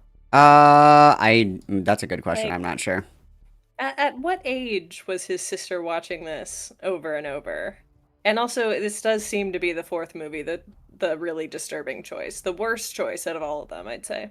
It's definitely one of them. I mean, it's not particularly like egregious, I would say, but it's not the best. Are you Team Edward or Team Jacob? No, I love the Twilight movie. I adore the Twilight movies. I am Team Alice. Gotcha. Okay. Personally. Team Alice. Okay, good choice. I'm Bella. I'm Team Bella choosing herself. But brave. Don't get me wrong, I adore the Twilight movies. I love all of them. I'm saying is that if you had to choose one to watch on repeat like every night, the fourth one is the most is the choice that tells me the most about you. Gotcha. Yeah, I think that's fair. I think that's a fair statement. I would agree with that. Okay. Gas. Oh my god, what is the imprinting thing? What is going on? Let me just get it straight already. This series has so many problems morally. And I think genuinely by the end of this video, you might agree with me that this might have stemmed all of our current literature problems or book talk, bookstagram, booktube, all those issues. I think Twilight might be to blame for a lot of it. No, probably not. If anything, you could say like 50 Shades of Grey, maybe. We are already skirting dangerously close to like some very tired and misogynist arguments. So, Lewis, I hope you zag. I guess we'll see how this goes. I guess we'll just have to wait and see. And when I say problems, I mean more or less the lack of purpose in media that is popular now. I am of the belief, and a lot of people get mad at me for this, that literature is mostly and entirely for the betterment of your mind. I think that literature... Okay. No, it's most importantly, like, reading is a leisure skill? Question mark? Yes. Question mark? Like, what are we talking about right now? What do we mean? Other way around, DZ. What do we mean here? 50 Shades comes from Twilight. Yeah, true. Correct. Which is gas, by the way. Big fan of that, dude. And reading, and I'm not talking about nonfiction, obviously. I read fiction books primarily. Literature is meant to make you a smarter and better person first and foremost. And I think most of the media that is propped up nowadays doesn't do that. And I'm not trying to yuck anybody's yum, but you could have A Court of Thorns and Roses with its themes and with its smut, right? But it could also be a good book, you know? Like it could be good and all of those other things that you enjoy, but no, they all stink. A lot of these books are propped up on a pedestal and they're not doing anything for the world, for society. Instead of propping up books that actually help people, actually make people smarter for some reason. You know, I just feel like we're not helping enough. I completely agree. We're probably not helping enough. Yeah, true. Oh, wow. This just makes me even more excited to talk to him about Babel. I cannot overstate how good that content will be. Yeah, I mean... Yes, Jennifer. It's you're something. correct. Reading is a hobby. Yeah, it's like it's a leisure activity, which is fine. There's nothing wrong with wanting to have a leisure activity. That's completely normal. But yeah, okay, interesting take. reason we've strayed away from that because of the argument of, well, what if I just want to enjoy what I'm reading? You can do both. You should enjoy being smarter. If you don't, that might be a you problem, and you shouldn't want to perpetuate that. And sorry, I'm getting real deep right in the beginning of this. Let's talk about Twilight and why I think this is the issue. That this, in 2006 it came out? 2005. Came out in 2005. Oh my god, yeah, I don't want to flex because I don't know if this is a big deal or not, but I did get my hands on the 20th anniversary edition. I will say that Twilight is one of the best looking, like, composition-wise books maybe ever. I don't know. This cover is, I don't know what it means, but it's really good. Also, I love this part, and I love this part. I don't like where it says this very problematic line on the side, and so the lion fell in love with the lamb. Do you mean because she's 17? Hold on, I'll get there. But yeah. Okay. Oh, so that's what we're doing. Got it. Okay, so we're doing... It's because... Oh, God. Horseshoe theory is real. Horseshoe theory is real. Oh my god. Okay, yeah. Also, every angle I'm seeing on this haircut just makes me... It just makes it so much worse. Every angle is worse than the last one. I think that there are definitely, like, let's not pretend that there aren't problematic aspects to the idea of, like, Edward being an immortal vampire and Bella being, like, a teenager or whatever. Like, I totally get it. Okay, sure, whatever. But, like, let's be totally pragmatic that it's, like, a fantasy novel first and foremost. And then even in, like, the relationship that Bella has with Edward, like, yeah, there's examples of, I guess you could say, like, Bella... being like kind of manipulated or like controlled, or like it's an abusive relationship or whatever. And I think that's all well and good, but like, can we just be like a little bit more realistic and pragmatic about what the, like, it's a fantasy novel. It's like, are we going to say that it's like really problematic about like the orcs and shit in Lord of the Rings, like the Uruk-hai being like racist or whatever? Like, okay, we can do that, but this isn't like this isn't like a college seminar. You know what I mean? We're just kind of like, okay. And also, like, I'm not confident that Lewis McClung has, like, the sociological tools or literature analysis tools that he needs to properly unpack these things. Because, yeah, I saw someone in the chat saying, like, we're not just going to do, like, Twilight, like, hating Twilight is misogynist. No, that's not what we're saying. But like, there are many issues with Twilight as a series, the movies, as a book series, as a cultural phenomenon. However, I don't think that Lewis McClung has any kind of unique take or perspective that we have not heard over and over again since the Twilight books were first released. And unfortunately, a lot of these criticisms, as valid as they may be, do lend themselves to highly misogynist interpretations. Okay. Yeah, and stepping off my soapbox. The other thing is, like, even if the criticism is that disliking Twilight is misogynistic, the only thing that I would say is that it's kind of like making fun of girls for liking Barbies, right? It's not particularly, it's not like the core criticism, but it's like, yeah, sometimes people do just like hate on shit that women like. Like, that is true. That does happen sometimes. And that could be part of it, but I feel like that isn't really the criticism anymore because Twilight is like a cult classic. But if you were to travel back to like, I don't know, like when did Twilight come out? Whenever, right? I think like the first movie came out in 2008, and like the first movie is the most successful indie film of all time. Like, yeah, and if we were to time travel back, that was probably part of it for sure. Is like, we just want to like dumb woman like something that, you know, that I don't like is part of it, of course. But I think that realistically, like, if we're going to be totally honest and candid with each other, I think the real thing here is more so that it's just kind of like we're making fun of this because it's like a dumb girls movie or like it's gay to like it. But that criticism isn't really like alive and well at all anymore. That's like a 2011 criticism. Mm-hmm. Yeah. Yeah, and also like DZ, correct. Don't hate it because women like it. Hate it because it's bad. Like, there are things that are bad about it. There are also good things about it. It's just, yeah, Lewis McClung does not have unique takes at this point. Correct. We've just kind of, we've been here before. We've seen this before. We've seen this movie before. And I didn't like the ending. Oh, I think I missed a super chat. Sorry. That's what I was going to say. Really quick, Bard. Sorry, how does he always never not look like a lesbian? True. Yeah, correct. Thank you, Bard. Everybody witness Bard, please. Thank you. Sorry, Bard. My bad. I'm so sorry. Okay, anyway, Sarah, go ahead. The other thing I was gonna say, there's one more thing I was gonna say, and it's like sometimes it's also a problem of expectation because we have to keep in mind at the end of the day, this is a young adult franchise that is aimed at teenage girls, and there are things that work for that genre that are not gonna work for like an adult man, Lewis McClung. So we have to, not to quote Gabby Hanna here, but manage your expectations. Correct. Very true. I'll continue. I don't think anybody would agree with me that this cover is genius. It might be one of the reasons the book succeeded, because it's definitely not how good the writing is.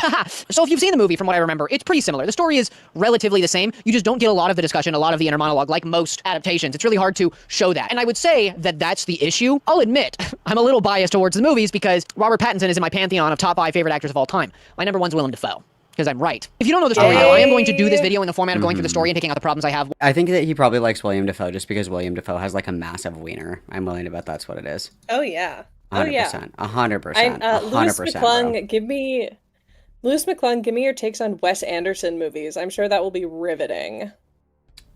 Don't put that evil into the world. Don't do that. don't do that. What's Lewis McClung's favorite Wes Anderson film? Let's don't say that we did. Let's don't say that we did. That's awesome. Yeah. Okay, moving on. Next. While doing that, so if you don't want to be spoiled on the book, I understand that, but you'll still get stuff out of the book if you watch this entire video. I'm not going to go into everything. But, you know, spoiler warning and trigger warning for age prop. Spoilers, Jacob is a werewolf. Triggers! Spoiler, Jacob is a werewolf. Spoiler. Sorry, guys. Didn't mean to spoil. Problems. Yeah. The story starts with Bella moving from Phoenix, Arizona up to Forks, Washington, which I think is a real city, but it's the rainiest city in America, where most of the year it's raining. There isn't many days where you can get a glimpse of the blue sky, which is already, you know, obvious where the story is going to go from there. Even if I didn't know where this was going, like I didn't know it was a vampire romance, I was already kind of like, well, that kind of gives it away, doesn't it? I don't even know if that ever was a secret. Maybe it wasn't. Maybe that was part of the marketing. But anyways, after moving up to Forks, she gets settled in a little bit. She goes to class, and I will say painstakingly, we go through a lot of her days in school. Like, the author kind of has the same problem I have with the original Hunger Games books, is that they just go through every single thing that happens. And this book skips over a little bit, but I will say it doesn't skip over enough. I think genuinely we don't need to know about like 3 or so of her uneventful days. We just don't. The first day's important though because she sees the Cullens, which is the family that sits together at a table alone, and they're all breathtakingly gorgeous, which would make them stick out. But they are strangely always missing on sunny days, and that they all sit together and they all move very fast, and it's really freaky. No, nobody would ever notice that. That's ridiculous. You're insane. I think that he's just unfamiliar with camp. I think that might be part of the problem. I think that we're just unfamiliar with camp. Because I would say that this is and like the Twilight pretty. films. Yeah, Twilight is looking camp straight in the eye. And you have to correct. accept that for what it is. How can you watch the baseball scene and not come away with the understanding that this is deeply camp and gauge the rest of your criticism based on that? And just kind of like appreciate the LOLs, right? We're just kind of appreciating the LOLs is really what we're doing. We're just really taking our time with it. And also, Pipit Bird, great point. Why is the Hunger Games in it? Why is the Hunger Games in it? Why is the Hunger Games in it? Interesting. Curious. Curious. Okay. Curious. Got it. Okay. Nice. This book's trying to gaslight me, is what I'm saying. But the early groundwork for Bella's character is set up is that she's smart, she's ahead of her class, which is not consistent, and I hate that fact. Sometimes she's the smartest character in the book, and other times she is a bag of rocks. It's just when the story suits it, she can be really smart, and otherwise she's not. And I hate inconsistent characters. Have She you goes through the ever conflict of being interacted ooled at by with teenage girls, Lewis? How frequently have you or did you ever interact with teenage girls that are not your sister? I wouldn't put that evil into Just the curious. world personally, but Well, I'm not saying do it now. I'm saying like in your experience. I've still not gotten an answer on the question was Lewis McClung homeschooled? Because I feel like that will unlock so many. I feel like he was. I feel mystery like he's boxes. mentioned that before. I feel like he has. I feel like knowing that information will make everything click into place. That's like the linchpin. That's Was the he missing piece homeschooled? of the puzzle, yeah. Yeah, he was homeschooled, Arby. Also, Arby, how do you hear what we're saying so fast? How do you have a shorter delay than everybody else? Crazy. Diabolical. by all of the guys because she's new, she's pretty, apparently she doesn't see herself that way, but it's first person story, so we can assume that she's generically or otherwise very good looking, and everybody in her school wants to ask her to the dance that's coming up. Bella also sits in biology next to Edward. Very convenient. The story basically tells itself. How convenient. And while everybody's asking her out to dances and stuff, I forget exactly the timeline of when it happens because we're going through so many of her school days, and it just doesn't matter. But a car almost hits her on the first day of snow, the only day of snow. It's very convenient that there's only one day of snow, and that's the day that a car goes off the rails and almost hits her. It's a van. Oh, this is before people are asking her to the dance. I know it now because later the guy who almost hit her here asks her to go to prom with him later down the line. Anyways, she almost gets hit, but you've probably seen the scene before played out in memes and stuff. Edward is there. He's there and then he's not. She literally sees him across the parking lot and then he's next to her and saves her life. The explanation for this later is just like, I couldn't let you go. I just couldn't do it.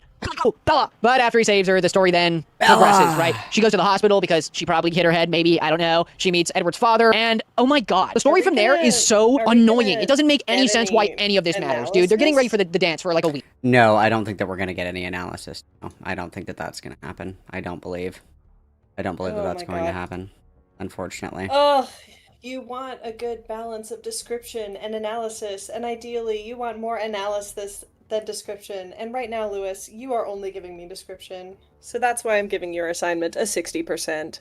Try again. Fail. Fail. Fail. Fail. Fail. Week, right? And that is where a majority of this story takes place, is from where everybody's asking each other out to the day that they go shopping for dresses and the day they're supposed to go to the dance, but it's actually, she doesn't go, you know, so let's go through that. She says no to everybody. She says she's actually going to Seattle that weekend. But her two girlfriends, Jasmine and Adeline, something like that. Lewis, I'm going to offer you some free advice. I'm going to offer you some free advice here. What would make a more interesting video is if you had also, if you'd done a little bit more work and you'd also read like Midnight Sun, the retelling of Twilight from Edward's perspective, and even if you wanted to go the extra mile, read Life and Death, the gender-swapped retelling. Compare these three stories. Give us some analysis. Oh my god. I don't know if he's capable of doing that. I gotta be totally honest. I don't know if we're able to do that. Oh, No. you never know. I don't You never think know. I don't think we have enough brain cells to rub together. We don't have enough synapses to fire and create actual good content. Correct. And my wife's texting. Say hi to her for me. Tell her I love her. She's going thrifting today with a friend, but she made the critical error of taking the friend that takes like 7 hours to do anything. So she was like, we've been at the same thrift store for 2 hours, and I was like, well, you know, they can choose your battles, I guess. So that's pretty yes. Okay, we can continue. Lena, something like that. They go to get dresses. Yes! Obviously she's not getting one because she's not going to the dance because she's just not like other girls. Let's be honest, Twilight didn't popularize a lot of the tropes in this book. It popularized some of them, but most of it is just toxic romance. Anyways, all throughout this week, Edward is flirting with her. He's definitely laying it on thick that, oh, I can't be with you, but I need to. And she's like, yeah, dude, I'm in. You can say whatever you want, but I'm in. Whatever. And he's like, but I won't hurt you, but you should be very scared. But I won't hurt you, but you should be really scared of everything. It doesn't meet the allegations of being absolutely cringy and ridiculous. And I know I'm beating a dead horse. Obviously, people have reviewed this book over and over again, but I'll get to my point. I just have to get through the story because that's how I do stuff. I want to make sure everybody's all caught up. You know, everybody knows what's going on. Why I'm pissed off. We go through a couple of days this way, going with her through school a bunch of times, which is annoying and tiring. Then on Wednesday, she goes to get some dresses with her friends, and this is where the story really changes. The last weekend, importantly, she meets Jacob. And if you've watched the movies, you know Jacob. He's important. He's not as important in this book, but he's definitely, the groundwork for his character is definitely laid out in this book. What I'll say is that he gives one of the biggest plot changes, I think, from the movie. I haven't seen the movie in a long time, the first one, but I remember in the first movie, Bella goes through this entire researching process where she is the one who finds out that Edward and his family are probably all vampires. But in this, it's just that Jacob tells her, and she's like, oh, that's crazy. I don't really care. She kind of freaks out a little bit. It's a little not crazy. enough, honestly. I don't know. What is it with books and just not freaking out enough? What is it? Why is it so hard to just like reasonably let a character lose their shit about something they should lose their shit about for a while? She can still fall in love with the guy, but why isn't she losing her mind that the guy she has a crush on is absolutely a vampire and there's no other explanation? The excuse could be that she's dissociating. She doesn't want it to be true. She doesn't want to see the differences and stuff because then she couldn't reasonably be with the man. But that doesn't stop her later, so I don't agree with that. Her vampire alter could be fronting. Hypothetically, that's possible. That's possible. Her monster fucker altar is. Just shut it up! No, stop! Stop! Stop, bro. Okay. Yeah. Okay. That at all. This night out while they're getting dresses, though, she gets cornered on a street by 4 dudes who are probably going to assault her in many ways. But Edward's there, and this doesn't. We always got rape on the mind. They were probably gonna rape her. Really, Louis. Okay. Rape her.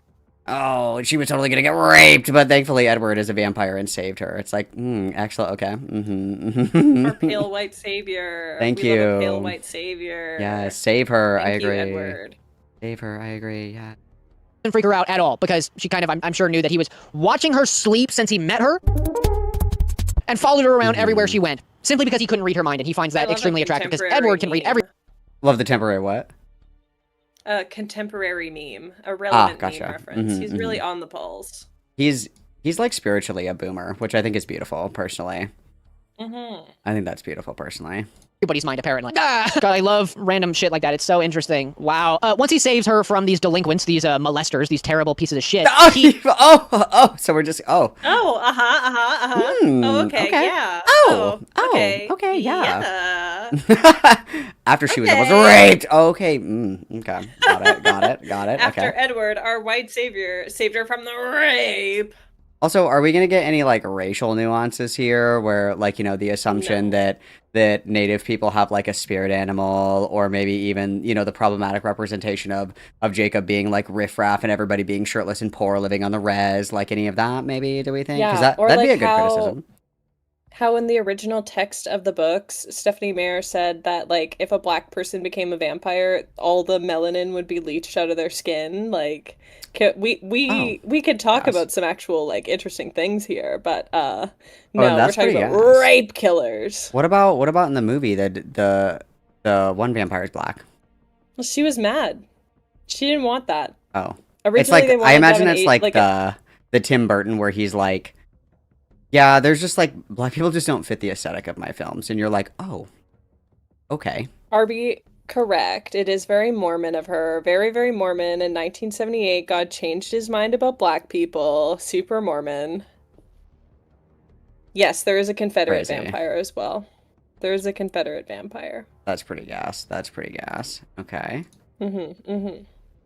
Yeah, there's interesting things to talk about with Twilight, even if you just want to like sit there and pick the nits. Like, but Lewis is not doing any of these interesting things. He's just like, oh, age gap. Oh no.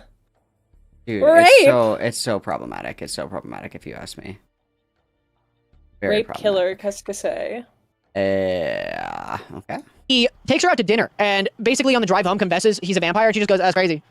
Wow, that's insane. Whoa. And Well, what do he you want her to gives say? up the fact that he absolutely has been watching her sleep for the past couple weeks while she's lived here. And that's ridiculous because now I think I'll talk about my big thing. During the beginning parts of this book, it is said that Bella's 17 and it's never said that she has a birthday. So she's 17 throughout this entire book. Legally a minor. Honestly, even if she was 18 or 19, I would find this incredibly weird. All right. I would say 25 is where I'd be like, all right, yeah, whatever. At that point, who gives Wow, age of consent to 25? Okay, Lewis, let's go. That's crazy. That's an insane statement. The 21-year-old consent knower.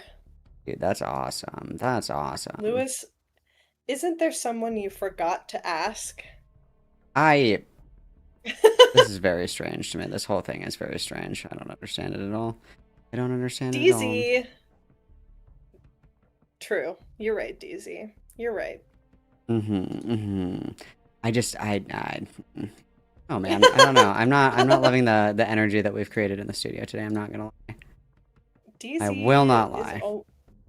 I can never catch a break with this guy. No, he's evil. I agree. gives a shit. But Edward's 104.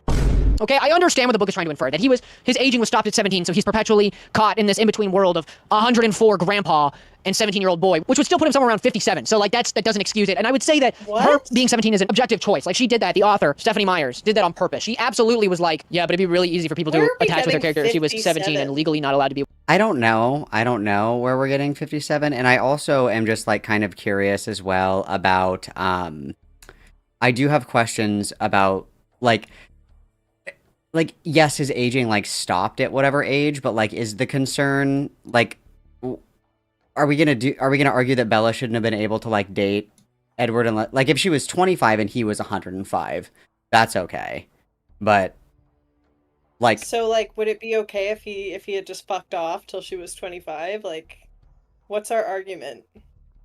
I don't know. I'm not quite sure. Lewis. I'm not quite sure. What's not your quite thesis? sure. Not quite sure. With a 104-year-old man. That'd be great. And maybe, you know, Edward, he was born back in the early 1900s, like 1901, I'm pretty sure. So maybe his ideals are outdated. But come on, man. You've seen the Lost Change. You can't get away with that just because you're an old fart, you stupid vampire. What the hell? Why? I might be beating an extremely dead horse, but like, there are so many points in this book. For instance, the lion fell in love with the lamb. Like that's, when you actually apply that to it. For instance, that Saturday when she's supposed to be going to the dance, they have their first date, kind of. They had dinner together, but this is their first planned date this Saturday, and he takes her to a meadow and kind of confides in her that he had never loved anybody before her that he can remember, at least not from his human life, but from his vampire life, he can remember that he's never loved anybody. And he says it's because she wasn't born yet. Bruh, what? Who the fuck? Get out of here, you stinky bloodsucker. That's stupid. And then he says the line. He says the line, and then the lion fell in love with the lamb. Hey, Do you mean that, like, you're the predator, she's the prey? Because that's got a double meaning, buddy. You're a freak. Edward is It's just got not a a good double character either. meaning, I would say huh? he's written like a Okay. plank of wood, maybe half on purpose, but also when he's supposed to be opening up to her, he's still like, I'm so dangerous. Nothing really to him at all. And Bella is... Well, I mean, yeah, he's a vampire. He's supposed to be dangerous. Isn't that? Yeah, like he's like this is the skin of a killer, Bella. Do we This is not? the skin of a killer, Bella. Oh my god. This is... I don't even know what this is. Like, where we are beating the deadest horses, we have gone to the ranch, and the horses are all dead, and yet... And yet... I don't know, man. I don't know. It. Okay. Sure. I Also, guess. Lewis, Fine. Lewis, you're telling me if some 104-year-old cougar vampire started hitting on you, that you would not be interested in this, or would you be like, no, this is problematic, ma'am, madame? It is a little problematic. Back I off agree. until I'm 25, madame. It is a little problematic. I completely agree. It's inappropriate, really, if you think about it. Like, you should at least wait until she's 150, I think, you know? I think that's fair. I think that's reasonable. Yeah, I think that actually he would be the predator in that situation because of how men are always can only prey on women. That's how it works. Correct. I agree. This is a strong message. I agree. Okay. Let's a continue. plot device. And when I say that, I've said it about a couple books. Basically, her personality suits the scene in which the author wants to paint. She is not consistent. She is not always a smart person. She's not always a dumb person. Either way, that'd be fine. But instead, it's just, I don't know. That next day, Bella goes to meet Edward's family, and they're all very sweet, I'll be honest, but they're bland. They're sweet, but they're bland. Every character is pretty bland, honestly, except Charlie. sweet He's got and character. Her bland, dad, he's got character for sure. I also True, remember let's go Charlie to being what happened to great character in the ACAB? movie. What happened to ACAB, True. Lewis? True. The ACAB dude. leaving his body? The ACAB True, leaving his dude. body when Charlie Swan walks in? Okay. Noted. True. Dude. Oh. Okay. But anyways, do we love Charlie? Is that okay to say? Because like he's just like a caring guy who's been left behind by his family. You know, that night after she meets the family and learns the history of vampires and stuff through Carlisle, Edward's father, and his story, Edward's like, hey, you want to come and play baseball with us? Because tonight there's going to be a thunderstorm. And her being sometimes a smart character and sometimes a dumb character, and the dumb character in this sense is like, I wonder why they play baseball only in the thunderstorms. Maybe it's because when they hit the ball, it's going to be loud. If she's supposed to be smart, she could connect the dots, dude.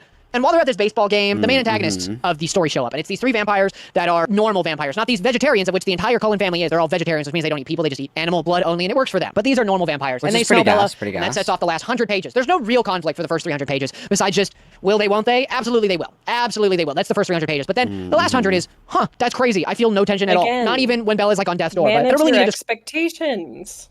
Manage your expectations. It's just like It's a teen romance. shitty fantasy teen romance. Like, I The don't know. conflict is whether or not they'll get in the relationship. And that's fine. That is what we expect from the genre. Not every book has to be like the Iliad and the Odyssey, right? Like, it can just be like a fun, like, So low stakes storytelling, you know? Not everything is Babel by R.F. Kuang. I know that you're so excited for that. I can't stop thinking I'm so excited. I'm going to reread it. It's going to be great. It's gonna be gas. Describe this climax. All you need to know is that they're freaking out. They're going to kill Bella. And the only reason they care really is that because Edward is happy for the first time in his depressed, sad boy life. And you know what? That's fine if she wasn't literally a baby compared to you. Like, you made a remark that she hadn't been born for most of your entire life. I don't know, man. Maybe when you said that out loud, you should have been like, well, that's a little freaky. Maybe I should stop. Maybe I should cut it out. I don't know. Maybe I should cut it out. Anyways, I'll finish up my analysis of the story. They go back to Phoenix to run away, and it turns out she was tracked there. She gets tricked into meeting up James at the old dance recital place she used to practice ballet. And she almost gets killed there. And nothing really happens. She's fine by the end of it. She's wearing a cast by the end of the book, but that's about it. What I will say is that this book ends with like nothing changing throughout the book, except for they're just arguing more like a couple than before. That's how the first book ends. It's a bad book. Oh, that's It crazy. is, okay? It's not well written, but it was really fun to hate read, okay? I'll be honest. While I was like, Edward, shut the fuck up, dude. Leave her alone. Get a job. Get a job. Stay away from her. Leave her alone. Get a job. Oh, bro. Not my Bella, What is going bro. on with this mustache? Who knows, What's bro? happening here? Like, I It's think that you so- should just shave it. I just didn't have a mustache until my mustache grew inappropriately. I just kind of left it, you know? It looks like a stain. Yeah, it's certainly not. It's certainly not great. I will say that much. Looks like I he will was, say like, that. Drinking tomato soup out of a bowl and let it dry on his face. Shave that off. That's gross. Not looking great, but you know, hey, I just work here. I just work here, bro. I just work here. I was having fun because I was like, you're terrible, all right? If this was a satire, which it's not, don't even lie to me. It might be considered one nowadays by how overt it is, but just It's reading this camp. and going, It's a Edward, cult classic. you freak, you predator, shut up, dude. Like, that was fun. That was silly. But what I'd like to say now is I'd like to go back to my point earlier that Twilight might be the catalyst for everything wrong with fiction nowadays. 2005. Okay, that's 1 year after I was born. That's right. I'm kind of a little bit of a youngster in the YouTube world. There was still plenty of social media platforms, but none of them were really centered around their niches. They never really had groups too big in them besides like fashion, minor trends. Not like that, Edward. Calm down. Not trends like that. All right, you freak. No, I would say that the internet wasn't really too big on pushing stuff forward. The reason this book was so popular is because it was extremely easily marketable and the cover's amazing. So you say Twilight is a vampire romance that's also somewhat young adult, but it really shouldn't be based on the themes. Yeah, 104-year-old man can date a 17-year-old girl. That's Wait a minute. The problems with this book. Wait a minute. Okay, never mind. He's got his bookshelf in front of a green screen. He's got his bookshelf in front of a green screen. Never mind. I thought the bookshelf was green screened in for a moment. Yeah, no. Of course he owns all of these. Let's not. Right. Let's not pretend. 'Cause Obviously, that would have been crazy. That would have been crazy. I personally think it's really funny. Like, I don't know. I think that if you're like, reading is really fun. Like, there are certain books that I own that I don't think that I would trade for like anything else. But also at the same time, it's like, if you're just like leisurely reading, why are you going to buy a book and then roll the dice to see if you even fucking like it? And it seems like he hates every single fucking book that he reads. So I don't particularly understand why we're buying all of these books. That doesn't make a whole lot of sense to me personally. I don't know. Maybe that's a me thing. I bet whatever city Lewis is living in, I don't want to know which, has a great public library system that he could be taking advantage of and saving himself a lot of money. Probably, yeah. And probably, possibly even saving the library by showing the local politicians that people do still use it. Lewis, consider this. Maybe just get a library card, bud. That might be a better. But then he wouldn't have a great backdrop. Then he actually would have to green screen in his books. Yeah, that's true. That is correct. Okay, you're right. Fair point. Okay. For instance, is that we have character who doesn't know what's going on in the world of the other character, the romantic character that they're supposed to be into. That character is apprehensive of being with them and is dangerous towards them. He takes them to meet their family, they show them their powers, and then gets them in trouble vicariously through their existence. I could show you like 7 TikTok books that are like that. The big one being Sarah J. Maas's A Court of Thorns and Roses, which I do have a video on if you care about it. I'm not saying at all that Maas plagiarized her entire story off of Twilight, but I will say the first half of this book is almost beat for beat the same exact story as Twilight. What is it? I bet that he's got great takes on the smut in Court of Thorns and Roses and like Fourth Wing and stuff. I bet he's got excellent things to say. It's very possible. Because I mean, all things are possible through Christ who compels us, of course. But I don't know. I would not like to find out. This is going to remain purely speculative. I might have a question about that I don't want answered, but that's fine. That's completely fine. That's completely fine. You get character who gets. Tell me your question. I'm just kidding. I'm just fucking with you. I'm just tee-hee-heeing. Noted. No question. Self in a little bit of trouble, the car crash, or shooting the wolf in this book. Then that causes the vampire or fairy, of which they are very similar in their objective, very beautiful nature and their strange abilities, right? They're very similar in that way, but it gets them taken into this new world where they don't want to stay in the old one anymore. Obviously, the last half of A Court of Thorns and Roses is both entirely different and entirely more problematic than this book is. It's also very similar to the next book, which is just that second romantic party is introduced as more of a romantic party, which is Jacob, who is actually introduced in the beginning parts of this book, just like, oh God, what's his name? Rysand? There's a lot more similarities now that I'm breaking it down. Who? Who is he talking about? Who the fuck is? He's talking about Sarah J. Maas. I've never punished myself with that particular strain. Who? Yeah, I don't know who that is, but okay, sure, I guess, yeah, okay, okay. All right, okay. And the second book being New Moon, where it's just like, no, you should be with me. I'm going to take you away while your partner is far away and emotionally detached from you for a while. That's literally the next movie. And that's literally the second half of A Court of They were broken up. There might be a little more to this than I thought. I was mostly sure, but now I'm entirely sure that... They were like on a break. It wasn't... They were cheating. Actually. You're right. They were cheating. I agree. Yes. Also actually. Correct, DZ. Correct. He's only comparing books. He's not actually analyzing the book in question. This is a devious tactic, but not one that will work. Correct. Tell us about this book. Tell me more. Twilight's the problem. Oh my God. The two biggest books of their time, Twilight and A Court of Thorns and Roses, one might just be like a very unfaithful adaptation of the other. Hey, let me know if the third and fourth book are at all similar to the second book of A Court of Thorns and Roses. I don't think so, because Ryzander is supposed to be like the main romantic partner in the second book, and Jacob gets left in the dirt in the story. I remember that. He has to imprint on her daughter. Whoa, like there are so many problems with Twilight's themes, and the reason I find it so problematic is because it's basically the fuse that lit the stick of dynamite that turned into book talk and stuff, in my opinion, because its themes are very problematic, man. Like, who cares if your partner is objectively terrible? Very problematic. They're problematic because it's problematic, just so you know. Like, Yeah. It's problematic because there's problems. I love tautologies. Yeah. Tautological thinking. All right, base. It's OP. Tautological argument is too OP. It's like lying. Based, yes, 100% based. Let's go. That's awesome. It insists upon itself. Brave, honestly. If you really think about it, brave. Controversial and so brave. I agree. Before you and get you into a bunch of problems. They saved you one time, so it's okay. And then there's the age gap, and then there's the age gap again when Jacob imprints on Isabella's newborn baby. Let me know if there's any other problems I'm missing within the story that I'm just forgetting. Isabella, not the full legal name, bro. That's crazy. That's crazy. Isabella, I don't think you know her like that. The full government name, bro. That's nuts. You could never know Isabella. You could never be her. You don't even know her like that, bro. You don't even know her like that, bro. I know her. That's crazy. That's crazy. Get away from her. Get a job. Get a job. Stay away from her. Get a job. Get a job, please. I'm so afraid. This is terrible.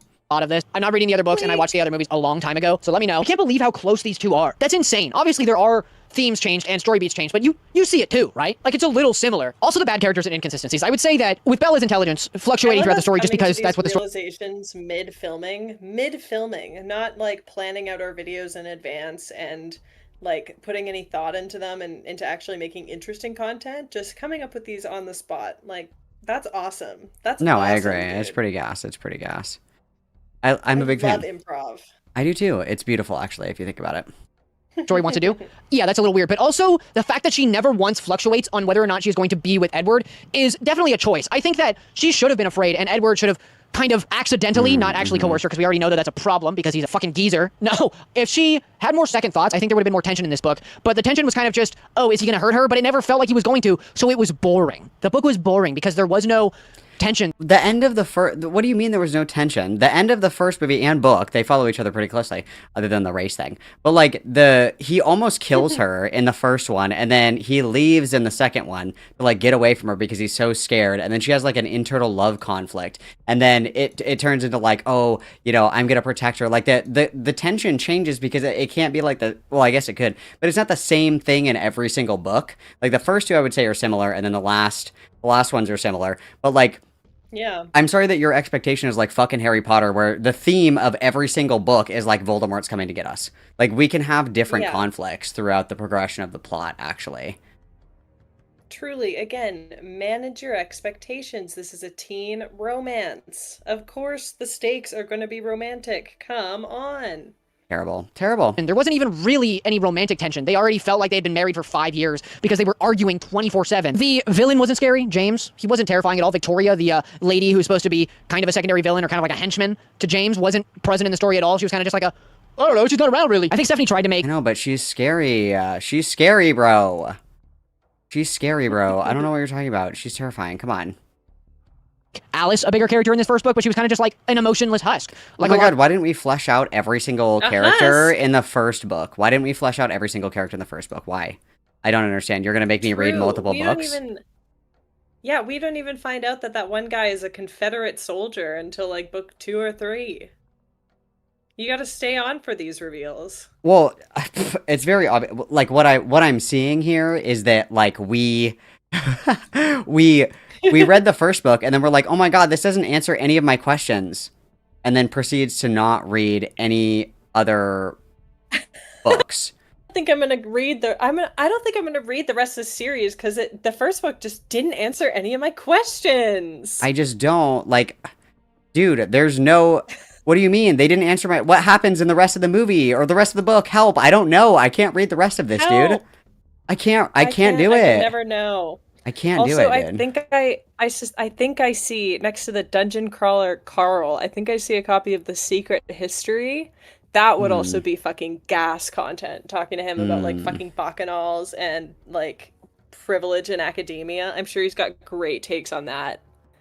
I don't know if I would put that evil out into the universe, but okay, yeah, sure. No, sure. no. Mhm, Babel. sure. Well, we got to do Babel first. Babel first.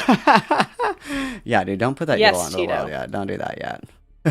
Yes, Tito. Correct. He's Yes. doing an analysis of a series he has not read completely, and he's also true. barely analyzing anything. Correct. That is, yes, correct. Correct. Yep, got it. You got it. Good job. A lot of these characters are because that's how she decided to write them as these ageless, charismatic characters. Instead of making them charismatic, emotionally deep, instead it was just like, you just don't get it. As a human, she just doesn't get it. When it's supposed to be that these vampires are so perfect as a predator that they make every single one of your senses misfire. As a human, you just cannot resist these vampires. I'll tell you right now, I could. I did not like them at all. They were all extremely... I literally am immune to propaganda. That's a strong take. I'm He's a big fan of immune to that. I'm propaganda. literally immune to propaganda, guys. That's crazy. That's awesome. Okay, let's go. flat characters, especially Edward, who just doesn't have any character. Propaganda and Pretty Lady. He's I immune to agree. propaganda and Pretty Lady. I completely He agree. can't be stopped. I completely agree. That's very brave. That's a very brave take. I love it. Traits besides being a creep. Wait till she's 25, maybe. I don't know. Is that still grooming? I think that is still, like, that's the thing. He can't win because he made a terrible choice. I do think this book was extremely easy to read. I'll give it that. There is a lot wrong with it, but it was really easy to read. I liked how simple the writing was because it's for a younger audience. All right. And I think if I read this when I was younger, I probably would have enjoyed it a little more because that's who it's for, and that makes me a little angry. But let's dive deeper into this problem. Why are we okay, angry? First, Why? the idea that Bella is an old soul, which is said in the earlier parts of the book to justify her being with this man. No, she's not. She's written as a baby. She's written as a emotional, which is okay for a teenager, emotional, unstable, which is okay for a teenager, person who's very much her age, who very much falls into the tropes of people her age. Absolutely. How the hell are you going to justify this bullshit with saying, oh, but you're just an old soul? Yeah, my mother said I'm like 35 when I was born. An emotionless husk. Yeah. Oh, no, he said that about Alice. He said Alice was the emotionless husk. I see. Carry on. Yeah.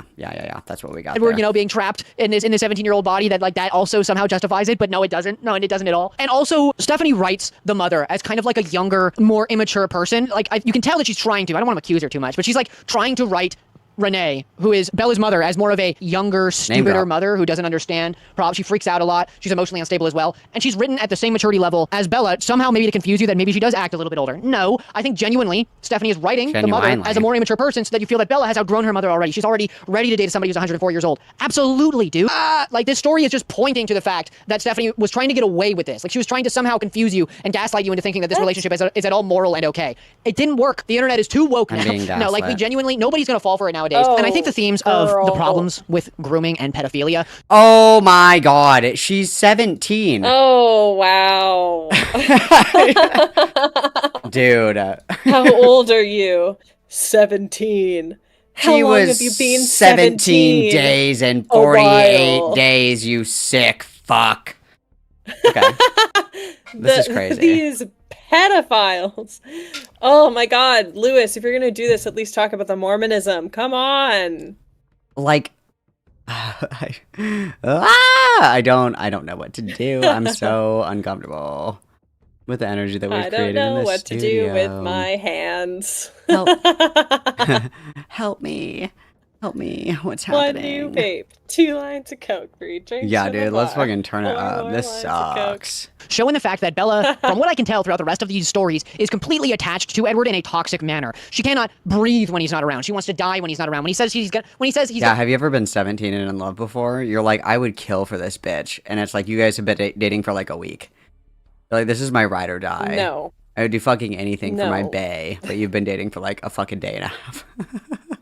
He has not. Lewis has never felt the touch of a woman. Let's Correct. be so for real. Let's be Correct. so for Correct. real.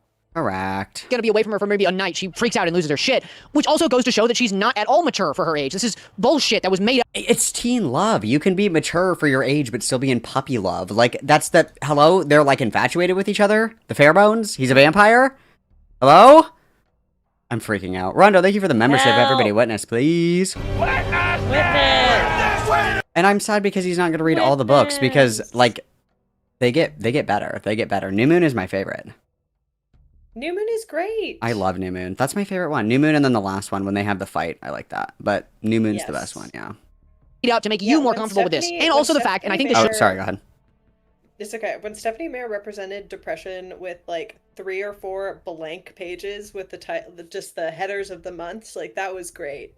She did something with that. Yeah, I agree. I just feel like it's such a surface level. Like, I hate to be like a pedantic bitch, but that's like my favorite thing to do. It's like, it just feels like the analysis is so surface level where it's like, the only thing that's worth criticizing or mentioning is he's old and she's young. And that's it. And there's no other themes to explore. That's quite literally the only thing that we're going to talk about, which seems kind of weird to me, but whatever. And it is a problem with Twilight. It is a problem, but it's the least interesting one, and also the one that has been talked to death. Come on. Agree. Should have been a metaphor that I don't think was done on purpose. Throughout the rest of the books, Edward seems to be, from what I can tell, I haven't read them, and the movies I saw, Edward also just wants to kill her throughout the entire, like not actually, but like his instincts make him want to kill her throughout this entire series, and that's... Well, yeah, he's like a vampire. That's the whole point. It's like forbidden love. Yes. It's like incompatible love. Like, if you think about, like, The Fault in Our Stars, it's like, they are in love with each other, but they can't be around each other. That's like half of the romance. Like, the forbidden love is like the exciting part of it. That's like the whole fucking point of it. Yes. Cool. Got it. Okay. Yeah. And also, like, if we want to talk about like the history of vampire stories and what vampires have represented throughout history of literature, but Lewis is not fucking smart enough to do any of this stuff that would actually make this video interesting or worthwhile. No, it's very boring. It's like the same shit over and over again. It's very boring. And then Cryptid, thank you so much for the membership, everybody. Witness, please. Witness! Yeah, dude, just like go to college. Just do that. True. Like, I understand it's his nature or whatever, but is that also you trying to say that, like, yeah, it's just a man's nature to be an absolute terrible piece of shit? There might be something there, but it's not what you were trying to say. I just think it's so obvious that this book is trying to say some fucked up shit. All right? What I do like about the book, and I'll say that I have a unique insight and a special understanding that allows me to know that actually there's some fuck shit going on in this book that nobody else knows or acknowledges except for me. Just so you know. It's very dark-sided. Is anybody talking about this? Has anyone else ever talked about this? Guys? Hello, I think I'm the first person ever to consider this. Guys, hello? Has anybody ever thought about Twilight before, guys? Guys, how are we not talking about this? Guys, it's really important that we talk about this. Guys. Hello, guys. Hello. Five guys on me. 5 guys on me. I'm taking back shots. Guys on me. Guys, help. That's crazy, bro. Based. Okay, got it. The critics, from what I can see, were a little harsher on the writing than I think they should be. Obviously, the characters are terrible, but the language used is very understandable and a little advanced for the age that was supposed to be reading it, which I think is like 5th or 6th grade, maybe a little older. And that's worrisome. I know. It's worrisome that it's for a younger audience because, like, it's advanced.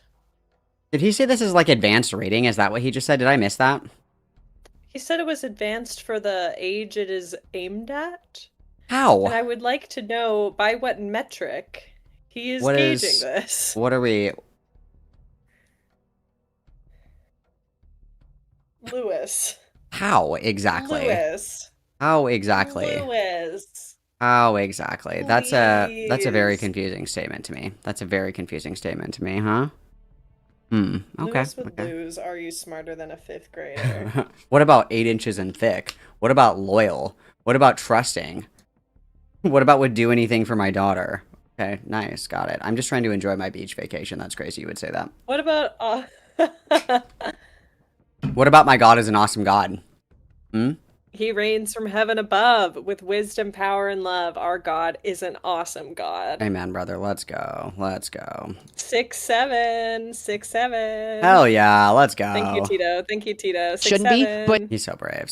Just go with me on this. I think that the writing is fine. Like, it's not the worst. The critics took it apart when it came out. They take it apart to this day. I think the writing is, like, the characters are bad, obviously, but the actual story progression is very easy to follow. The description of scenery and stuff is very easy to imagine. I'll say that the diamond skin, which you've all probably heard of, vampires don't die in sunlight. They're not allergic to garlic. They don't sleep in coffins, right? It's just all myths made up by humanity. Well, I mean, vampires are notoriously real, so this is actually a very brave and strong message from Lewis McClung. Vampires are 100% real, so I'm glad that he is correcting us. True. Super true. Say the line, Bart. Say the line. Well, you guys, vampires don't actually sparkle. It's like, crazy. Vampires actually don't exist. Funny that you say that. The idea of the sun reflecting off their skin, making them more appealing to their prey. Well, I don't know. Maybe. I don't know. All things are possible through Christ who compels us, or whatever. Okay, cool, base. But you know what? Sure. Yeah, got it. Like, got it. that's a good take, all right? That was very creative. Stephanie Myers was very creative while Of a writing this book. Putting the killer. wrong... This is the skin of a killer, Bella. Okay, got it. Nice, Come got on. it. Okay, yeah, cool. At least cool, give cool. us the line. I need a Lewis McClung delivery of that line. Great face he's making on this pause screen. It's Love quite beautiful. that. It's quite beautiful. I'm a big fan. I'm a big fan. Wait, man. Like, you're encouraging such terrible things. You're encouraging such terrible activities when it comes down to, like, literal grooming. This might be the most popular book about grooming of all time, but it's not ever marketed as that, right? Like, nowadays, I think people know, people get it. They're like, hey, wait a minute, that's fucking illegal. I mean, it's already bad that he's a vampire, and that I guess would technically also be maybe... Wait, what did he just say was illegal? That grooming was illegal? Such terrible things. You're encouraging such terrible activities when it comes down to, like, literal grooming. This might be the most popular book about grooming of all time, but it's not ever marketed as that, right? Like, nowadays, I think people know, people get it. They're like, no. This motherfucker is literally sitting in front of a hard copy of Lolita, and is like, "This is Twilight has to be the most prolific case I have ever personally seen of grooming." It's like, what did you just say? What did he say? What did he say? Okay, that's insane. That's fucking insane, dude. Literally, quite literally, that's fucking crazy, bro. Okay, sure. Oh my god. Hi, Jitters. Hi, Jitters. I hope you're well, bestie. I'm fucking crashing out, dude. This thing. Okay. Oh, yeah. hey, wait a minute, that's fucking illegal. I mean, it's already bad that he's a vampire, and that I guess would technically also... I mean, it's corruption of a minor, but like being an 18-year-old that's dating a... If you're dating somebody who's underage, that isn't inherently corruption of a minor. Like, it isn't corruption of a minor for somebody who's 18 to date somebody who's like, what did I say, 17? Like, that's not... Romeo and Juliet laws. Got it. Okay, got it. Nice. So be maybe illegal. I don't know. Is it a different species? Is that allowed in law? I have no idea. That doesn't matter. That doesn't matter. That's already reckless behavior of a child. This guy. Wow. This Okay, that's guy. crazy. That's crazy that you would say that. That's crazy. That's crazy that we would say that. Do you think I keep speaking these horrible ideas into existence, but do you think Lewis has any takes on Wuthering Heights? That's actually his latest video. It actually came out like today. No. Yeah, it no, did. It no. did. It did. Yes, it did. No. It did. I'm not even kidding. Oh my I'm God. not even Strike fucking with you. me down. It's like Strike it me came out down. today. Yeah, it came out today. I'm not Holy even fucking with shit. you. Oh, no. I'm not even fucking with you, bro. I'm dead serious.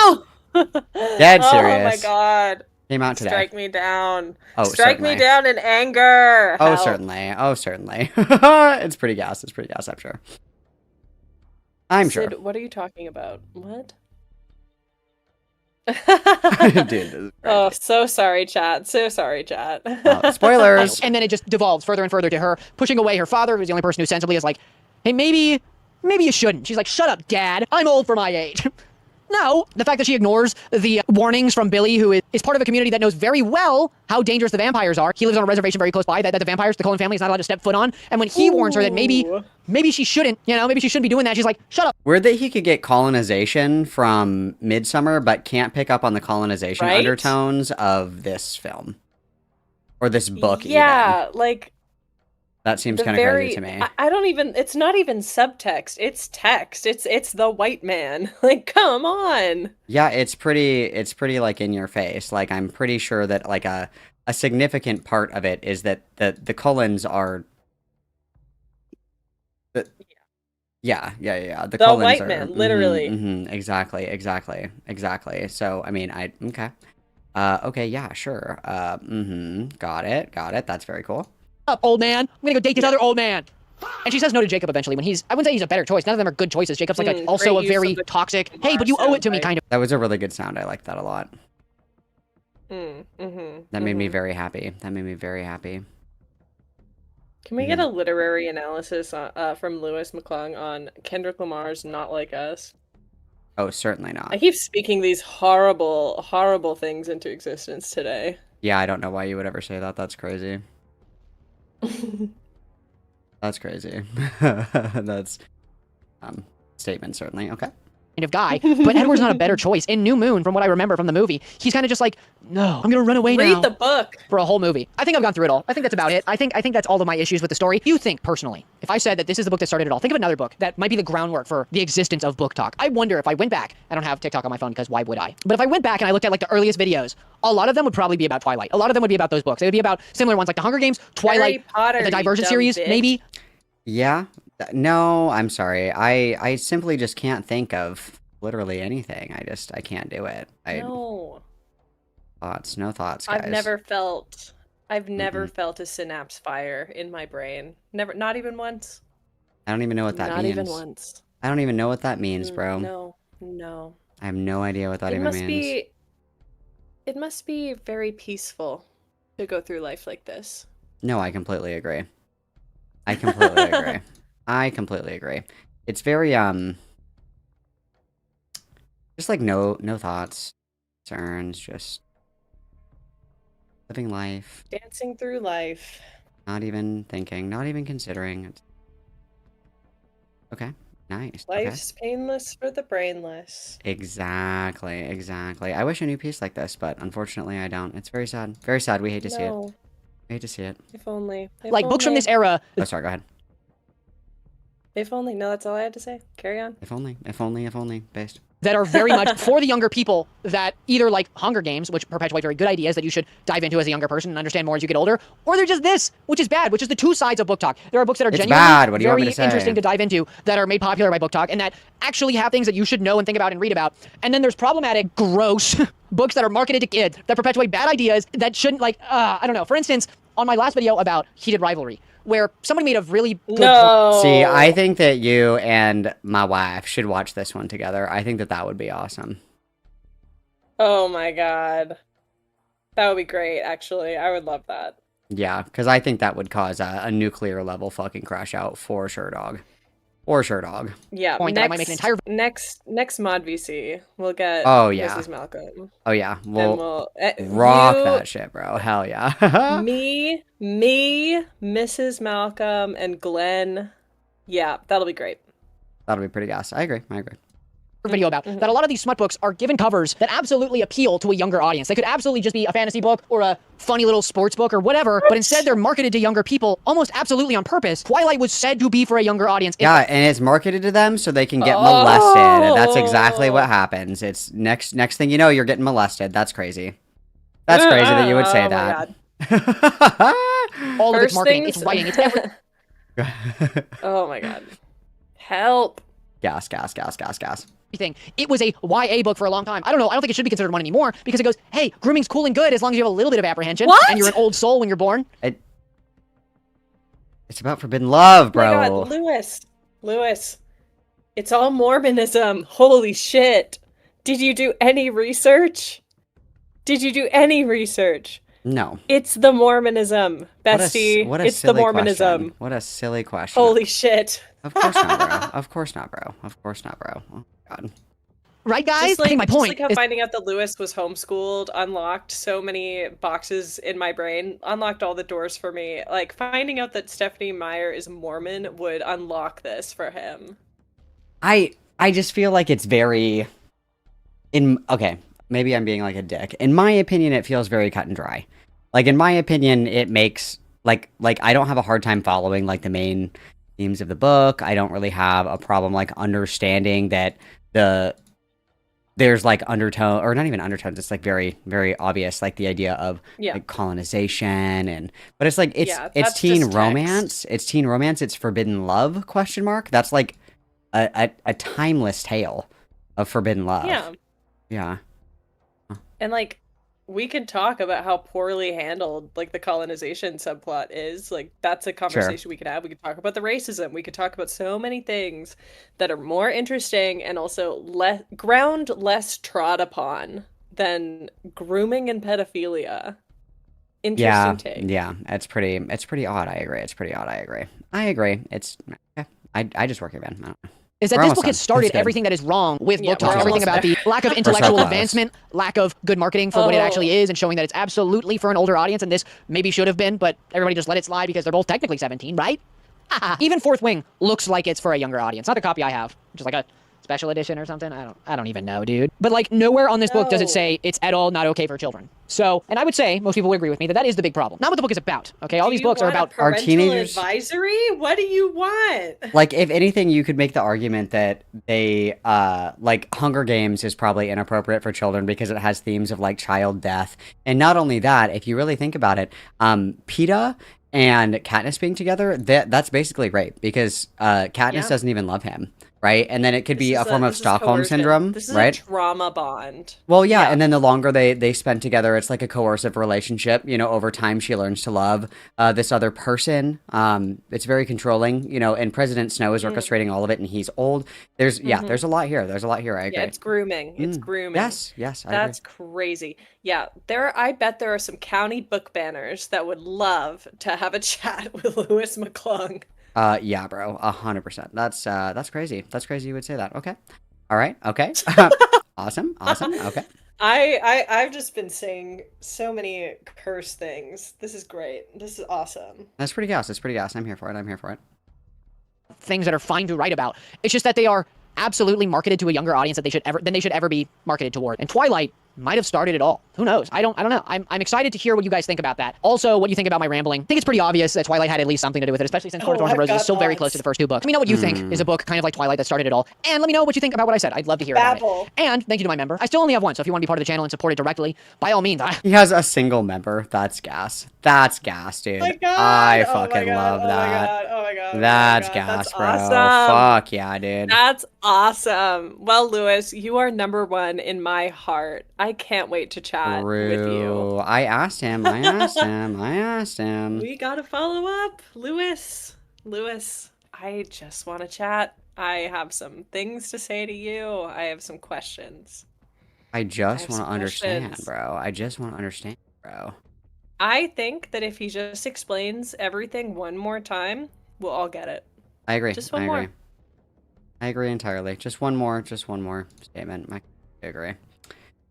If only I was the one member, DZ. I wish I was the one member. Then I could get him to say my name. That would be awesome. If he had to, at the end of all these videos, be like, thank you so much. Don't smoke in bed. Yeah, that'd be pretty gas. Like, oh my god. I wish it was me.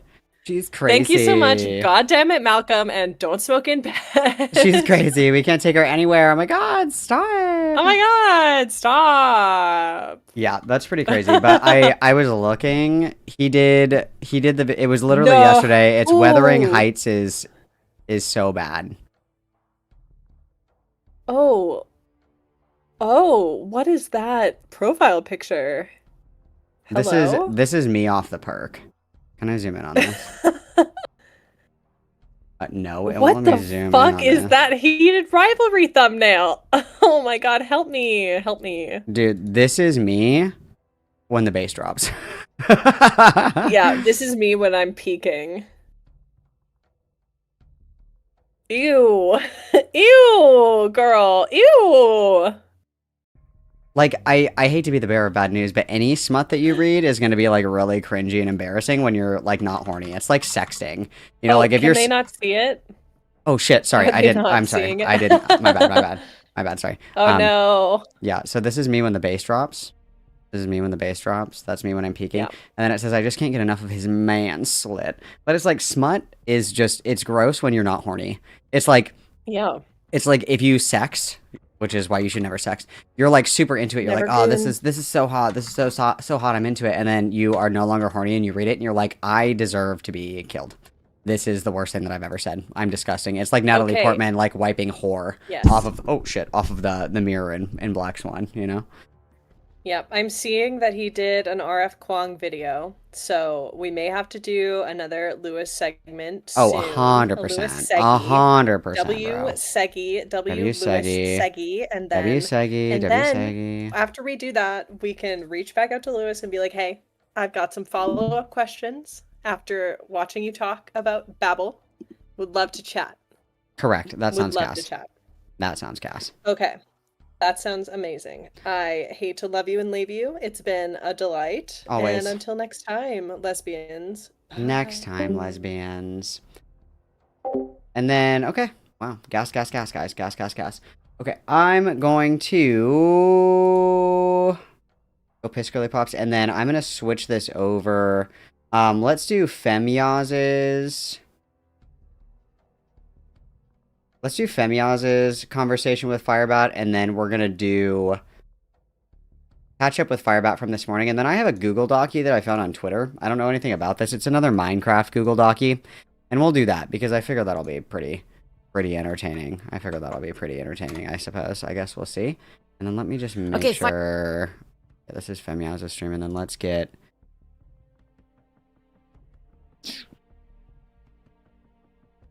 134, so we just go right for it. Gas. And then Troff's conversation was pretty similar, in my opinion, to... It was pretty similar to Mary's, where it was, like, trying to be nice, like, trying to be helpful and supportive, but it's like talking to a fucking brick wall, you know what I mean? It's like, I think that it's fine that people want to be, like, I guess, helpful to Firebat, I guess, but, like, you have to understand that Firebat is somebody that is, like, deeply narcissistic and somebody that is unable to integrate criticism. So, like, the leading questions aren't going to get anywhere. It needs to be straight up, just, like, this is what you need to do. It, like, it can't just be like, so do you think that it would be a better use of your time maybe to learn, like, some practical living skills instead of crashing out on fucking YouTube all night and all day? Firebat's going to go, yeah, but I don't care. You have to be able to, like, control that conversation with, like, direct statements, and then you also need to be able to catch, like, the bullshit deflections. Maybe we will listen to Troffs just a little bit, because I think that it's pretty interesting if you're listening for it. Let me get this really quick. So Troff starts at 4:14:00. Perfect. And then let me update this really quick, you guys. And then I'm going to go piss girly pop really quick and smoke. Where did my Modern Warfare 2 music go? Oh, it's still going. I just can't hear it because I'm deaf. Got it. Let me update quick. Yeah, Bat will wander if you let them. Absolutely. It's similar to Rose. Like, there are certain people that if you give them, like, too much of the lead, they're able to run circles around you. And part of the problem is that when you... if you encountered someone like Firebat, what was everybody's first impression of Firebat? I think that everybody's first impression of Firebat was probably like, this person is really naive. This person probably needs, you know, like, guidance. Maybe they just need help. Maybe they just need someone to talk to, etc. But if we're being completely honest, that approach doesn't work with somebody like Firebat, because any goodwill is taken advantage of and used to excuse bad behavior. So, for example, and I'll use myself as an example. I'll be brave and I'll use myself. So, throughout my entire life, I started drinking alcohol when I was like 13 years old. So for quite literally my entire life, I have struggled very deeply with alcoholism. I don't know how to drink in moderation. I don't know how to only drink on appropriate days when I have nothing else to do, and I never know when to quit. And I can't do it. I cannot consume alcohol. I just can't do it.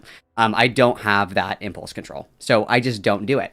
And over a very long period of time, I learned very quickly all of the ways that I could take accountability, get out of it, and go right fucking back to drinking. I also learned very quickly that if I give myself an inch, I can become a small rodent and fit through that crack and pry it open and go right back to where I was.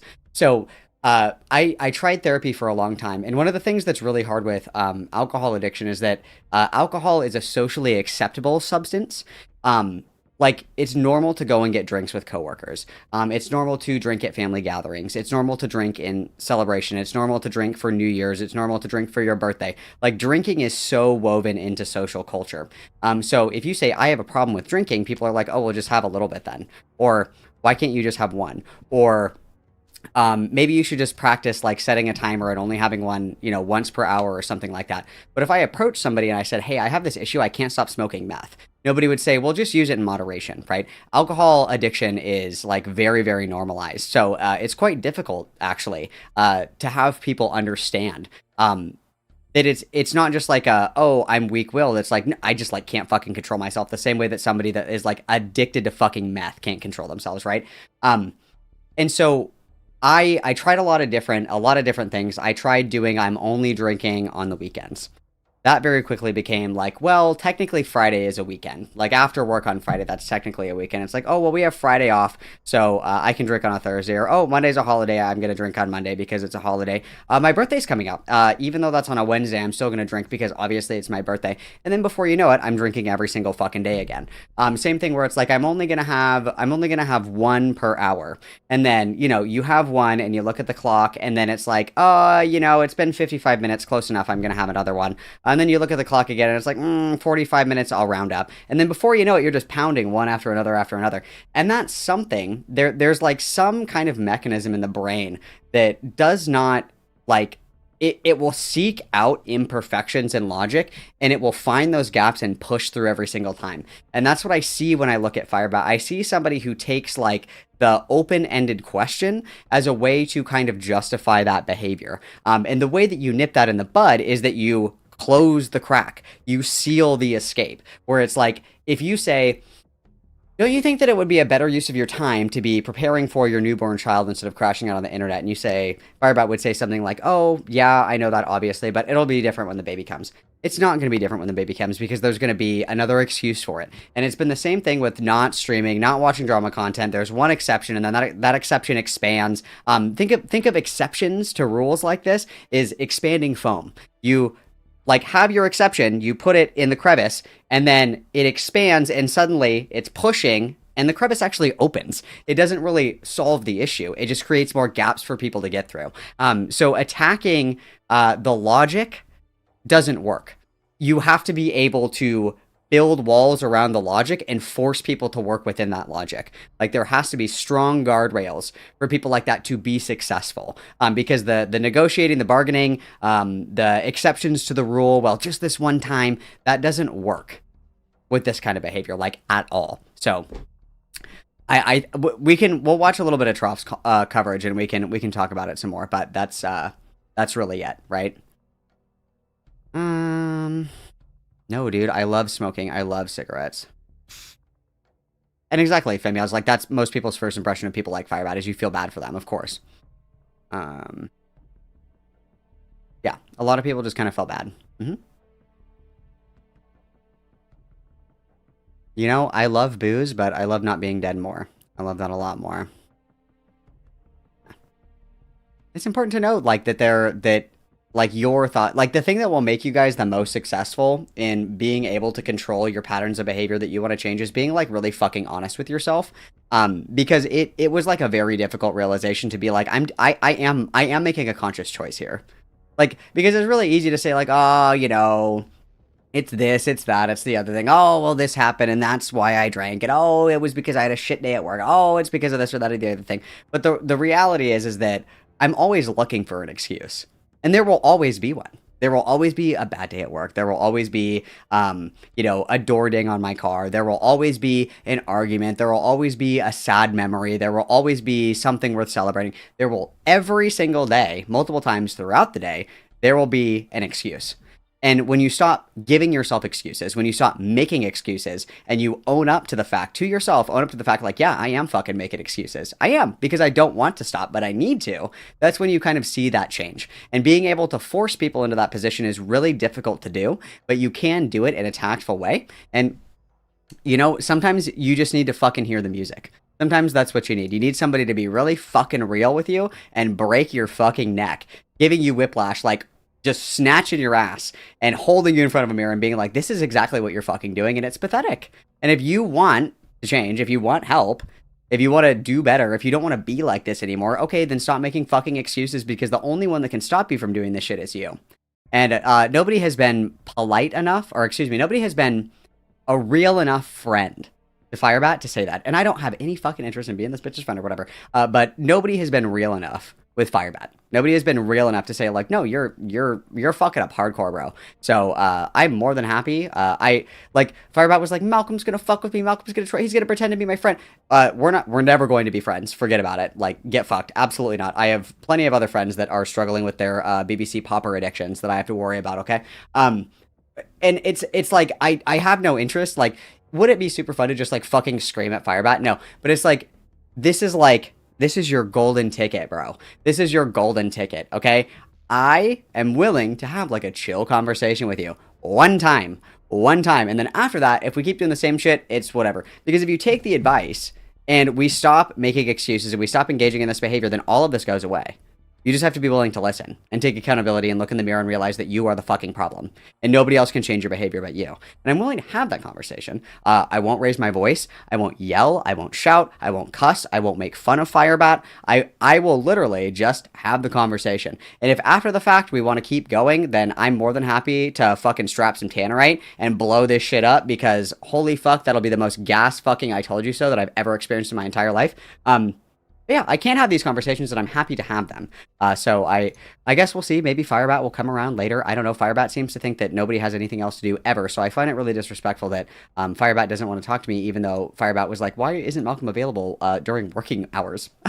Interesting. But yeah. Oh, a wah for the 5. Thank you for sharing your story. And wise words. Addiction is extremely tough to overcome. Alcohol was actually the hardest thing I've ever quit. I've been around the block with different things, and that's not true. Cigarettes are the hardest. Alcohol was the second hardest. But alcohol is the hardest because people make excuses for it. Like, they're obviously, like, I make excuses for myself, but because alcohol is socially normalized, like, nobody is willing to just be like, no, dude, like, you don't need that. Or like, yeah, you do need help. It's like, oh, well, you know, you just get a little crazy on the weekends. It's like, no, I'm getting crazy every single fucking night, actually. I don't know if you noticed, but I noticed. And yeah, like the normalization of that is one of the things that makes it the hardest to quit. Because if somebody came to you and they said, I have a really hard time like with smoking crack, nobody would be like, just use it recreationally. Just every once in a while hit the crack pipe. Nobody would ever fucking dream of saying that to you, but they are more than comfortable saying it about alcohol, which is, you know, it is what it is. But thank you for the 5. Everybody witness, please. Yeah, it is Danny. Danny has a BBC and poppers addiction. I didn't know how to say it, but I'm just gonna say it, okay? I'm gonna say it. Yeah. And dude, I fucking love alcohol. I love alcohol. I daydream every fucking day about alcohol. I love drinking alcohol. It's the best. It's the best substance I've ever consumed. That's not true. It's not the best substance I've ever consumed, but it's the easiest and the most accessible and the funnest and the most acceptable, okay? And so all those things together make it pretty fucking good, but it's okay.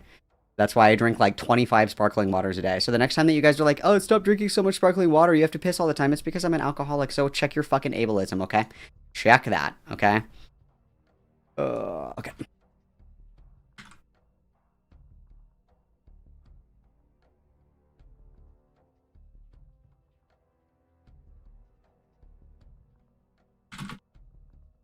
Okay, I'm changing the title for the stream. I am seeing if FIREBAT wants to chat. I don't know if FIREBAT is still in here. Oh.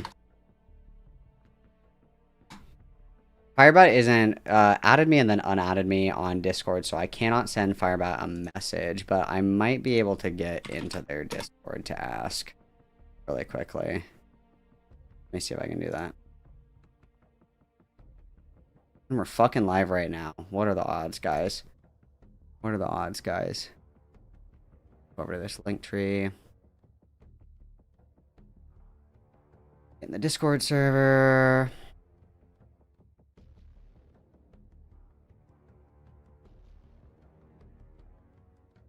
Right.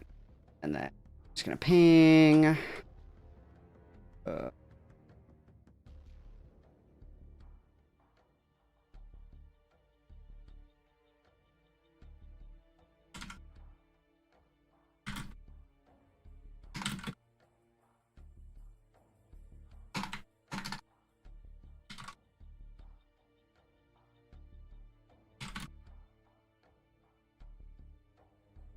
Uh-oh, it's him. It's him.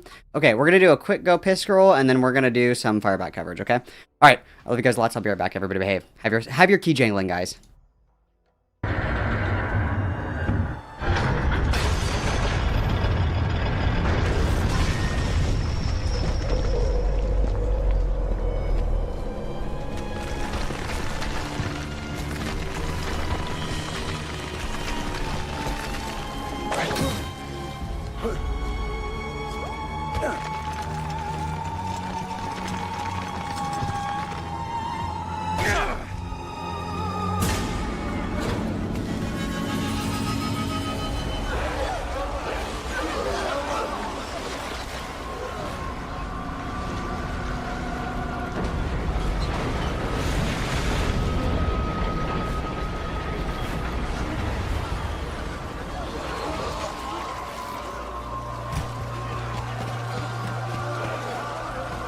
In violence, wounds and death are inflicted against one's neighbors.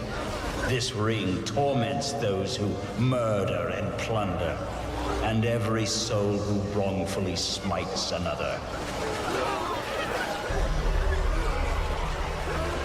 What is their punishment? Within this river are those tyrants aptly punished in a boiling blood.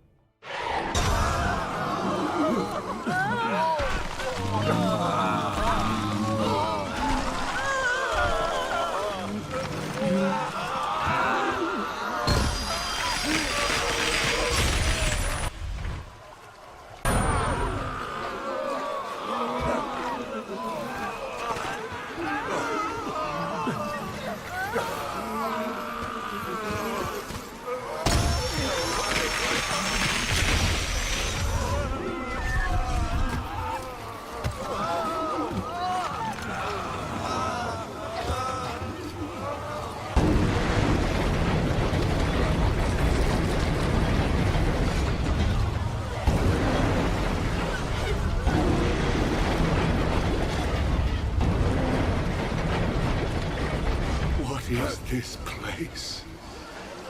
Go back. As your friend, Dante, I'm telling you. All right, I am here. Okay, let's lock in, guys. Let's lock in, and we're gonna do Troff's video, and then we'll do Femyaz's conversation. Then we'll wrap up with some FIREBAT stuff. We'll finish that up, and then we can move on to this Google Docu. Let's go. Wow, that's just okay. All right. Hello, Mr. FIREBAT, Mrs. FIREBAT. Sorry, how's it going? Well, I'm here just to genuinely say that I'm here to say that I'm sorry, Troff, for Okay, using you. Sorry, just give me a second. Yeah, just give me a second. I'll make sure your audio capture's gonna work properly. Okay, can you just say a message? Can you just say something quickly in the Discord, just with your voice? Flutter by, flutter by, flutter by, flutter by. All right, okay, you're in. All right. Say your piece, FIREBAT. Say your piece. Everything Sarah said about me is correct. The only thing I'm going to say from my side of the story is I do genuinely remember it differently. Genuinely. That's all I'm allowed to say. That's all I can say. That's all I'm able to say at this point. All right, I'll take. Listen, I'll take you at your word on that. People in the chat are saying to be more cordial with you, so I'll be more cordial with you. I'm not gonna chew you out because I think you've all heard it all before. Okay, fair. Like the thing is, sorry. You ain't got to apologize to me. All right, like it's not personal. Okay. Yeah, and this was FIREBAT was also like apologizing. FIREBAT like apologized to me, and apologized to other people as well. And it's not really a question of like apologizing. It's more so a question of like, how do I explain this? Like, because it's not personal, right? And the apology doesn't do anything. Like, a lot of people think that if they apologize for something, it remediates the issue. And it doesn't. It's not a question of an apology. It's a question of, like, are you willing to see that change behavior? Because if you are, like, let's just say that me and Lulu are married, and then I, like, punch Lulu in the face because I had a bad day at work. If I apologize to Lulu, and then next week I have a bad day at work, and I come home and I punch Lulu in the face, and then I apologize, and then I come back, and then I apologize, and then I come back, and then I apologize, it's like, well, who gives a fuck? Who gives a fuck, right? Like, no one. Literally no one. Literally no one gives a fuck. Like, you should be able to, like, change your behavior, like, because the words aren't reflective of anything, especially when we continue to do the same things over and over and over again. Like, it's very hollow, and it's very empty, and it doesn't mean anything. It doesn't mean anything, you know? But and it also is not personal, right? Like, apologies are usually, like, reserved for, like, a personal thing. I don't really think that it matters. I don't really think that it matters that people are, what am I trying to say? It's more so like people that you owe something to, right? That's usually what an apology is for. It's not for like some random person, like you call like Ethan Klein an asshole or something, and then it's like, oh, well, I had to send Ethan Klein an email and personally apologize. It's more for like interpersonal dynamics and relationships than anything, but yeah. I don't know. I've got to go for a quick piss. I'll still hear you. So explain your piece to the chat. And read the chat messages and respond to everyone. We'll do 2 seconds, yeah? Well, I've been basically slowly coming to terms with my own filth for the past, what is it now? 3 hours of just slowly coming apart. So, taking responsibility for my actions. Not an easy thing for me. I don't like it. Makes me uncomfortable. I have to deal with shame. And, the truth is, I am responsible for Sarah Faye reaction. I'm responsible for her coming out on the web and saying the things she has said about me. And the truth is, everything she said about me is correct. To the best of my knowledge. Okay. With the exception that I genuinely believe that it differently. And she knows this about me. I've been dealing with this for years. Can I ask you a question? I cannot justify my behavior. I cannot explain my behavior. I do not know how to explain it in a way that it doesn't make me sound like I'm just blaming other things for my problems. I'm just going to say, I'm wrong. All right, I'm going to ask you a question then. When you say it's everything that's been said, I'm going to... I understand you don't want to incriminate yourself or whatever, okay? So I'm going to be fucking very careful here, right? Because, you know, I can't be... There's no point in having another fucking arguing fucking phone call, you know what I mean? I'm not here to argue. I'm not here to fight for any of that. I just want to apologize. I'm clean. Sure, it's just you flip-flop between, and I'm not trying to say this to antagonize. Yes, I do. I do flip-flop. You flip-flop, especially between she's lying about it, she misremembers, and yeah, she's completely right. She remembers it exactly correctly. You know. Then I give an episode. That's all I'm gonna say is manic episode. It's what I'm dealing with. I didn't know even what I was dealing with. And then that's like one of the excuses, right? And first of all, we don't have mania. We're not bipolar. We literally diagnosed ourselves earlier in the day today. It's not mania, right? That's an excuse. That's an excuse. And then we also have to remember as well, we have to take into account that our behavior, even if it was a manic episode, let's just pretend that it was. I don't believe that it was, but let's pretend that it was for a second. Never in a million years does that manic episode create the excuse or the justification that like this behavior is now deemed acceptable. Just because you are going through something, that doesn't justify in any kind of way this kind of behavior, right? Not at all. Not at all. Not at all, actually. Not at all, believe it or not. That's crazy that we would say that. The manic episode until someone pointed it out in my live stream. What you mean the live stream you did last night? Yeah, FIREBAT. I'm talking about this one specifically. This what one I'm doing right now. Someone's pointing out that I'm having a manic episode. You sound more Hey, calm don't yesterday. research I'll be honest with you. Last night you probably were having more of a fucking manic episode. I'll be completely honest with you, FIREBAT. And I'll level you here. I don't want to fucking get too into it, right? Because it's not what my live stream's for. But I suffer from violent mood swings sometimes. I have gone through many manic episodes. Okay, so I could see last night that you were a bit manic. So when you turn around and claim all this, I was trolling everyone, it's a master plan, like without sounding rude, it come across as a bit disingenuous. Because I think you were genuinely going through something, and that's fair enough. Okay, I'm not going to snark you for having a fucking manic episode. Okay, that's not my intentions here. But the thing is that can you see that the way that you've been interacting and handling the situation has not been good? Because like with Yes. Sarah Faye, like with Sarah Faye, you're saying, oh, she's talking all these lies and all these sort of things aren't true. But at the same time, you did also admit to it at the moment it happened, the way it happened. And I know you may not remember it or you may not feel like it was exact rape, right? But the way it sounded, at the very least, was very close to it, if not it. And it's hard to read you a lot of the time, because of the way that you carry yourself in these conversations. Can you see why people have a very negative reaction because of that? Yes. I've been trying to make myself out to be something I'm not in order way to self-protect, self-persevere, I guess. Deflect, cope, I guess is the word I'm looking for. Yeah. I'm trying to cope with all this shit that I put myself into. Yeah, I've got to say as well. I know you're going to say, oh, I was only joking, but you've made some quite violent threats as well. No, those weren't jokes. Those were not jokes. Those were genuine me being a retard on screen. All right, well, okay, that's not good. That's not good. Yeah, okay. No, they were like actual legit threats. Maybe don't say that.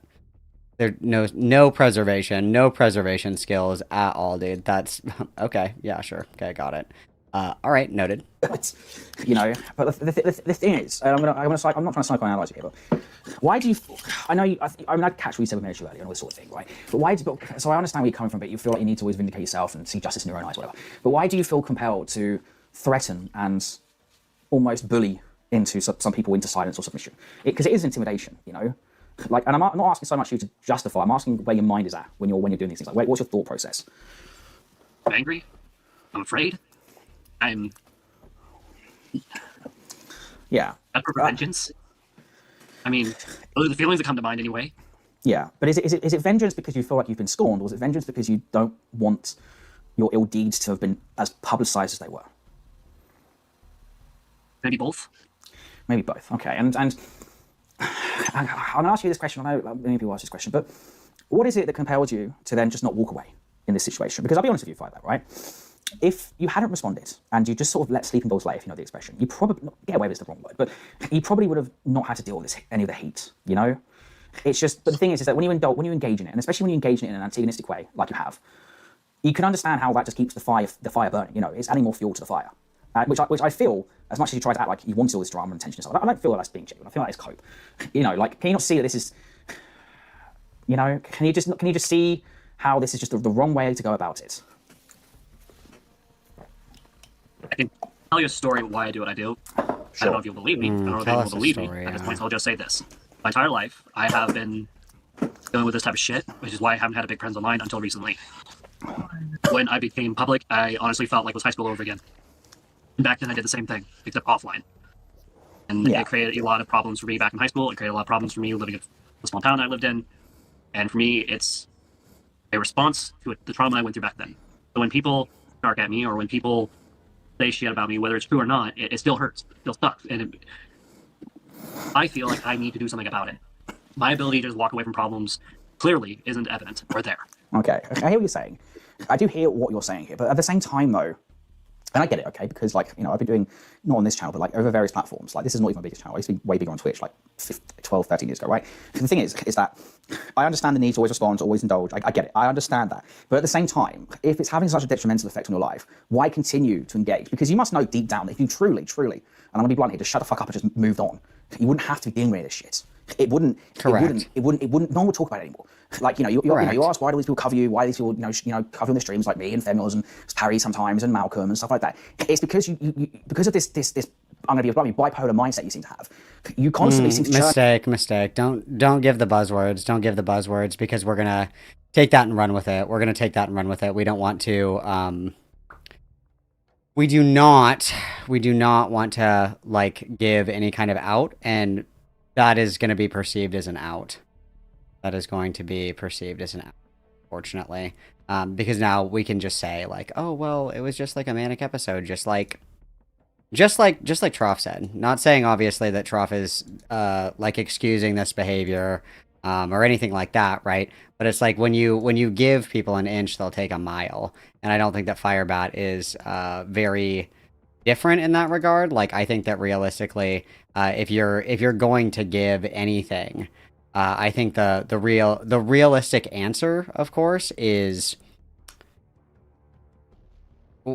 you're just kind of going through extreme mood swings, because when you're confronting people, like giving them outs like this, it can really create this weird effect where people are they're searching for an out. So like if you've ever been in like a confrontation before, 9 times out of 10, the first thing that you're looking for when it comes to that like that confrontation. So let's say that me and Lord Yato are in an argument, and let's say that I believe that Lord Yato stole $30 from me. I'm like, you stole $30 from me. I know that you did it. I want you to give me my $30 back. And let's say that Yato did actually steal my shit. Let's pretend that they did. Any kind of justification that I give. So I'm confronting Lord Yato. I say, hey, dude, I know that you stole $30 from me. No, I didn't steal $30 from you. I didn't steal $30 from you. It's like, hey, look, I'm not that mad. I just want you to be honest with me. I know that your mom is sick and in the hospital. I know that you've been having a hard time, like being able to go to work and stuff. So you're a little short on change. And that kind of emotional time and experience is really difficult for you to deal with. So I get it, but I just want you to be honest with me. That gives somebody an out, because their accountability is then deflected onto like some other circumstance, right? Where it's like, oh yeah, actually you're right. My mom is really sick. And it shifts the blame onto like an unforeseen circumstance of like a third party. And there are like good uses of this. For example, like if let's say that this actually happens to me all the time. I have a friend that we go to shows a lot together. And after the show, he'll come over and he'll be pretty fucked up and he'll want to listen to music, but it's like 3 o'clock in the morning when we get home. And so he'll get a hold of the speaker and it's fucking over for everybody. Nobody's going to bed if this fucker gets the speaker, right? So what ends up happening, is it's you push that, you push the onus off onto something where I'm like, oh, the speaker's dead. Oh, the speaker's broken. Instead of saying like, I'm not giving you the speaker because you're too fucked up.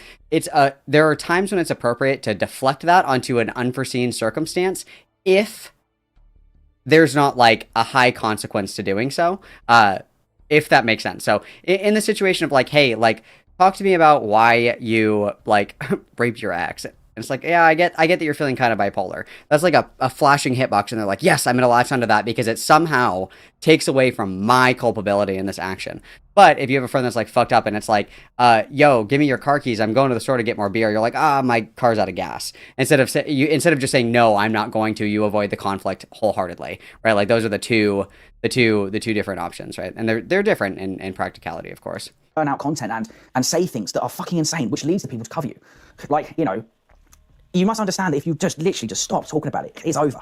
You know, like, you know, listen, I'll live with you, okay? I've gained over 109 subscribers and a much more consistent viewership from covering you consistently. So in some ways, you know, I benefit from you continuing to say crazy shit and do crazy shit. But at the same time, I also recognise the need to diversify content and move on as well, which I've done. You know, I've been covering other things, you know, and hoping for the best, you know, and most audience sticks around. If some of those stick around, it is what it is. So you must be able to see that if you just stop engaging, this goes away for the most part, you know? So I'm going to ask you some other questions then. Correct. One word. Okay. Stubborn.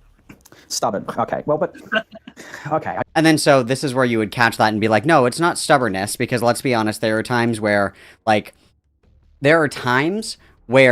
you're able to disengage appropriately and other times you don't. So there's a discrepancy between, like, your stated reasoning for doing this and the way that you're behaving. That's a good catch. The second thing that's important to note as well, hang on, let me go back really quick because I just had a brain fart. You know? Granted is what it is. So you must be able to see that if you just stop engaging, this goes away for the most part. You know? Yeah, and so I would be like more direct here because it's not just the stop engaging. Like it seems like we really need to break all of this shit down in some kind of meaningful way, right? Like we need to be able to say, oh, actually, the problem here, of course, is that we're engaging in a way that is unproductive in a sense where, like, your responses are, one, giving more engagement to others, and then two, your engagement is, like, directly responding and then, like, amplifying your behavior. Like, so if I attack Tito, I'm like, Tito, you're a lolcow. I literally, you're so funny. I think it's so funny when you smoke crack on stream and punch holes in the wall. I think it's so funny.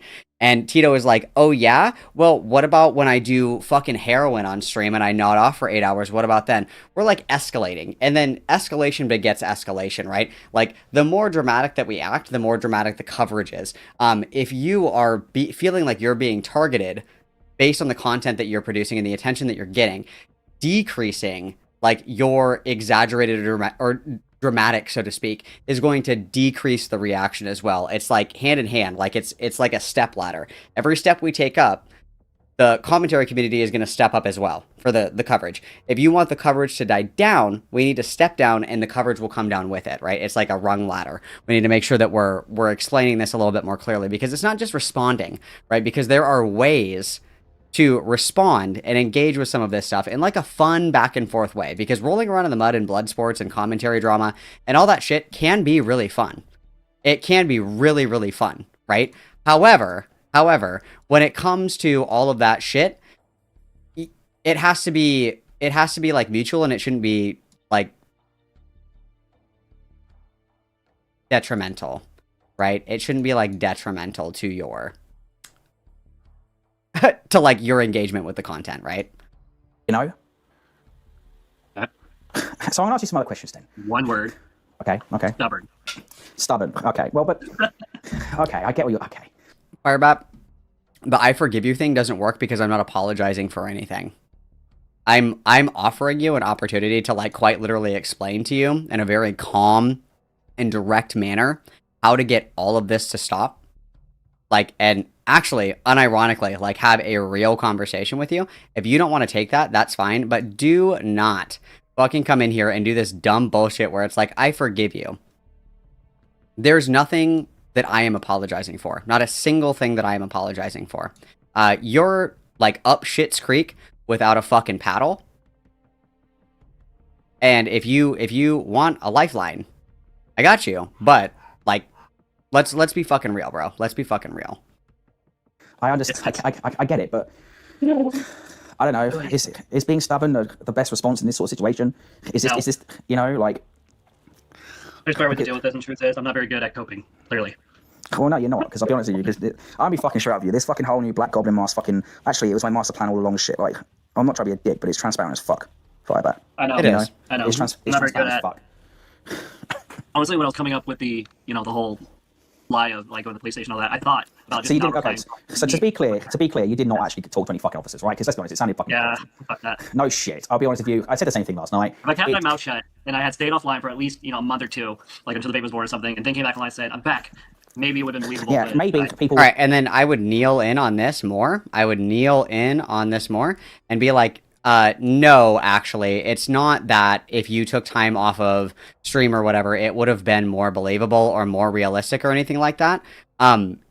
It's more like it's a blatant lie, And nothing that you could have said or done would have made it believable. Because in your own coverage, in your own retelling of events, you contradicted what actually happened. So I would pull up the example of being like, the very first video was like, oh, I went to the cops, and the cops told me that there was nothing that they could do. And then quite literally within the same video, we're going on and on about the, like, oh, well, if there's the investigation and the cops will call me and the cops will do this and the cops will do that. It's like, I thought that you said that there was no investigation because the cops are like not pursuing anything. I thought that's what was happening, right? So I would kneel on this hard. I would kneel on this hard and be like, no, actually, it doesn't matter what you would have done. The lie would not have been believable because it's not a believable lie. And you already like stated in your very first video explaining that, like, right after the situation immediately, that it was not like credible by any stretch of the imagination. So would have believed it to a certain extent. But I'm gonna be real with you, Firebat, okay? Like, be real, bro. It was entertaining, but the thing is, I'm gonna be very real with you here, Firebat. And then I would also be really careful to encourage, right? Like if we're trying to help, I would be really careful not to encourage. It was really entertaining, wasn't it? That reinforces it, where it's like, oh, well, there's some utility in what I'm doing. And we need to emphasize that there is actually no utility to any of this behavior other than, like, destroying our interpersonal relationships and potentially the life of our future child and shit like that, right? The butt of the joke in this situation is you. Correct. You know? And that's not a situation you want to be in. It really isn't. No, shit, really? Anywho, and then I would kneel on this as well and say, if it's a no shit situation, then why do I have to sit here and explain it to you like you're a fucking 5-year-old? If you know, then why are we acting like this? Why are we acting like this? And thank you, JG Free, for the 2. That is very thoughtful of you. Everybody witness JG Free, please. That's so thoughtful. And then really quick, let's just take a peek, guys. Okay, perfect. We have reached perfect equilibrium. Everybody that is here has liked the stream, so that's awesome. That makes me happy. Smile. Firebat was in chat. We'll see. We'll see. I didn't delete videos, by the way. I put them into an archive. But they're still there. They're just put out of the way. Not because I don't want you to see them or any of that. It's. I'm aware. I am aware. I understand. Okay. I understand. You've actually been watching the live stream then. Okay, so you know what's going on. Yeah, I know. Someone I named them. I know how unlisted advice. I understand. I know how unlisted videos work and stuff. Okay, so just gonna say it was all a lie. The fucking. I mean, I'll be honest with you. The police shit is. What up?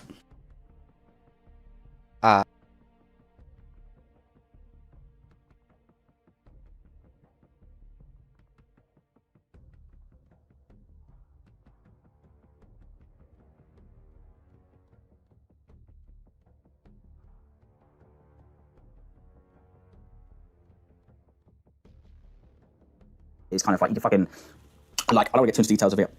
I've had enough experience. So basically, what happened? David messaged me. Someone. Yeah, this church member. Yes, that part is true. Everything else. That part is true. That part is true. Everything else is fake. Okay, so to a point where like, okay, I need to do something online to make me look like I'm doing something about this, but that nothing happens. I mean, I'm gonna be honest. Right, but say what's on my mind. But why? Say what's on your mind. Say what's on your mind. I can't. Well, okay. Yeah. I mean, there's some things that you don't say. I'm trying not to say things. I'd be like, that's crazy, because there's plenty of things that we shouldn't have said that we did say, but now we're offering restraint. What's different now? What's different now? well, I mean, I guess so. I guess that's at least some form of self-preservation. I'm glad to see you finally acting out. I guess. I don't know. I'm being cordial, you. I'll be honest with you. I'm not your biggest fan. I'll be okay. And then we're preemptively praising, even though we're going to go back on our promises and do the exact same shit the next day, which is exactly what happened, by the way, mind you. You can imagine why. I mean, never mind. I'm not saying. Well, I'm sure you can imagine why after the things level towards you, which I am very much inclined to believe. I'll be fully transparent with you, okay? But yeah. I've been asked by my chat to not just bollock you and, because what the fuck, there's no point in having a dialogue where I just fucking scold you the whole fucking time. But the thing is that I understand you want to make YouTube videos. I understand this is your hobby and stuff, and I get it, like, at the end of the day, I'm not a professional streamer, okay? I have a full-time job and shit, like, I don't do this as a living, I have work and bills like everyone else does. For me, it's a hobby, okay? I do a bit better the hobby, but it's neither here nor there. I understand it, but at the same time, and I'll be fully transparent with you, like, when the Buckingham stuff came out, you had the perfect opportunity for people to stop talking about you. Correct. So when you started going on this crazy police arc, it comes across as it being, an attention-seeking maneuver. Correct. To try and get the focus back on you, which is very, it very much goes against your attitude of, I'm trying to get away from the drama, I'm no longer interested in this shit. Like, can you confirm that your mindset was that? So, what was the catalyst?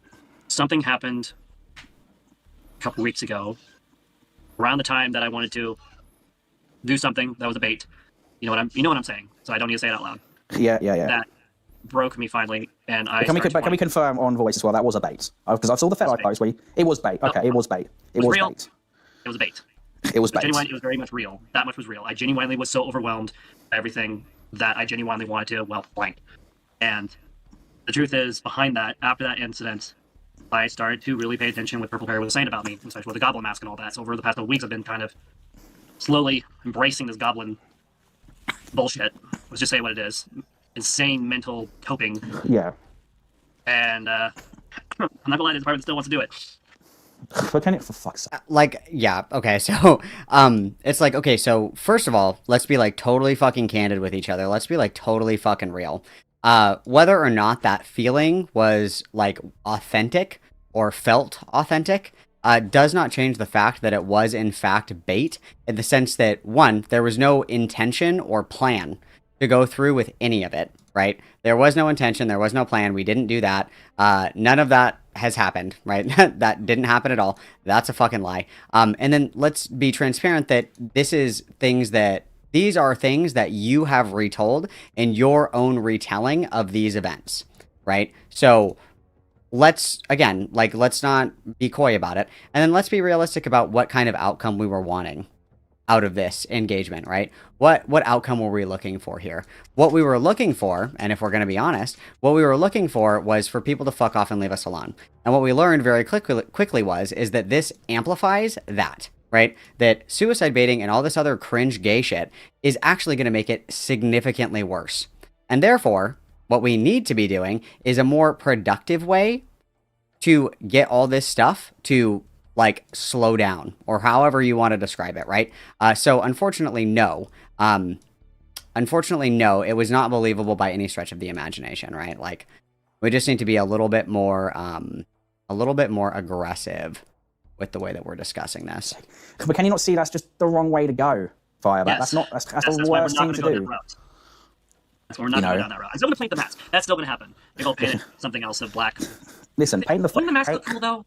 FIREBAT, I haven't watched the Spider-Man movies. And then, so this is just like a pivot and a deflection. So Brianna Wu does this. Lewis McClung did it with me as well. Many people will do this. It's an attempt to build rapport to shift the tone of the conversation from a serious confrontation into a more friendly one.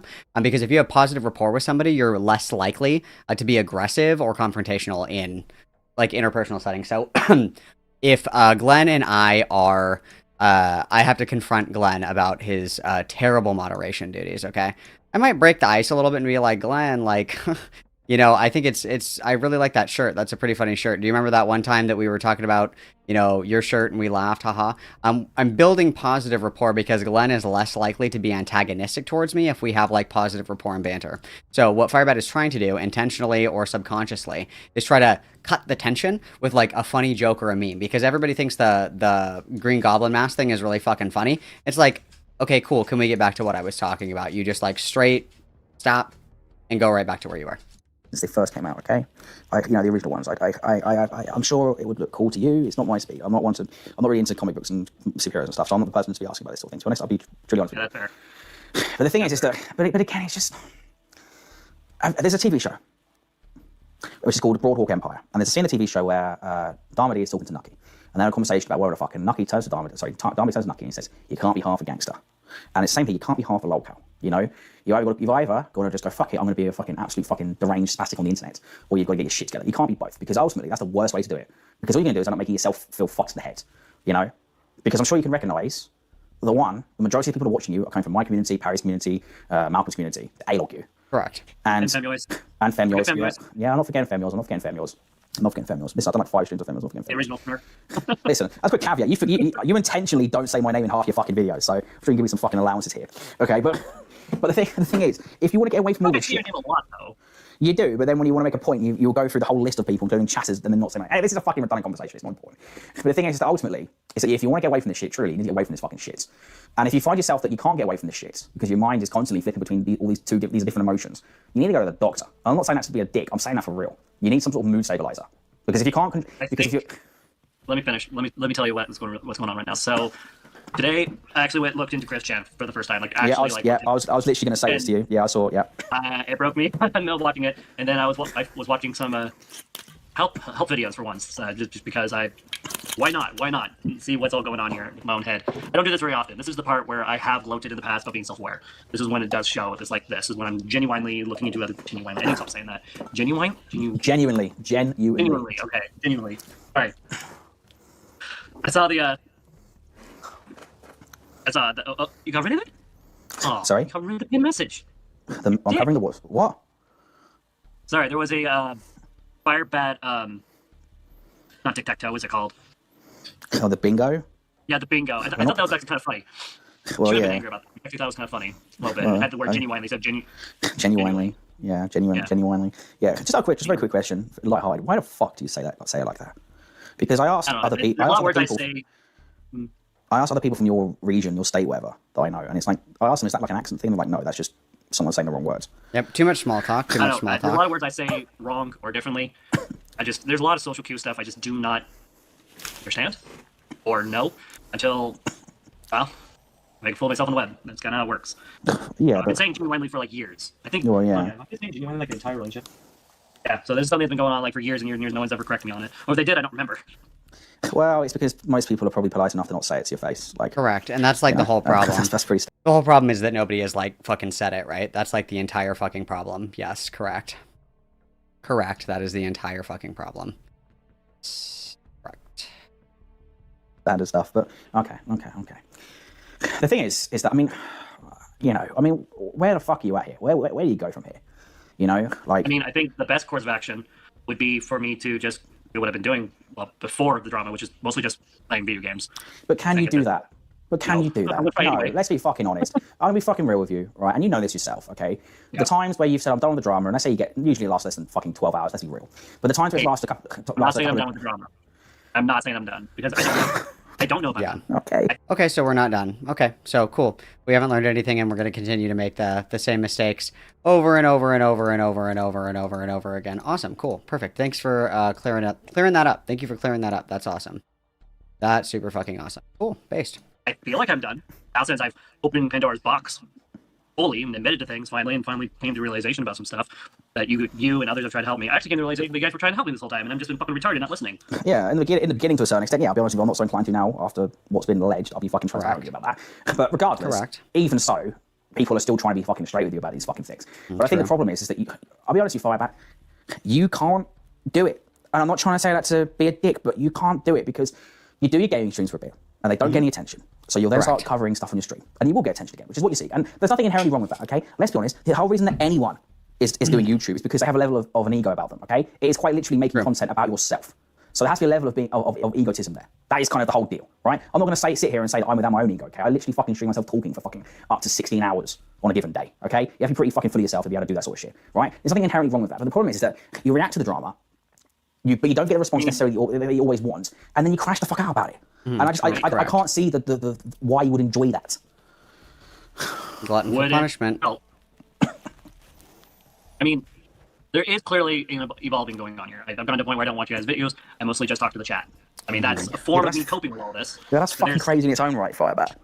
I mean, I'm not crashing because I watched something you said. I'm crashing because I watched Chris Chan. I'm crashing because... Yeah, no, I understand. And then this would be a really good, like, what about, like, you're crashing because you learned about who Chris Chan is, and you're freaking out because you're like, holy shit, I just looked into a mirror, and I've seen myself, like, for the first time in my life. And it's like, okay, so what about that is desirable to you? Because that's exactly what you're doing. And then what are the things that Chris Chan is doing that you think leads to this, like, continued crash out that Chris has been having for years? What about that, in your opinion, is contributing to that? Why? Like, you supposedly learned a lot about it. What about his behavior? What about his behavior is allowing that cycle to continue? Because we should be able to identify that pretty easily, right? We should be able to identify that pretty easily, I would think. And I understand. But at the same time, though, that's definitely a thing. I'm crashing probably in the worst way I've ever crashed on your... I'm not deleting anything, by the way, not this time. That's fine, I'm that's gonna fine. keep It's your my own channel channel. up and all that. I'll tell you what. I'll go 10 days without interacting with anything online. Just to humor you. Fine. Listen, don't make promises to me, but make promises to yourself, okay? Hey, it's not a promise. It's not a promise. This is not a promise. Well, This is... I'm trying to humor you. okay, then there's no point making the statement. Again, it doesn't matter. But again, that's fine. But what I was encourage me here. Encourage me here. What the fuck am I going to encourage? Fine, with all due respect, okay, right? I'm not going to mollycoddle you like some may do. Okay, you are your own individual. You pick your own path in life. Okay, you are a grown individual. You make your own decisions. I'm not gonna beholden you to your own statements. You either decide the way that you wish to proceed on your own volition, or you don't. Okay, there's no point me encouraging you saying, yeah, come on, FIREBAT, yeah, let's do it. 10 days of no FIREBAT content. What's the fucking point? You know, Correct. because ultimately, if you want to make not do it. if you want to make content FIREBAT, you're going to make content. Correct. I'm going to be a bit rude when I say this, okay? But if your wife can't convince you to stop making YouTube videos, what the fuck am I going to say? And I'm not saying that to be a dick. I'm just saying that to be blunt with you. Do you understand what I'm saying? Yeah, I think I smell what you're cooking. Well, I'll either do it or I don't. Just leave it at that. I think I smell what you're cooking, bro. Yeah, exactly. So to confirm a couple of things. Didn't go to the police station. Okay, so let's bring up another point. With Seraphe, right? Either you've got to block her and not interact with her. Because this cycle. I deleted her number from my database and removed her from my phone history, so I literally don't have her on my phone unless she okay, texts me. well, that's good. I won't be able to get a hold of her. Well, that's good. That's good. And I made no attempt to contact her on Discord whatsoever. Well, that's good. I'm glad to hear you've done that. Okay. That's good. I'm glad to hear you've done that. Okay, I'm glad to hear you've done that. But ultimately, you've got to stick. You know, hopefully you can stick to that. And if you say you delete all these numbers and stuff, that's good. You know. So I tell you the way to move forward from here: do your gaming content. Don't care about the views and stuff. Just do it because you hobby and you love it, whatever. If you want to cover drama that doesn't involve you. Okay, like. That's a good way to do it. This is a good way to do it. I completely agree. We focus on stuff that really doesn't have anything to do with us, right? Like, we cover different kinds of drama. That's a particularly good way, in my opinion, to look at that, is like, we're going to spend time covering more so like other kinds of stuff. And I know that FIREBAT tried that, but the difference is that FIREBAT like types in their own chat instead of like actually fucking responding, which I think is stupid and weird, but I mean, whatever, I guess. I suppose that's fine. I mean, now there's nothing on me. Well, there's a couple things on me on his channel now, but I don't even watch that stuff. Honestly, I'm actually quite intrigued with development with the whole Brandon versus Purpleberry. Like, fine. There is a level of it that I am benefiting from this a little bit. And that's fine. Okay, that's fine. Sanway says you asked the actual to the cops. Yes, I did ask them. They confirmed they didn't go to the cops. Listen, that's fair enough. I would just say focus on doing things that don't involve yourself, because then you can be detached from it. Like, again, like the closest drama that I've ever covered to do with myself is when Parry covers me on his stream sometimes, and when we interact. Other than that, most stuff I cover is separate. You know, that's the way to go about it. I'm gonna have to do it that way, because I've tried covering you guys in the past, like actually like watch your videos and talk about it, and I can't do it. I just don't have the stomach for that. That's fair enough. Okay, that's just fair enough. You know, not everyone can be a drama slopper. Not everyone can be a drama slopper. So I guess I'm gonna ask some questions then. So what the fuck? Maybe my brain on stream. Maybe I'll be able to do it. Sure, but what the fuck was going through your mind when you did this fake out like police shit? Like, what led you to go, right, I'm gonna do this stuff as a troll is being a bit generous, I'll be quite honest with you, as a bit. Like, what the, like, did you write? I'm not trying to be mean. We already covered this earlier. I said why I did what I did. No, that's not why. No. You're misunderstanding the question, or I'm not conveying it properly enough, so I do apologise. What I mean is, when you're like, right, I'm now going to film a video about this, I'm now going to this segment, like, had you scripted this in your head? Had you written this out? Were you like, right, I'm going to do this video and that video, or was it just spur of the moment shit? Spur of the moment. All those spur of the moment. Just imagine what I could do if I actually scripted it. Just a second, just imagine it. Luckily, I'm not that smart. Possibly. I mean, did you actually write anything on that piece of paper, or was it just blank? No, I just basically I took a piece of copy paper from here, fold it up, put it in my hand. That's all I did. Yeah, I mean that's why I hypothesized as well. Mm-hmm. I blocked way too many cartoons and too many movies. That's what's going on here. Too many. Yeah.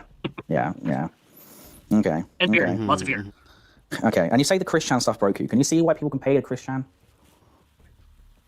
Yeah, I do, and I do acknowledge this in this live stream, into all of it. Like I literally watched the history. Someone went through a bunch of his history and talked about stuff, and I'm just like, we have a lot in common with Chris Chan, but I'm not Chris Chan in any way or form. I just have things in common with him, and that's comforting. At least for me, that's comforting. But like, well, but what things do we have in common? I think that's a really good question. What things do we have in common? And are those things that we think are like good to have in common, right? Like, what does that look like? What does that mean? You know, I think that's a really important question, because if we're able to identify it, I want to know what we're identifying. How are we able to see the difference between these two things. And then if we can see the difference, what are they? And if we can't, okay, well then obviously we're not paying close enough attention, right? That would be kind of the way to go about I have that. in common with that human being. Yeah, well, it's for a lot of things. One, it should, because it's the delusion sometimes. It's the way they respond to the trolls. It's the transition. It's also a lot of it's just even weirdly similar things. Like your accents are very similar. You both mispronounce the same word sometimes as well. Like it's a very apt comparison. And from what it sounds like, this has. Possible that I might have autism. Is it possible? Yes, Sorry, Firebat. I'm looking it up right now. Yes, Firebat. It's very possible that you have autism. Listen, I'm autistic myself. It's very possible you have autism, Firebat. I think that would probably explain quite a few things without sounding rude. I'll be honest with you. No, it's not rude. It's the truth, though. There's one thing I can't deny right now is the truth. So basically, you can ask anything you want right now. There's nothing I'm going to. That's right. It's probably the compulsion to respond to everything, because in some ways I am the same. We've got something in common. That's cool. Yeah, sure. Okay. I got another question. This question is very much not even petty. It doesn't mean shit. Did you stop using OBS just to snark me? No, I couldn't figure out that worked the damn thing. So I had it set up. I went to go use it. I still have it installed in here. Let me double check. I might still have it installed. I couldn't get it to work. I was like, fuck it, I'll just use the system that I'm. Yeah, I think that we uninstalled it to snark. I think that we did. I think that's correct. But yeah, I mean, I don't know. I think that Trump is being like too free flowy, and I had the same kind of criticism when there was the interview with Sarah Frey, where it's like it's not structured enough. It needs to be organized. I mean, if you can't lead in that kind of way, which is fine. Like, not a lot of people are good with like confrontational calls or any of that kind of stuff, which is completely fine. I think that it's really important to make sure that you're like staying locked the fuck in when you're having the conversation to prevent like this kind of meandering and walking around. You know what I mean? I'm used to. But if it was taken as a snark, I apologize. That was not. That was not a snark. It's all right. The shorts I did, those are snarks. Yeah, I wasn't offended. It was just a joke, really. But yeah, I was gonna say, if you were, I'm sorry. It's all good. You don't go apologise to me about it. It's just a joke. All I would say is that look back into the fucking Firebat. Sorry, look into the fucking OBS again, because like the YouTube studio shit is rough. Like the black screens all the time and the fucking audio not working and the 3 FPS you get for videos. It's not good. Like I don't even remember when you did that fucking Harvey Dent fucking comparison to Parry. The audio was muted the entire time, so no one understood what the fucking bit was. Fucking A. Well, it's a good thing that video's been taken down. Damn it. I guess so. It was perfect. Sorry, it was the perfect explanation. Because that's how Purple Perry works, though. That's genuinely real. Was it the perfect situation? Was it? Are we sure about that? Was it? I guess. I don't know. I don't hate Perry. Just so I'm clear. I don't hate him. Just after hearing what Brandon had to say about him, literally confirming over 90% of everything I've been saying about Purple Perry, it just kind of made sense. Mm-hmm. Well, I guess so. But you gotta remember, like Firebat. For the most part, none of this shit is personal. It's just because your content. Yes, correct. You know, like, fair enough. Another thing I would suggest is maybe, I don't know, if you continue to do your podcast with Tanya, maybe try get to focus on something that's not covering fucking shitter drama and Sarah Faye. You know? Yeah, I think it's crazy that we're doing like a podcast with our wife and we're consistently and like endlessly talking about our ex. I think that that's like pretty fucking crazy. Personally, I think that's very odd. I find that to be very, very odd. But that's just me, man. That's just me, I guess. I don't know. I guess that's just me. What an odd choice. I just feel like there's better things that... I think that there's better things that we could spend our time, like, talking to our wife about, personally. But maybe that's just me. Like... What's your advice? Should I try to make amends with Femjoyce? I mean, I'm doing it with you. I did it with Mary Chu earlier. At some point, talk to Malcolm. I'm talking to Oh, I guess not. I guess that was another lie. I guess all we be doing is lying. That's crazy. Listen, I'll be straight with you. And trying to make amends with that fucker, he's just going to make things bigger. So I have no intention to talk to him whatsoever. I'll be straight with you. I don't think you need to worry about making amends with people. Like even now, we making amends. Like it's a. Agree. I wasn't. Listen, do I think we did to Sarah Faye was disgusting? Yes. Will I always judge you for that? Yes. However, am I personally offended by anything you've done? Not really. It's fucking content on the fucking internet. Yeah. You know, like not personal. I don't go to sleep at night, you know, fucking dreaming of fire. Huh?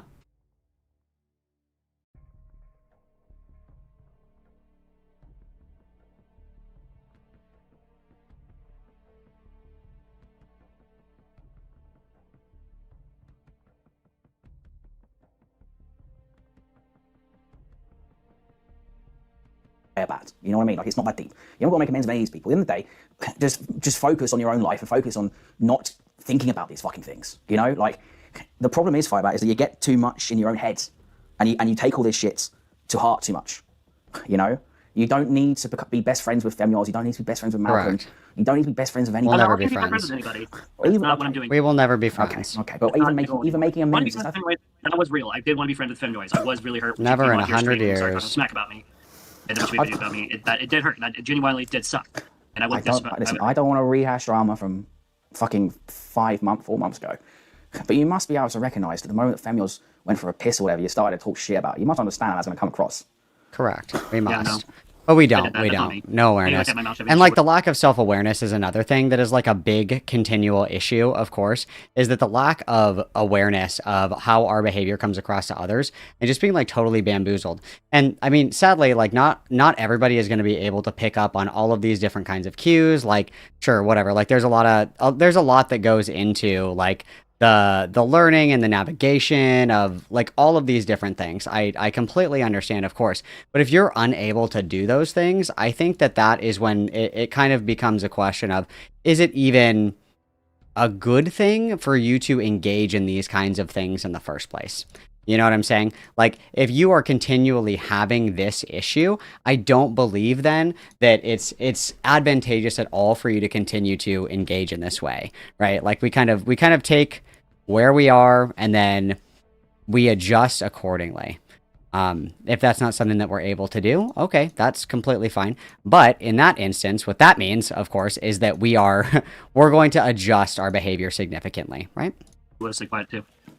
If you hadn't done that, it wouldn't have gone the same way. Listen, I know Femyoz extensively, as you know I do. We've done streams fucking for probably in total for a combined 40, 50 hours together. We get along very well. And I can tell the difference between when she's just going to just hate someone no matter what versus the way she responded to you. She probably wouldn't have been so hard on you if you hadn't done that. You know, she's not a vindictive person, generally speaking. No, you know what, you're right. If anyone wants to reach out, she can. I'll listen to her if she talks. Listen, I'm sure Femyoz will probably want to talk to on fucking stream. I would not worry about it. What I would say is be prepared that she's not going to be as placid as I'm being right now. I'm being placid because I don't see the point in having a row. You know, and again, I'm going to be honest with you. I'm still not your biggest fan. I'm not going to lie to you. Okay, I still have reservations towards you. I just wanted. And that's fine. If that means me taking ownership. Okay, I surrender.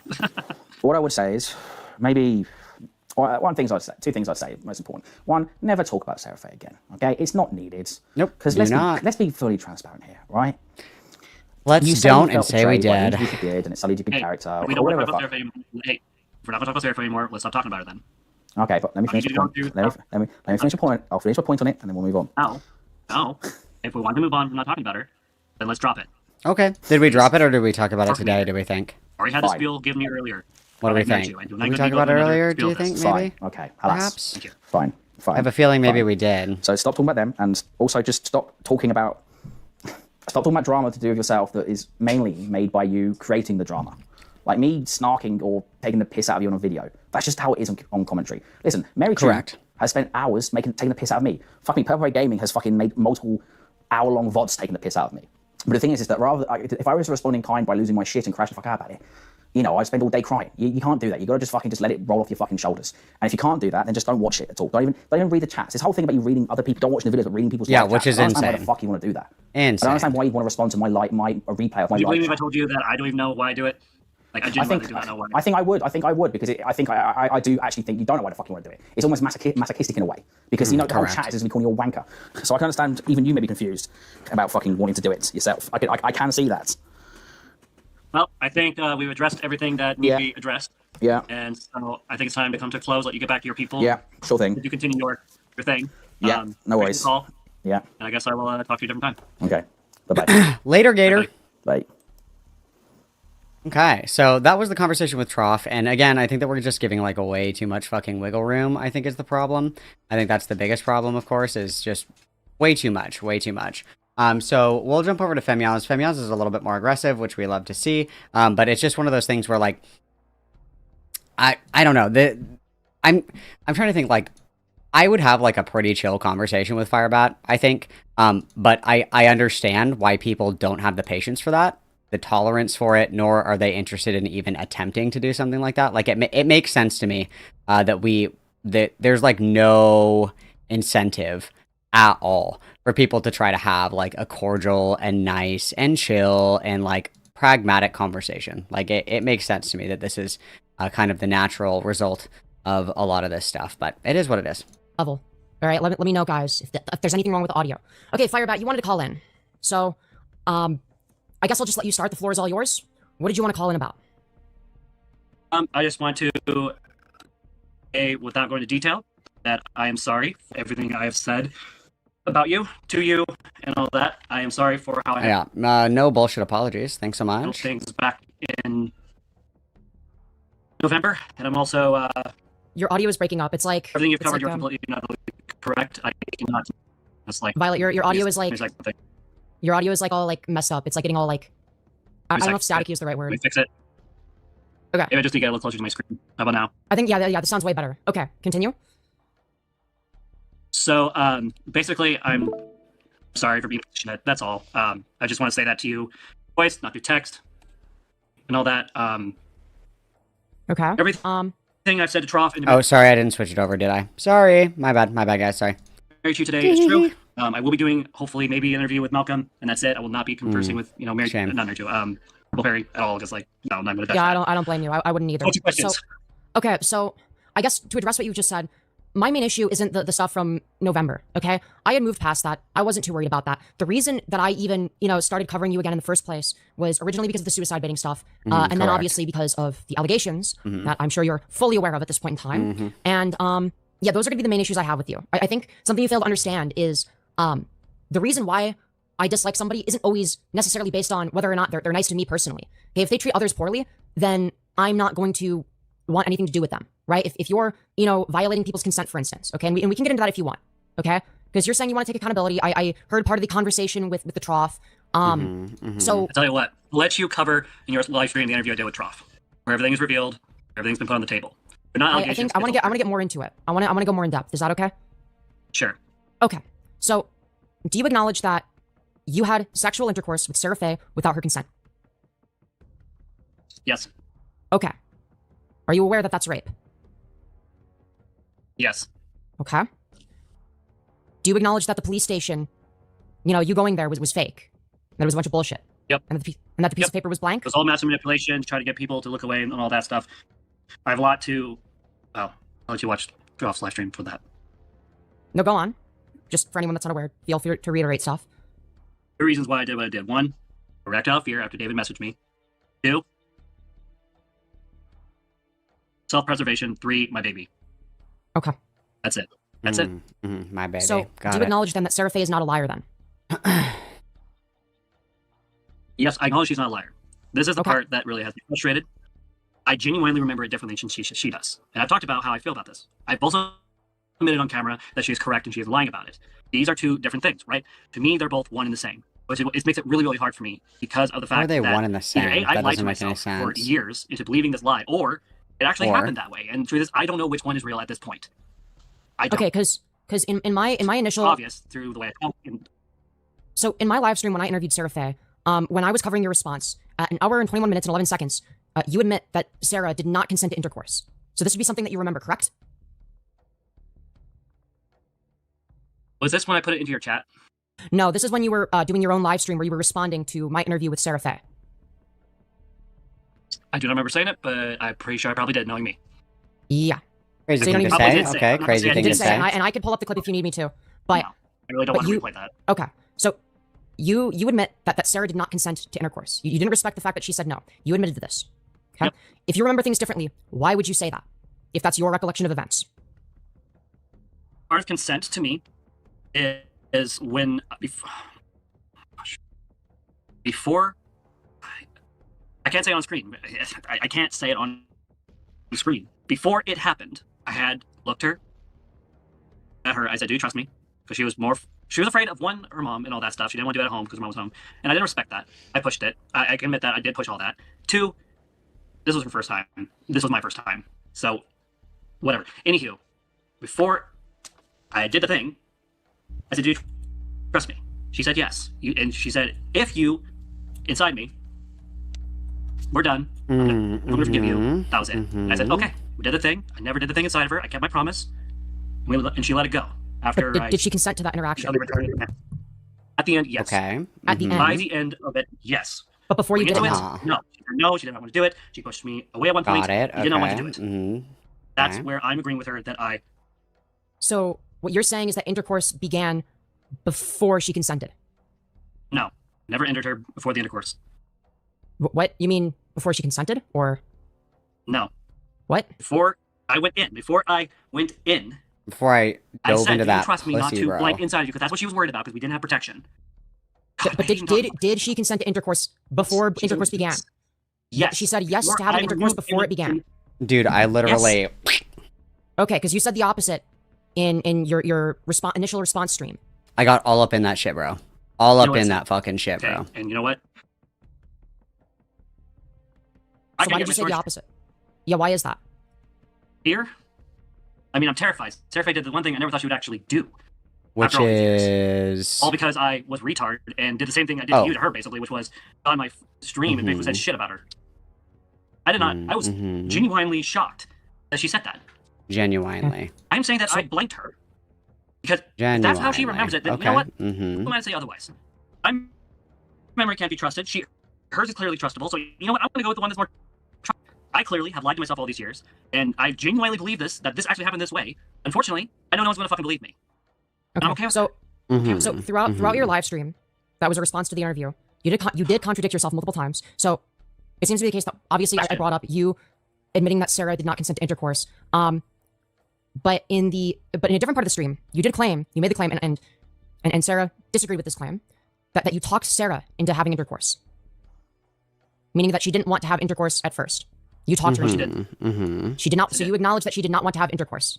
Yes, she did not want to have intercourse. She was one, we didn't have protection. Two, Okay, she was so what the afraid fuck? of doing it. Okay, so what the fuck? So it was just like, fuck it, we ball. It seems like that was the entire encounter. Like, it's just, I would go slower. Like, I don't necessarily like disagree with this style of argumentation, or being like more aggressive, because Trop and Marichu were like super pussy coded. But this is like a little bit more aggressive, but I think that I would like approach it in a different way, where it's like, I would go like define consent. Like describe the experience, and then I would like take notes on this, right? I would say like, fuck all the previous coverage, fuck like everything else that we've talked about. Doesn't matter. I want to hear it now. Like, let's erase everything from the past. Tell me right now. Describe the experience, and then I would like compare, and then contrast to Sarah's. Like this. Like, I think that like it. Like I don't disagree at all with like this line of kind of argumentation to like pin down the exact details and the specifications of what happened and yada yada yada. Like I agree with that actually, unironically. But I think that the thing that I would lock in on really hard, I would lock in really hard on like the contradictions, and I would lock in really hard on like walking step by step, because FIREBAT is kind of like erratic and will like ping pong all over the place. You know what I mean? Like bing, bing, bing, bing, bing. Like we're going left, right, up, center. It's like FIREBAT's falling and trying to grab onto literally anything to like slow the fall. So without like guided direction, we're like pulling everything down on top of us. But if it's like grab here, okay, now put your foot here. Like if there's a little bit more structure to the conversation, I feel like it would have been a little bit more productive. But obviously hindsight is 2020, and I'm like, you know, like shadow box debating. You know what I mean? And her mom's. I believe her mom was home and all that, if I remember correctly from that night. Okay. And when someone does not want to have intercourse and they establish that as a boundary, what is the appropriate response? Not to do that. I learned that lesson. After that, Sarah Faye will say that I did not push her after that. Everything after that was 100% consent. That's not what Sarah Faye said. Don't care what she said. I remember that we were fine. We literally went relationship for a year and a half. Don't give a fuck. Okay, guys, let's go. About how much she loves me, how amazing I am from her DeviantArt page. Before she Why is that relevant? Go ahead and look there. Wait. Why is that relevant though? Have her send you. What does that prove? It's very relevant. How so? One, it proves. Okay, I see what you're saying. It doesn't prove jack shit. Okay, I see what you're saying. But to me, it does. One, because she chose to be with me for a year and a half after that, then broke up with me, chose to still be my friend afterwards, and disappeared for I think 1 to 3 years. Then she came back into my life, apologized for everything that happened, said she wanted to be my friend, became friends with me. Yes, she did. No, she didn't. I know you read the message she sent me. She did not apologize to you. Don't be. Give me 1 second. I gotta go help my wife. Give me 1 second, guys. You're not ready for this. Friend. So far, I've been ready for everything you have to offer.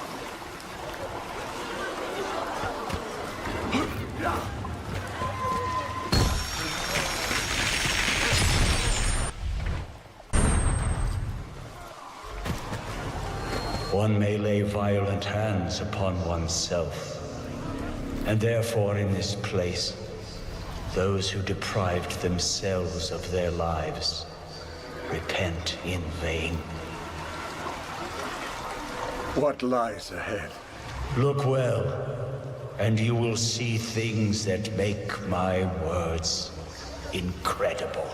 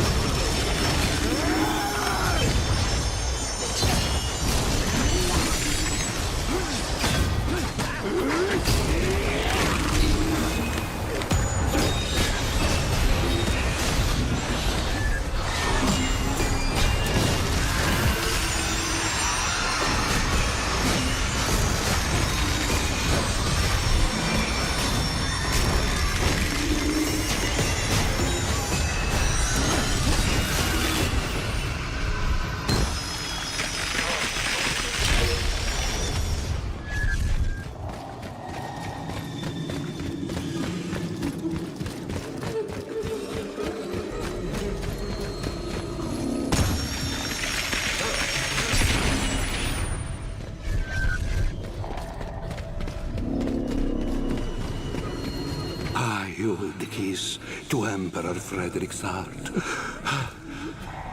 Oh, I swear to you, I never broke my faith unto my lord.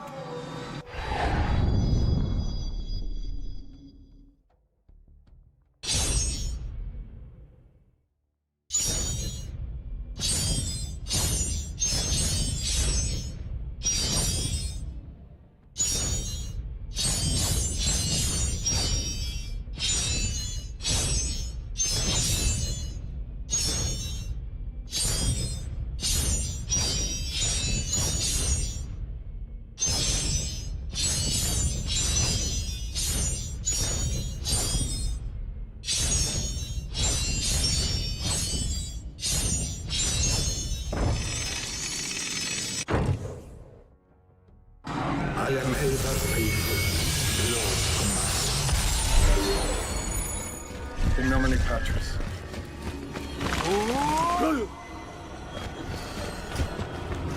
Perhaps you ought to end it all.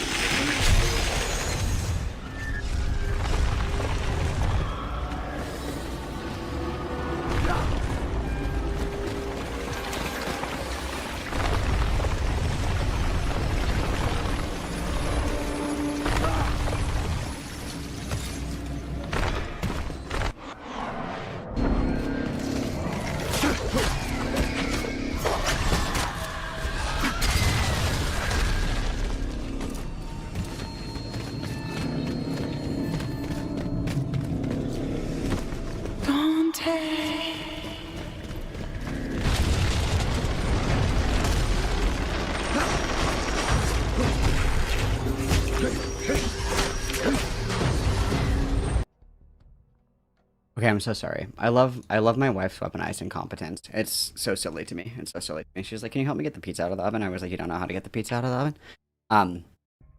One time I was taking a nap and I was like dead asleep, and she woke me up and she was like, "Can you help me? I don't know how to use the tape measure." I was like, I was asleep, but yeah, I'll help you use the tape measure. Of course. Anything for you, my queen. Anything for you, Beyonce. All right, let's continue. Sorry. Be afraid and all that. This is an attack. Read it. Yeah, where's the part where she apologized? Read it. Read what? She apologized for throwing away our friendship. It's in there. Where? Because What of message is this? because her boyfriend said she did not want us to be friends. What message was this, and what year was it posted? Year was posted, probably with C. Can you show me this message? One time, I can't show it because I don't have a copy of it. I'm having deleting things. Right. Why She has would a you copy of delete it, that? ask her for the copy. Right. Actually, you know what? I can get a copy of that. Give me a second. I think it's Okay. Purple Berry. Give me a second. Purple Berry. Motherfucker deleted. Oh my gosh. I have a copy of the Seraphe conversation between her and I. I'm gonna share it. I think the only person that might have it may be the Traw. Okay. Maybe. Let me just scroll through his live stream really quick to find it. Okay. Sure. I'm trying here. Yeah, take your time. I'll read chat while you're Good question. That's a really good question. I had that question as well. doing that. Let's see here. Meow. True. Let's go nuts. Facts. I can't believe we need to explain why I say as I say. Yeah, I think we need better sex education, to be honest. Group based. For sure. I'm not going to blame sex education for what I did. What I did was wrong. That's all I'm going to say at this point. Wait, what? What was And that? then I would just be like, okay, cool. Then Tell me we're what good. happened. Okay. Cool, Either good A, talk. Trop took it down, or B, it's in Purple Perry, which Purple Perry decided to delete all. No, and the most fucked up part about the tape measure thing is like I was like asleep. It wasn't like I was in the middle of doing something. I was like fucking unconscious, and I was woken up to be like, "Hey, can you help me use the tape measure?" And I was like, really isn't like a task that we can figure out on our own for real." Obviously I'll help, sure. And then also the task couldn't wait until like maybe perhaps just a little bit later, like maybe like after I woke up or something, perhaps, you know. That'd be too easy, of course. His live streams. Okay. So, unless someone can give me a copy of this in my wait, put them goose. You can chat tomorrow. Nope. No, and I would be a little bit more aggressive with calling out the bullshit personally, because like again, I think that a lot of people get away with like when you look at somebody and you're like, holy fuck, like this person is the worst liar I've ever seen. Like, how did it get to this point? The answer is almost always that people just are like polite and non-confrontational, so they won't like say it, right? Like everybody has a friend or they've known someone in their life that like just tells like the most fucking insane and like audacious lies. When I was in high school, there was a white kid that I went to school with that said that he was like in the Crips, but nobody ever said anything about it. You know, everybody's just like, whatever, like that's Johnny or whatever. And then I used to work with a girl that said that she was a member of Yakuza, and it's like, well, women can't be in Yakuza, and you're not Japanese, you're Filipino. Like it's you that's a lie. But nobody said anything, you know. A lot of people are like kind of scared of that confrontation, and so people get like a false sense of confidence, of course, about their ability to be convincing with lies. And so they're like, oh yeah, everybody's totally eating this shit up. But everybody, you know, that is reasonably in tune with any of this stuff knows that it's like total fucking bullshit. But nobody's been brave enough to say it to them, right? And so I would be a little bit more aggressive with like the identifying the lies in the conversation personally. Not doing that. Or give you a chance. Let's see. Stop watching us. Okay. Let's see. If anyone has that conversation between me and Seraph and can submit it, then I can Sure. read for myself again for what happened. Let's say that she wanted to be your friend. Okay. Let's say that that's true for a second. Okay. Are you familiar with the concept of Stockholm syndrome? Yes, to a point. Okay. What's your understanding of it? And then I would just use this opportunity to like explain it, because I think that like obviously in hindsight, FIREBAT has no fucking idea what Stockholm syndrome is. So just being like, well, like what about, or even if you just use like a different phrase, like, hey, what about like people that are like in, like somebody that gets kidnapped by somebody and like held against their will, and then like over time because of the trauma or whatever, they learn to like love the person that treats them like shit because it's the only person they have or whatever, right? It's basically a rare complex of psychological responses where a hostage or abuse victim develops positive feelings, empathy, or loyalty towards their captors. It's usually used as a survival mechanism, usually. And, you know, at first, when Seraph came back into my life, I did not believe her that she wanted to be friends. I believed kind of in that this was just, you know, a ploy, a long-term thing. Okay. Would you be willing to describe Stockholm syndrome in your own words? Because obviously that was like the AI response. No? That was the Google response. Okay, can you try to explain it in your own words? Yeah, I would have caught that as well. Like said something about it where it's like, okay, obviously you're reading something to me. Like I can tell when you're like speaking freely and kind of talking normally, and then I can very easily tell as well when you're like you're reading out loud. I can tell. So I know that wasn't like your authentic thought. Like, did you have to look that up right now? So that's good. That's good. I like that. Gas. I want to make sure that you understand what you just read. Can you explain Stockholm syndrome in your own words? Basically, someone who survived trauma and they feel like they have to be friends with me and all that stuff. Here's the thing: that's not what happened. Seraph made a promise to me. I made a promise to her while we were dating. And our relationship was slowly falling apart. Dating. That if we ever were never to date, that we would be friends with each other. And we upheld Yeah, that. so You know who how do you helped how do you know she didn't have us? Stockholm syndrome? Faith on 666. Okay, how do you know that she didn't have Stockholm syndrome? Where are you getting this from? Is there a time limit on it? Is there 10 years? 10 years after the incident specifically? Yeah, people can have feelings for their abusers. Nobody's disputing this. Well, and then it would be like they were friends for all that time, right? It's not like about it's more so like over time that relationship and that rapport continued to build, right? I think they feel more shitty, if I'm being honest. Right, but the fact of the matter is that It makes more shitty. This is actually what happened.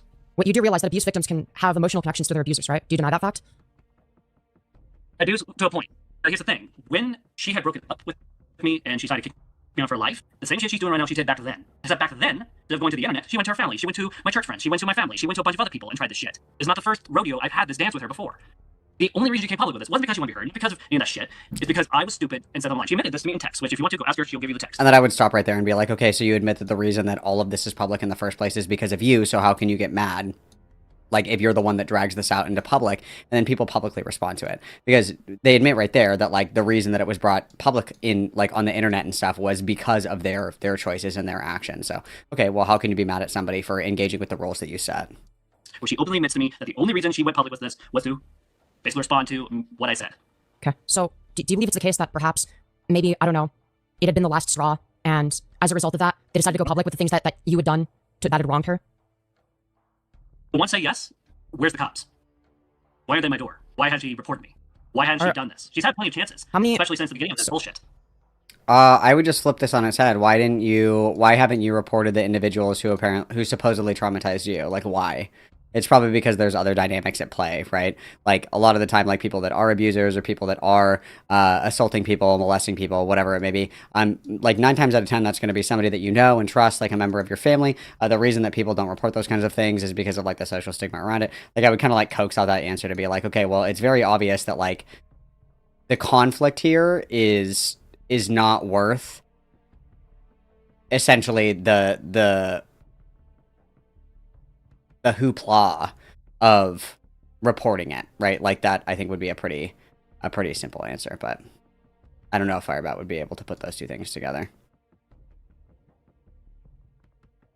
So it's actually the case that rape victims highly underreport instances of them being victimized. You're aware of this, correct? I mean, it's one of the most underreported. Yeah, so it's gonna be one of the most underreported crimes. Okay. So just because you haven't gone to prison, just because the cops haven't made you go to prison, doesn't mean that you're innocent, right? For example, O.J. Simpson. I'm claiming to be innocent. Okay. Of rape? Saying I'm not innocent. Of rape. Of rape, abusing my wife, whatever it is that you guys want to accuse me of.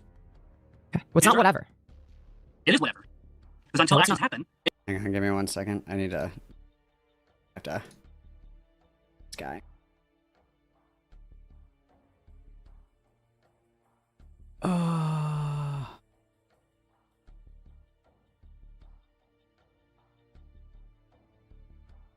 Fuck. Oh my god. Hang on 1 second. I have to go grab my. No.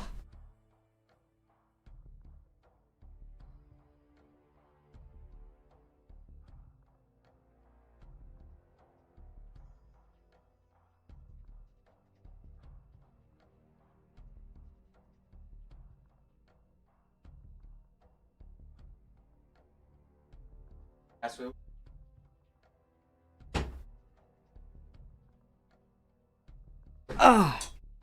Okay, so sorry. Oh my god. I'm a Nuka-Cola Quantum short, so. God,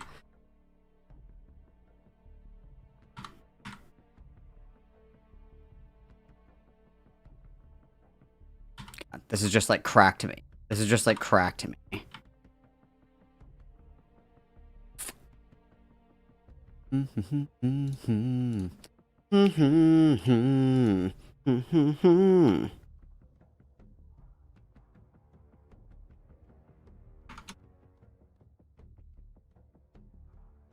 Dude, is my Call of Duty music still going? Yeah, it is. Okay.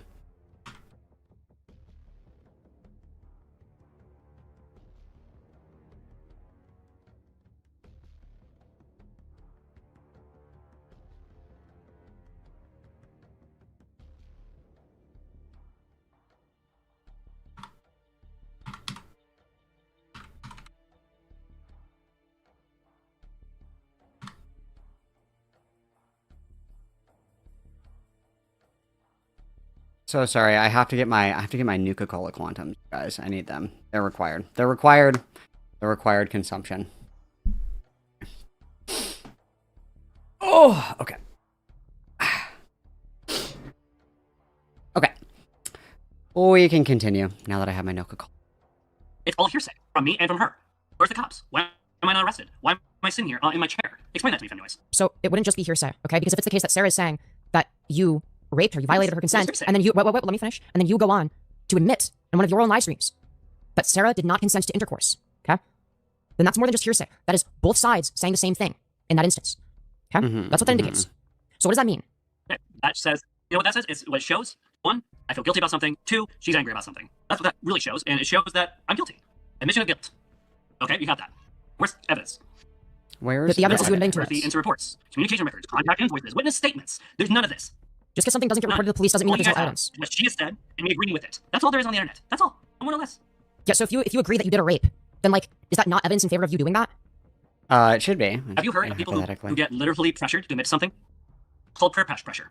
Eventually, Peer it works, pressure, especially on guys. me. It's peer pressure, Every time. guys. Purple Hair has done it to me. I was peer pressured into raping, and then it would just circle back to the idea of it's like, okay, well, if you are being like peer pressured into all of this different shit, then isn't it probably like the best idea for you to just like stop fucking engaging with it? Maybe ? Perhaps, maybe potentially, in another lifetime entirely. Maybe, perhaps we think, maybe ?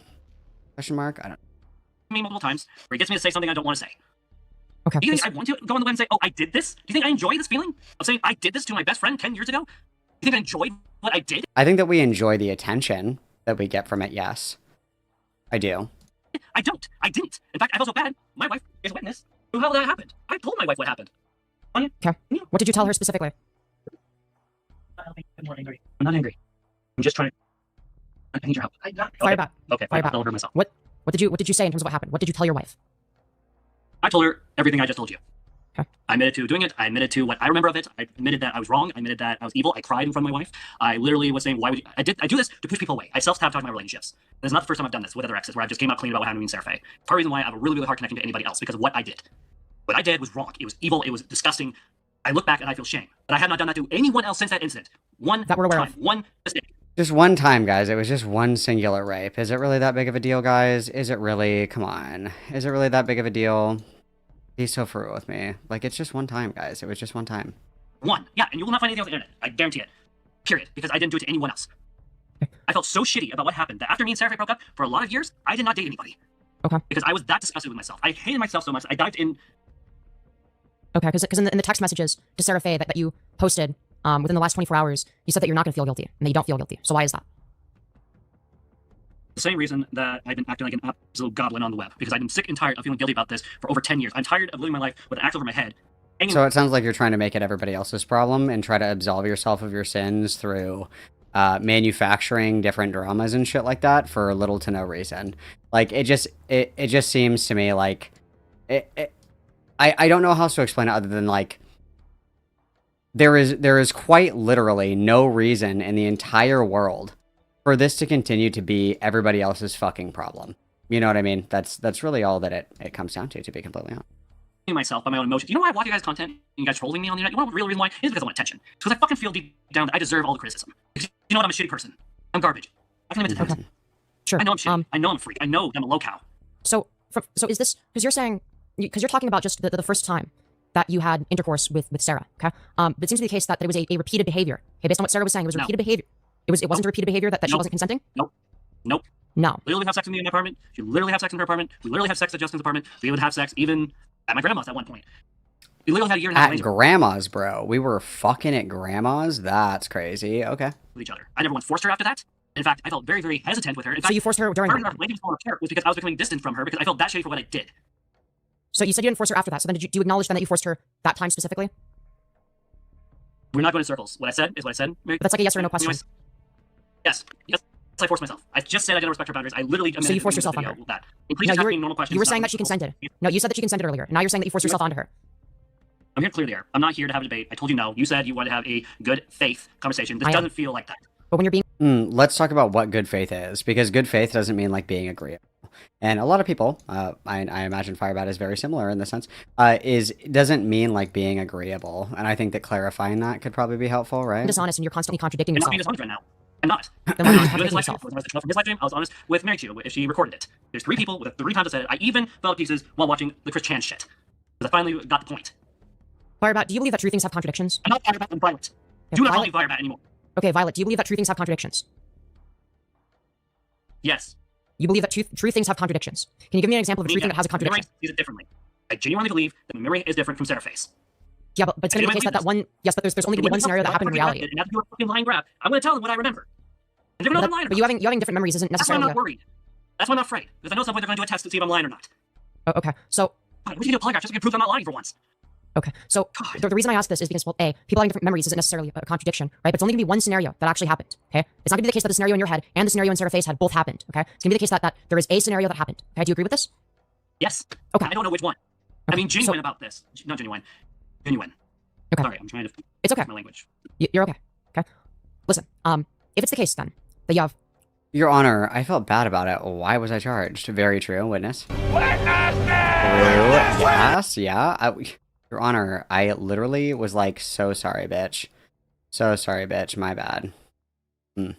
One side, which is constantly contradicting itself and saying things that are mutually exclusive. And you have another side that has been consistent over the, over the course of at least since 2019, so 7 years. Then wouldn't it therefore be the case then that it'd be more logical to believe that the side that doesn't contradict itself, wouldn't they have a better memory? Let me look something up. There's something I want to say, but I don't know Okay, I'm hoping can you respond to what I asked first, and then you can say what it is? how to word it. Yes. Okay, so then you would agree that Serapha's side of the story is more reliable than yours, correct? Yes, to a point. I will say this about Seraphay. I have a lot better memory of our past than she does. There's times where we have been talking about our past, and I'll say, oh yeah, I remember this time when we were doing this, this, and this. And she goes, oh, I don't remember us ever doing that. That's why I keep questioning it, because I don't know if my memory or her memory is correct. I'm admitting to it because I'm tired. I mean, if your memory is riddled with logical contradictions and hers isn't, wouldn't it be the case that her memory is better than yours? Built by omission in the context of 2 separate memories refers to a psychological phenomenon where an individual feels intense guilt or shame for failing to act. What was this? Sorry, what was this one again? My bad. What did we just This say? and this. And she goes, oh, I don't remember us ever doing that. That's why I keep questioning it, because I don't know if my memory or her memory is correct. I'm admitting to it because I'm tired. I mean, if your memory is riddled with logical contradictions and hers isn't, wouldn't it be the case that her memory is better than yours? Built by omission in the context of 2 separate memories refers to a psychological phenomenon where an individual feels intense guilt or shame for failing to act, disclose, or remember a particular event, memory A, often while focusing on a different, perhaps more I'm recent... so sorry. Let me try one more time. I'm so sorry. My bad. Say, oh yeah, I remember this time when we were doing this, this, and this. And she goes, oh, I don't remember us ever doing that. That's why I keep questioning it, because I don't know if my memory or her memory is correct. I'm admitting to it because I'm tired. I mean, if your memory is riddled with logical contradictions and hers isn't, wouldn't it be the case that her memory is better than yours? Built by omission in the context of 2 separate memories refers to a by psychological admission, phenomenon got it. where an individual feels intense guilt or shame for failing to act, disclose, or remember a particular event, memory A, often while focusing on a different, perhaps more recent or emotional change event, memory B. This can occur when memory lapses, sin of omission, like grand science or blocking because a person to forget a crucial detail, leading to, in hindsight, a feeling of having done something wrong by not acting differently. Yeah, so that's what I'm trying to tell you guys this whole time. that doesn't address the point that doesn't address the question I just asked. Also, apparently you also said at one point that you remembered them pushing you away. So why would you say that you remembered Sarah pushing you away? Did you not hear the beginning of this video? I literally just said I pushed myself upon her. I did not respect her wishes not to do Okay, so you admit that you raped her then? Is it rape if she says the word, yes, if you do this, we are done? But she didn't say Is yes. it rape if she says that? Tell me the truth. But you said that she said no. If I genuinely believe Crash her out, say, crash in my out, ear, crash to out, my crash face, out, crash tell her out, crash that if you come inside me, we are done. Okay, but in your other stream you said that she did not Answer the question, Fanoise. Answer the question. Answer the fucking question, bitch. I just asked you if, when I went inside her, she looked at me and says, and I said, do you trust me? She said, yes. Okay. May I enter? Yes. If you come inside me, we are done. Okay. That was the conditions. Well, I mean, I would just, like, pivot to this and say, like, yeah, I mean, like, stealthing is still rape, right? Like, if you agree to a certain set of criteria, like when you fuck, and then you change how you engage in that sexual activity without alerting your partner, like, I would say, yeah, that constitutes rape, because it's basically stealthing, right? Is what that ends up being. So, I mean, I guess it's just, yeah, I mean, like, yes, I think generally speaking, yeah, that's the way that people would define that, yes, correct. I would agree with that, but it is what it is, I guess. I go off conditions. If someone gives me a condition to something, I respond to it. And I entered. After pulling things aside, I entered her, we had the thing, and then we're After done. pulling things aside, I The issue entered. isn't that I Please went shut the inside her. fuck up. The issue No. is that I pushed her, I manipulated her, and I didn't respect her no. So when somebody tells you, I finally said it. okay, so that wasn't a question, but regardless, when somebody tells you no in response to you asking them for sexual intercourse, and you have sexual intercourse with them anyways, what do we call that? Manipulation. I believe that we call that rape. We have a more specific word for that specific kind of scenario, Firebat. Mm-hmm. You said yes. Correct. That's why I keep saying that I didn't rape her. I'm saying yes, I raped her. I didn't rape her. But before you were saying that she didn't say. Totally didn't rape her. Cool, based. I'm going to leave my wife before we got married. I think we're done here. I think Also, coercive sex is rape. You know that, right? Anyways, I'm here to clear air with you and drop this conversation. I'm going to now leave now. Give your time. I appreciate you interviewing with me. Say whatever you want about me. I'm going to listen to Troth's advice and Mary Jou's advice. Probably Malcolm's advice. Malcolm's got the best advice out of all these bitches, okay? All snark, all hate in my heart, okay? I got the best fucking advice, okay? I got the best fucking advice, bitch. Yeah, critical error, not insulting Malcolm the Wise on this one, bud. But yeah, I think that overall, like, generally, I don't necessarily disagree with this. I just think that it, overall, like, more structure would probably be the easiest way to make this a little bit smoother of a conversation, right? Where, like, we're using a little bit more so, our ability to put up guardrails for the duration of the conversation, right? Like, we're making sure that we're the ones that are steering it, because it seems to me like we're getting a little bit lost in not as much, like, direction, I think, as there could have been, I guess, is the way that I would describe it. And it's not necessarily like it's easy to sit here and do, you know, debate coaching from the back. It's really easy to hit it from the back, you know, when I'm not the one that's having the conversation. But, you know, I don't think that there's necessarily anything wrong with the way that the whole snafu was, you know, set up or whatever. I think that realistically, and, like, I only say this because, like, I have a lot of experience having conversations like this, and I am, generally speaking, a pretty confrontational person. I would say more so than, like, your average person. So, like, this, like, for me, this feels particularly, I guess, like, for me, it just feels easier to navigate, but it's just because, like, these are the kinds of conversations that I have, like, all the time. Like, and I've always been an incredibly confrontational person. And, like, being able to do that on the fly can be difficult sometimes, but I think that that's just, like, me being like, oh my god, like, you didn't do it exactly the way that I did it. LOL, big fat fucking L. You suck. You know what I mean? I don't think that that's necessarily true. I feel like I would go a different way. I would probably be a little bit more aggressive than both Mary Chew and Trough, but I would just be a little bit more structured than Femyaz. But, you know, whatever it is, snark, snark, snark, snark, snark. Okay, and then we're going to play catch up because this is what we're doing today, you guys. And we've got some questions. We've got our questions for some content creators. And JG Free for the big 5 gifted. Thank you so much, Mamacita. Everybody witness, please. That's very generous of you. Thank you kindly. Very good to see you, bud. I hope that you are doing well. I hope that you're doing well.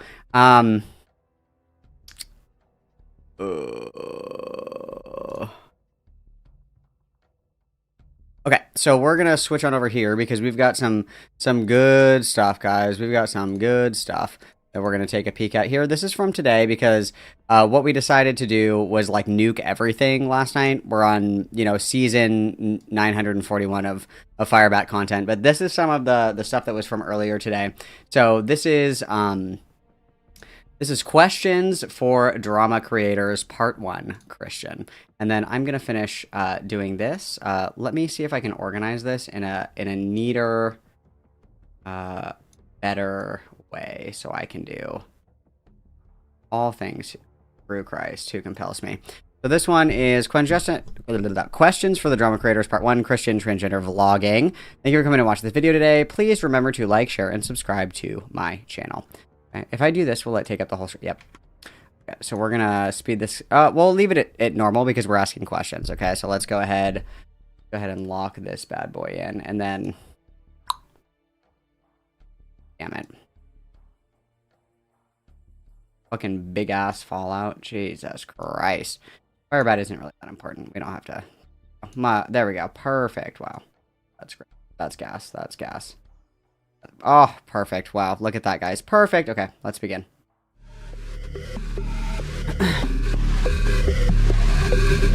Okay, wait, I need to make this big. Let me kill these ghouls really quick, and then, because, like, what in the fucking American Horror Story intro is this? This shit's crazy, dog.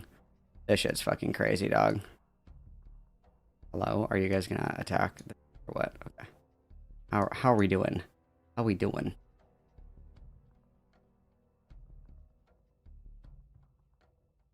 Yes. Let me make this big really quick, guys, because I need you to see this American Horror Story ass intro.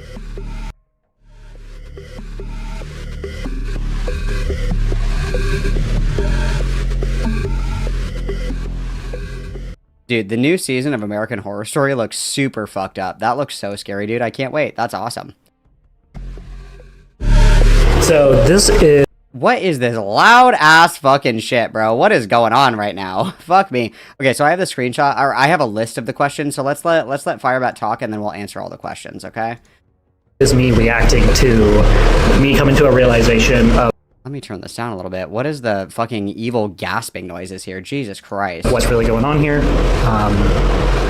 I have given here for you guys some questions that you need to ask yourself in regarding to the accusations I've been getting, and I'm just going to say that without saying names or who's been covering this or any of that out of... Sorry for the ear attack. Jesus Christ. Sorry for the ear rape, guys. Holy fuck. For one, the alleged victim, but also out of respect for my family and my wife at this point. You guys wanted the truth, and these are the questions you need to ask yourself when determining whether or not I'm guilty or not.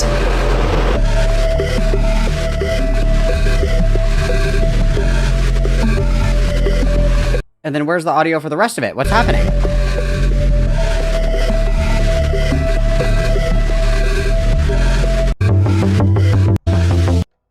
Do you think we did this on purpose, maybe? Okay, okay, that's deeply unhelpful.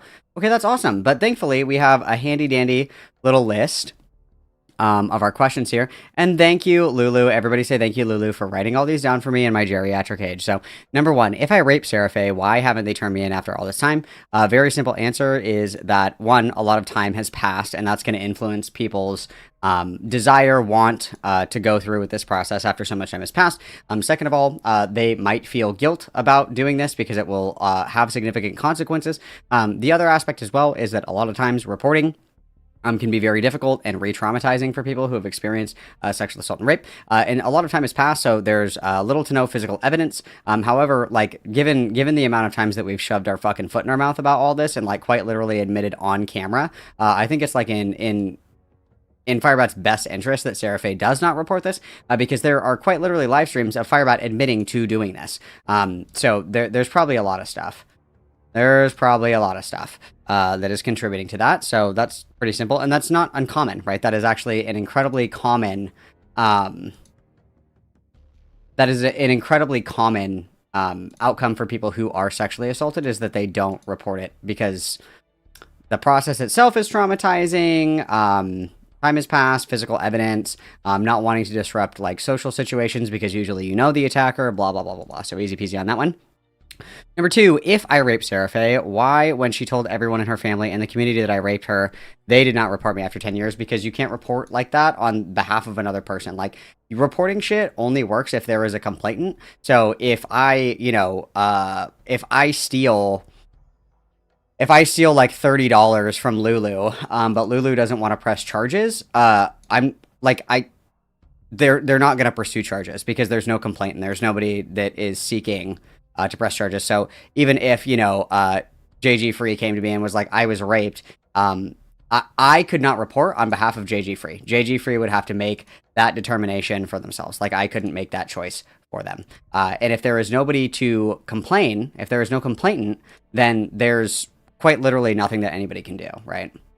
And then 3, if I rapes Seraphe, why is it after a week of this being on the web, drama channels, why am I still on the streets? Already answered that question. I don't know why we're asking the same question like 35 fucking times. Number 4, if I taped Seraphe, why did they date me for almost 2 years and then best friends for 7 years and attend my wedding? It would be, similar to the idea of the Stockholm Syndrome thing that Femyaz was hitting at, which is, essentially the idea, of course, that there are individuals who like, don't want anything bad to happen to their attacker, right? Like, they still have, like, an affinity for this individual, and they don't particularly want or desire to, want or need to disrupt that in any kind of meaningful way. They just kind of want to maintain the status quo and what have you. That's not particularly uncommon. Pretty easy peasy. If I rapes Seraphe, why do I have different memories than Seraphe? And then JG Free for the other big 5 gifted. Let's go. Oh my god, everybody witnessed. So generous, so kind, show-stopping, and brilliant. That's awesome. That's fucking awesome. Let's go, bro. Okay. Thank you so much for being so generous this evening. I appreciate it. And then why you have a different memory of that, it could be a lot of different things, but I think that the noticeable thing here is going to be that when you're talking about like these kinds of like events and instances, like it makes actually like complete fucking sense that the person that's the perpetrator has like a different recollection of events, because for them it wasn't traumatizing, right? Like for them it wasn't a traumatizing experience. So yeah, your memory is going to be your memory is in fact going to be different. You know what I mean? That's not surprising to me at all. But okay, that's fine. That's fine, I suppose. Yeah, okay.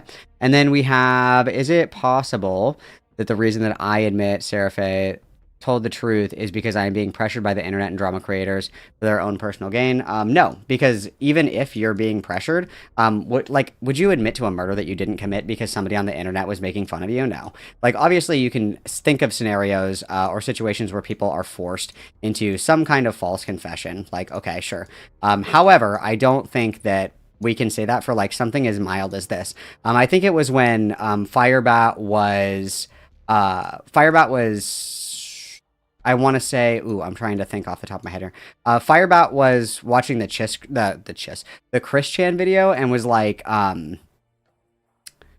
somebody had said like, your trolls are really benign in comparison to Chris Chan, which is a true statement, by the way, Chris Chan was certainly put through the ringer. Like there's no kind of way to get around that. You know what I mean? Like Chris Chan was absolutely put through the ringer. And so, you know, people just kind of like teasing FIREBAT on the internet is very benign in comparison to a lot of the other trolling that goes online. So I don't think that realistically, we're really having, like, there's not that much pressure, right? Like, the pressure is like a pool noodle on top of you is what the pressure is. And you're like, oh, there's so much fucking pressure. I can't fucking handle it. And it's like, well, the pressure is like non-existent, basically. We're not even really experiencing a high degree of pressure, like at all. I don't quite understand that, to be honest with you, but yeah, give me 1 second to gas up my guys before I go for another quest. Okay, perfect. Okay, and then the next question is it possible that the reason I admit... Oh, I already said that one, sorry. If I rapes Seraphe, why is she willing to protect my wife and child over getting justice? Because people are complex beings that have the ability to be empathetic and understanding and consider different outcomes and how they impact people other than, like, the individual that they're mad at. Like, if I'm really mad at somebody, I'm like, dude, I could totally just kill this bitch right now or whatever. But then I'm like, oh, but, like, then who would take care of her cat? Like, does that mean that I'm not mad at that individual because I'm, like, considering the outcomes and kind of weighing the pros and cons of the situation to make sure that I'm not overreacting or doing something fucking insane? No. And then if I rapes Seraphi, why is it the only time they want to be heard is when I hurt their feelings and they want payback current drama? Because it's like, it sounds to me like Seraphi was doing a lot of protecting your feelings. And at a certain point when people are kind of sweeping for you in a sense, I wouldn't even say sweeping, but like not really, like if I have a positive rapport with somebody, like let me put it this way. There's different expectations for different people depending on their relationship in your life, right? So if I have a friend, I might be way more charitable to a friend than I would to like some random fucking internet stranger. I'm trying to think of like a good example of this. A good way to describe this would be like deal breakers and red flags and stuff in relationships. So like if you say, like, smoking cigarettes is a red flag for me. I'll never date somebody who smokes cigarettes. Ever, ever, ever. I'll never do it. For the right individual, you might actually like not have an issue with somebody smoking cigarettes, right? So you might say, oh, I would never date somebody that smokes cigarettes, but then you meet somebody and you guys click really, really well, and the only downside to like their presence in your life is that they smoke cigarettes, and you're like, okay, well, I guess I really don't fucking care that much if they smoke cigarettes. I guess I can look past that. But with other people, if they didn't have as many good qualities as you wanted, you would say that, you know, smoking cigarettes is the nail in the coffin, and I'm not interested in being with you because that's my line in the sand, right? You treat relationships differently depending on the people that you're in a relationship with. GG Free, TBF wishes they had Liquid Chris to mock them. Dude, hopefully not, hopefully not. Everybody but his place. And then obviously, like, situations and circumstances will change that. So, like, some of the things that I've talked about before is that I obviously have had friends that struggle with addiction. I'm not a stranger to that. And obviously addiction makes people do all kinds of crazy shit. So if somebody is in active addiction and they steal something from me, maybe I'm going to be a little less tolerant of other things that I normally wouldn't put up with other people because like our relationship like declined, right? Think of it as like The Sims almost, if we want to think about it in like a really terminally online way that makes sense to Firebat. In The Sims, like you have like your positive and your negative with social interactions and engagements, and if the bar gets low enough, then you just start being like a dick, right? So it sounds like Sarah Faye put up with a lot of shit, and then after you decided to take shots at her like a fucking coward, she was like, "Fuck it, you know, I'm actually done playing nice with you," and that's actually a reasonable response to that kind of behavior. So, pretty easy peasy if you ask me. And then, if I rape Sarah Faye, why did she text me and admit she only interviewed because of what I said about her? Conclusion, I did not rape Sarah Faye. So none of this proves that you did not rape, actually. Whether or not the circumstances around an event change, like based on your relationship, doesn't change if the events of what's being claimed actually happened or not. That has like nothing to do with it. And I, like... it would make sense to me, yes, that if you have a positive relationship with somebody and then over time that relationship deteriorates and they're like, I'm done playing nice with you, that's kind of like the natural progression of things. I don't know why we're very confused by that. I don't understand what is confusing about that, but okay. That sounds fine. Cool, gas. Okay, and then, oh, hello. The next round of questions part 2, are as follows. We have... Jesus Christ, can I click and drag? Jesus. Number 1, I fully miss crime because I was hoping to stop Sarah Faye from continuing smearing me. That's not a question, that's a statement, but sure. I admitted to my crime because I wanted to try to salvage Sarah Faye and I's friendship. Okay. Why don't we just flip these questions around? Like, let's just 180 this bitch really quick. Let's just completely 180 this bitch, okay? Why do you want to be friends with someone who claims you raped them unless you did it and you feel guilty? And think friendship will show innocence. Okay. And then the next one is, I came clean and admitted rape to try to get the drama content creators to stop talking about me. Okay. I told my story and memory of raping Sarah Faye because I want to hear my side told. Why can Sarah Faye not tell her side? If you want yours out, right? Like... you're talking about, like, wanting to get your side of the story out. Okay, so why can't Sarah Faye get hers out as well? Doesn't make any sense. I told the, quote, truth about Sarah Faye because I want to protect my wife and soon-to-be-born child. Why is it that Sarah Faye is lying? If she wants to protect Bat Wife and Bat Child, right? Like, how can you say, like, oh, well, I did this to protect my wife and kid, bro, but Sarah Faye can't have the same motivations? I fake turning myself in to protect my wife and kid. How the fuck, in fucking fuck, does fake turning yourself in? And do, save anything? Like, it makes you look guilty. Look guilty. I said, I admit to saying I raped Sarah Faye because I felt guilty. If you feel guilty, what do we feel guilty about? Why have guilt if you didn't do anything? I'm not guilty about things that I haven't done. I'm not guilty about dropping the fat man on Hiroshima because I didn't fucking do that. So I don't feel guilt about that.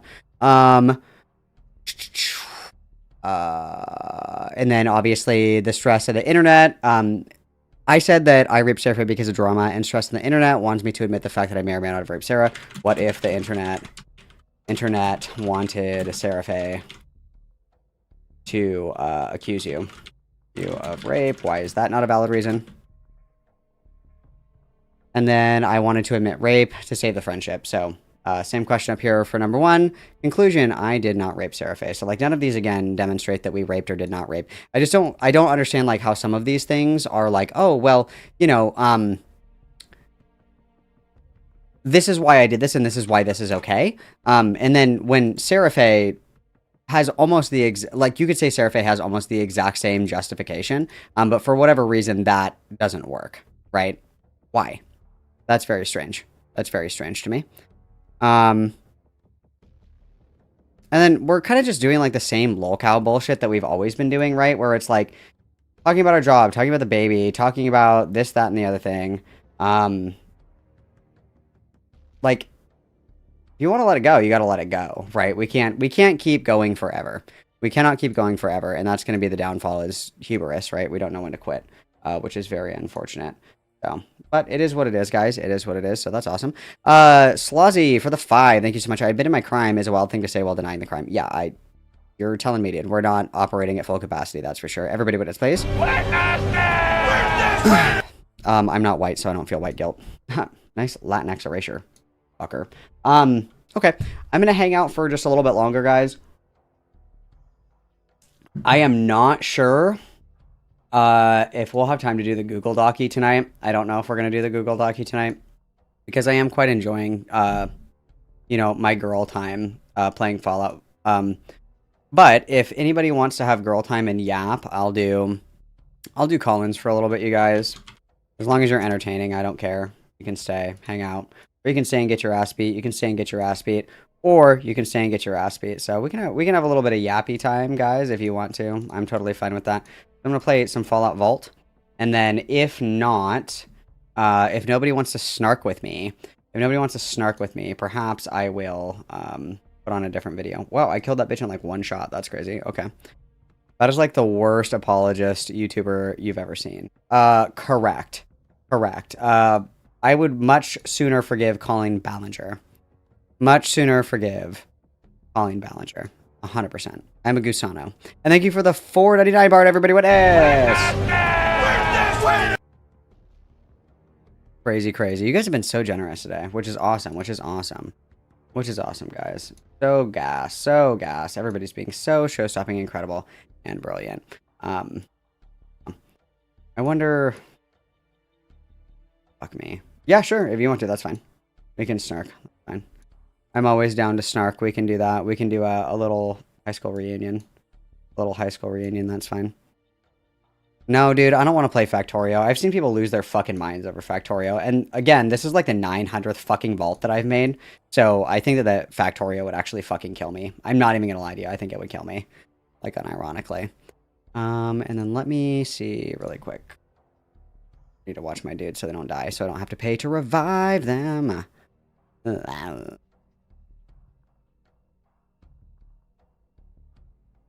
Dude, hell yeah. It's raining Stimpaks in the... Oh, let's go. There's anything Gucci Gang going on here, guys? There was a... Not So Erudite was snarking Destiny, you guys. Not So Erudite was snarking Destiny. Wow. This is big news. This is huge news. I'm going to put this on... actually, I'm going to let this play... I'm just gonna move this over here because it's like in my fucking way while I'm trying to fucking kill bitches and shit. It's really in my way. So I'm gonna do this. See if this will allow. Too much. I'm gonna listen to this video. You guys get to join me while I listen to what I want to listen to while we wait for Femyaz, and then we can snark more. How does that sound? We love to snark, don't we? We love snarking. I'm gonna put this on. Let's get this. Ultra rare Erudite W. So I love Not So Erudite content, guys. Okay, so Not So Erudite. This is Kyla Maxwell. Okay, Destiny's Ghislaine Maxwell. The bridge apparently has been burned finally. For a long time, Destiny has been accused of heinous crimes such as allegedly distributing sexual material of past partners without their consent and disseminating this and, you know, all the bad things that come with that, etc., etc. And Not So Erudite is my favorite Destiny Orbiter. She's been kicked in the head by a horse, and it shows, and she's just really fucking stupid. And I love snarking, Not So Erudite. Oh my god, all my bitches are here already. I don't even get to watch my Erudite content. Oh my fucking god. Okay, hang on. Oh, fuck. Hello? Hello. Yo, hello. Why is my fucking Discord overlay not working? That's super annoying. What's up, guys? What are we doing? What's Dude, new? What's fresh? Your Discord overlay is snarking you? That's awesome. Dude, fuck yeah, it is. I'll just use this one then, I Let's guess. fucking Jesus go, Christ. dude. Fuck. Let's fucking go. Oh, hello, what's going chat. on? Dude, so I did not have very much time to prepare for the FireBat conversation. I think that goes without saying. So, that's one of the reasons that it wasn't structured well, because I did want to prepare more and take people's advice when it came to, like, you know, how disorganized the whole Sarah Faye interview was. I didn't really get that opportunity. I tried my best. I had like an hour of time to prep, roughly. For sure. Yeah. For sure. But I mean, like, you were in a polycule with Bunk, so I had much higher expectations. Well, I only learned some of the basics. Okay, I've never taken debate that seriously. Never taken it that seriously. Gotcha. What's up, Ren? Were you coming in here to say slurs, or what's up? Or you just want to chill? Nah, that was the second thing I wanted to do. Okay, based. But I wanted to. I don't know if you're aware that FireBat is doing like an Assassin's Creed Origins playthrough. It's as horrible as it sounds. Okay. And for the game, she turned the brightness like all the way up. Oh, dude, I think you sent a screenshot of that, right? And so it's like the character is like very dark. Yes, and like she said, I only want black and white people in my video games, no brown people. And I'm what? Like, yo, that's Dude, crazy. the Black New World Order is like controlling her fucking mind, bro. That's insane. That's crazy. It's possessing her. That's fucking funny. I mean, that's epic, dude. She's doing digital blackface. Let's fucking go, dude. It just keeps getting Let's better, bro. go. It keeps getting better, bro. Dolazol is crazy. FireBat Dolazol. Fire Dolazol.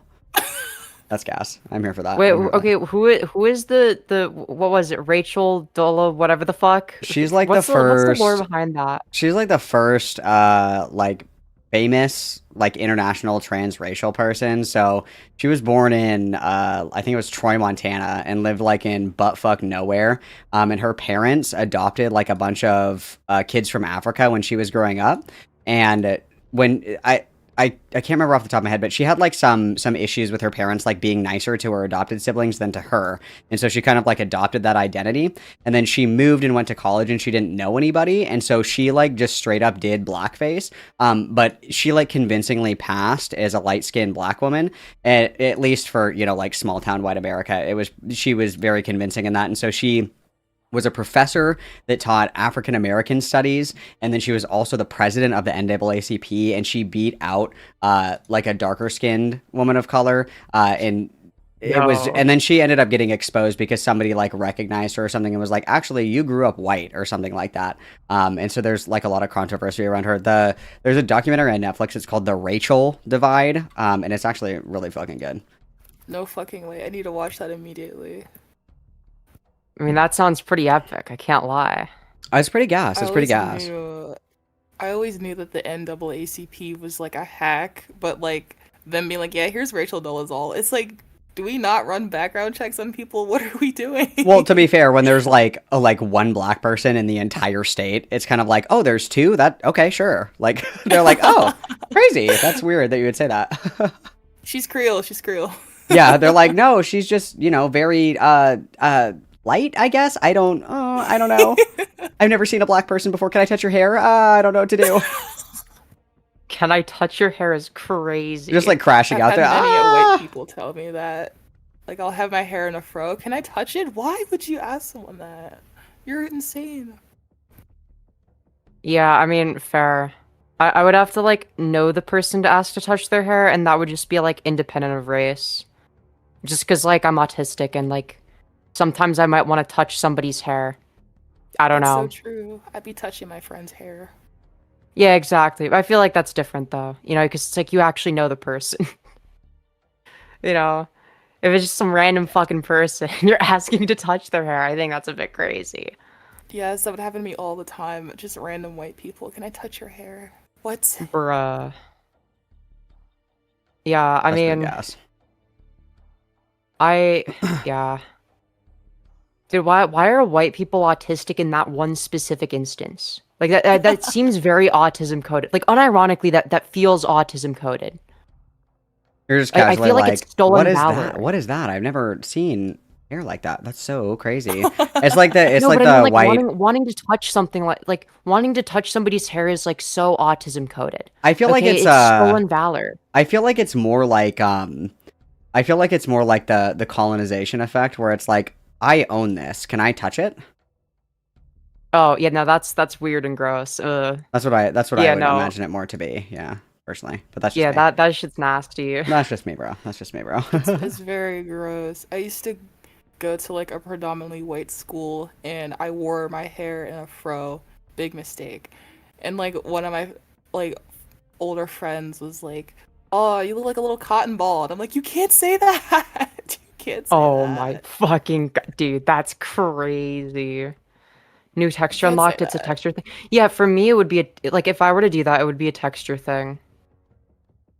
I think a lot of white people see it as a compliment. Yeah, fair. It could just be a lack of self-awareness. It's kind of like how I cis think people it are like, depends on the "Oh my god, person. you look so much like a real woman," and you're like, "Thanks." Yeah, like when people say that, I don't really take it personally. It's like, okay, well at least that means I pass. Like, I guess. Like at least they're like trying to be genuine, and it's like I understand what they're trying to say. So you know, I don't ever take that to heart.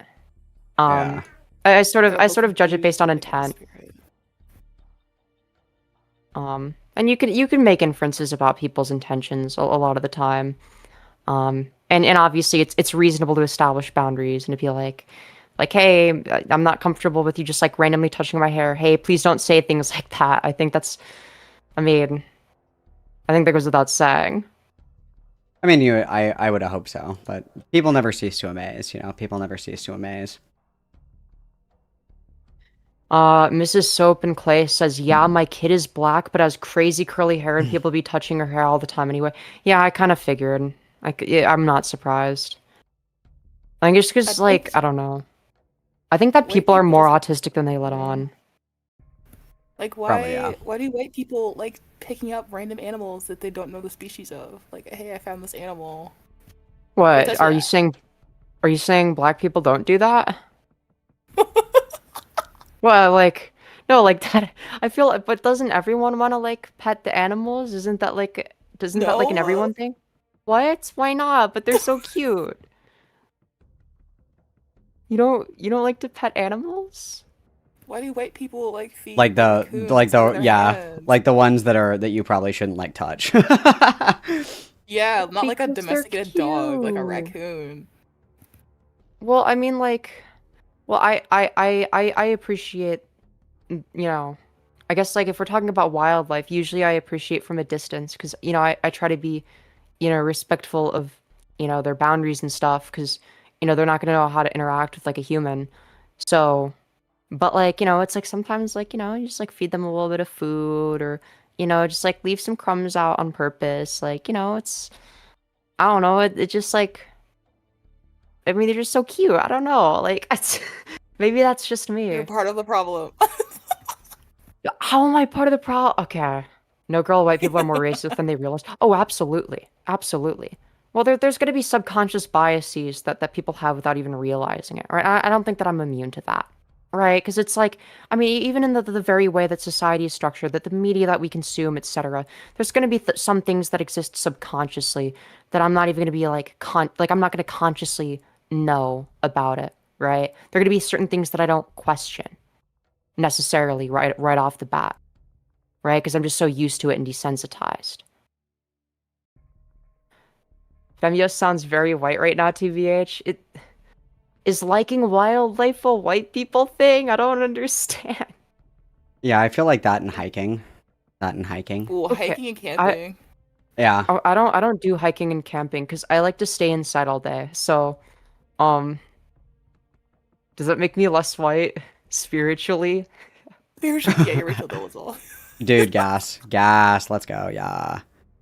It's just a white people being racist thing, not Hazaki, specifically an what? autistic trait. Literally Yeah, that's shut the fair. I think fuck up, Hazaki. Fuck you, bitch. Just kidding. Thanks for the 5, everybody. What is? Dude, you're Oh, saying yeah, dude. you look like a real streamer? True. Evil, bro. Evil, bro. Oh my god, foreskin quill. I like growing up, I've like been the darkest of all of my siblings.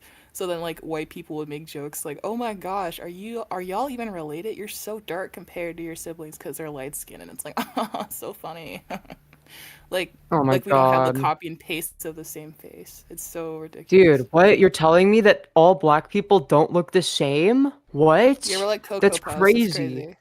It's crazy. Wait, I thought only white people could look differently from each other. And I think that again, that's gonna be a mindset that stems from like an inadvertent in-group, out-group mentality that they don't even realize is present. I don't think that they realize that they view white people as the in-group and everybody else as the out-group. That's why they think that all Asians look the same or that all black people look the same, because that's the out-group to them.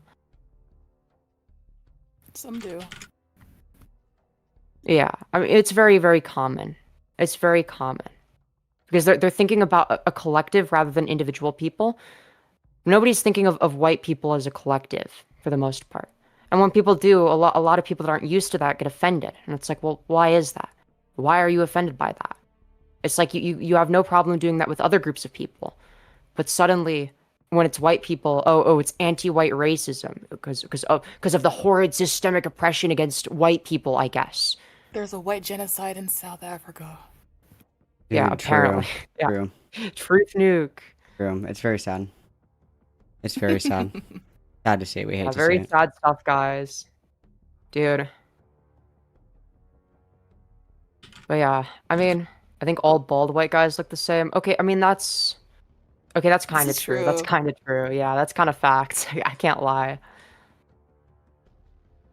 But I mean, I think that goes without saying. I think that goes without saying. My son's father was the lightest of his family, and I still get racist as hell comments about a 2-year-old. Yeah, people are fucking evil, man. People are fucking evil, I swear to God. And they'll get like mad when you like explain to them like why what they're doing is bad, and it's like, okay. Okay, Alright. but listen though, Firebat can't be racist because she believes in the Black New World Order. Okay. Dude, it's That's true. She's actually anti-racist, okay? She would actually be in support of the Black Hebrew Israelites, okay? She's an honorary Black Hebrew Israelite. Dude, that would be fucking crazy. I think that would be like She's got that. napalm. That would be fucking crazy if it was just like, yeah, as like a Black New World Order Zionist, I would be like, that's it. We're done. We're done Dude, with this. support- I'm done playing. I don't want to play anymore. I'm done. Dude, support for Black Ela Klein is pivotal right now. Jesus Christ. Dude, that's too much. That is too much. Too much. Sorry. No, I'm just kidding. You're fine. Okay, alright. Oh, it's just too much. It's too much. It's too much. Alright, I just wanted to pop in to talk about the Assassin's Creed thing because I thought that was insane. She's like she's woke but also like not woke. She's like, okay, I love black people and I hate brown people. It's like, oh my god. She's politically incoherent, which I mean, granted, most people are, but I mean, she voted for Trump, so it's not like she, cares about anybody. That's like my favorite fun fact is just like, yeah, I did actually vote for Trump, and it's like, that's cool. That's okay, awesome. Okay, cool. I also never understand why someone that looks like Firebat And this isn't just a FIREBAT thing. I've seen other, like, let's be honest, non-passing trans women who have tried to be the biggest fucking pick-me's ever. Okay, there was this one bitch named Sabrina TW who called me a pedophile for simply saying that, yeah, I think that trans kids should have access to puberty blockers. So, you know, what I did, of course, in response is, we do a little bit of trolling. So I told her that I was 14 years old and that she had inspired me to start taking puberty blockers. And then once she started crashing out, I said that the reason I'm starting puberty blockers is so that I don't have to look like her when I'm older. Oh, yeah, I remember that. I remember that. Dude, I will never forget that. I remember that. But like, like, does it make any sense to you why somebody like that would have like these like weird pick me positions? Like, they're never gonna pick you. I think a lot of it is.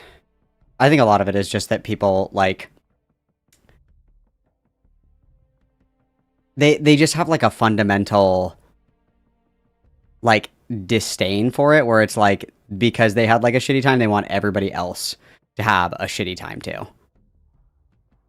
Yeah, that's what I was like wondering, like, because maybe it's the case that it's like, well, I had to suffer, so everyone else should have to. Because I mean, that's sort of a mentality that I've definitely seen, you know, be a bit pervasive in certain trans spaces, and I don't really get it. It doesn't really make it, like, it's never made logical sense to me. Like, why would you want to ruin it for everybody else? Like, what are we doing? It's kind of like the Brianna Wu effect. Like, everybody likes being the one. Everybody is a big fan of being the one. I lost something once. Exactly. Like, I'm the one true. And it's like, okay, whatever, dude. Well, and that's one of the reasons why, you know, I wanna get, you know, facial feminization surgery and body contouring and all this stuff. Is because then it's like, you know, if I brutally mog these pick-me's, it sounds stupid, but like you kind of immediately win. In virtue of the fact that the people that would be supposedly picking them would still pick me over them because they're not doing it out of principle. They're doing it out of vibes, right? And a big part of that is like, if you're chopped as a trans person, you will get judged way the fuck more harshly than anybody else in the world, essentially.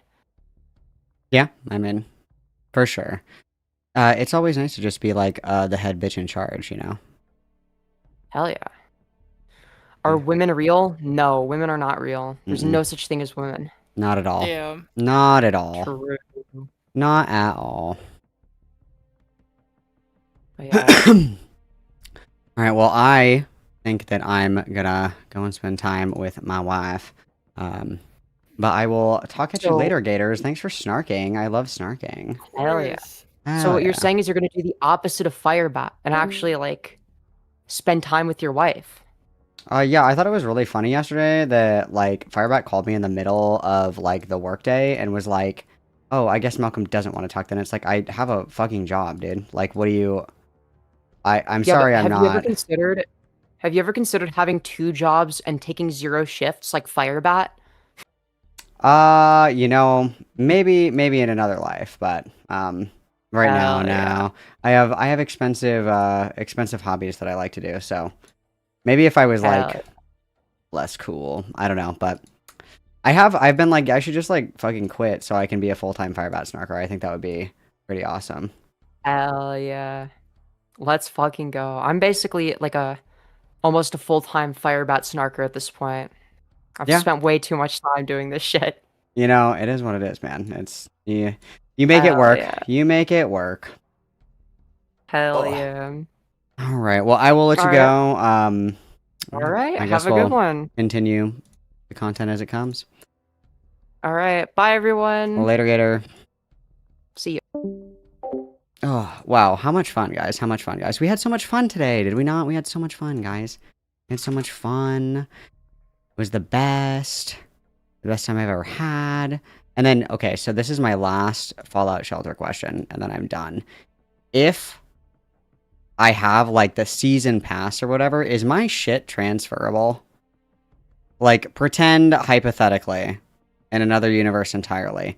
let's just pretend that I started a new vault. Like, my vault right now is 420. If I make another vault, let's do a new vault, and it's called Vault 69. We're going to do that, 069. 69, okay. Do I get to use my Nuka-Cola Quantums for this? Because this might actually alleviate my fucking issue. Perhaps. Perhaps. I don't know. No, I do not get to use my Nuka-Cola Quantums only go for one vault. That's fucking gay, dude. Ugh. Stupid. Stupid. Alright, guys. Well. Here we are. I say it's bizarre. am gonna send you guys to Becky. Becky is doing Just a Robot coverage, you guys, which everybody loves, obviously. Everybody loves, obviously. Everybody's such a huge, phenomenal fan of Just a Robot. So Becky's doing Just a Robot coverage, okay? I'm going to send you over to Becky. I will see you guys on Monday, okay? I will see you guys on Monday. Thank you for hanging out with me, you guys. I appreciate it. I hope everybody had fun. I hope everybody had a great day. You guys were very generous. You guys were very mindful, very demure, very thoughtful. Just all around good noodles. Good noodle stars for everyone all around today. You guys did great. The only thing that might make me come back is if FIREBAT decides that they want to talk. Maybe, perhaps, but I do have shit that I'm going to do tomorrow, so I don't know. I guess we'll see. Either way, I appreciate you guys so much. You guys are simply the best, okay? I'm going to let you guys go. Thanks for hanging out with me and keeping me company. I will see you guys on Monday at the very latest, okay?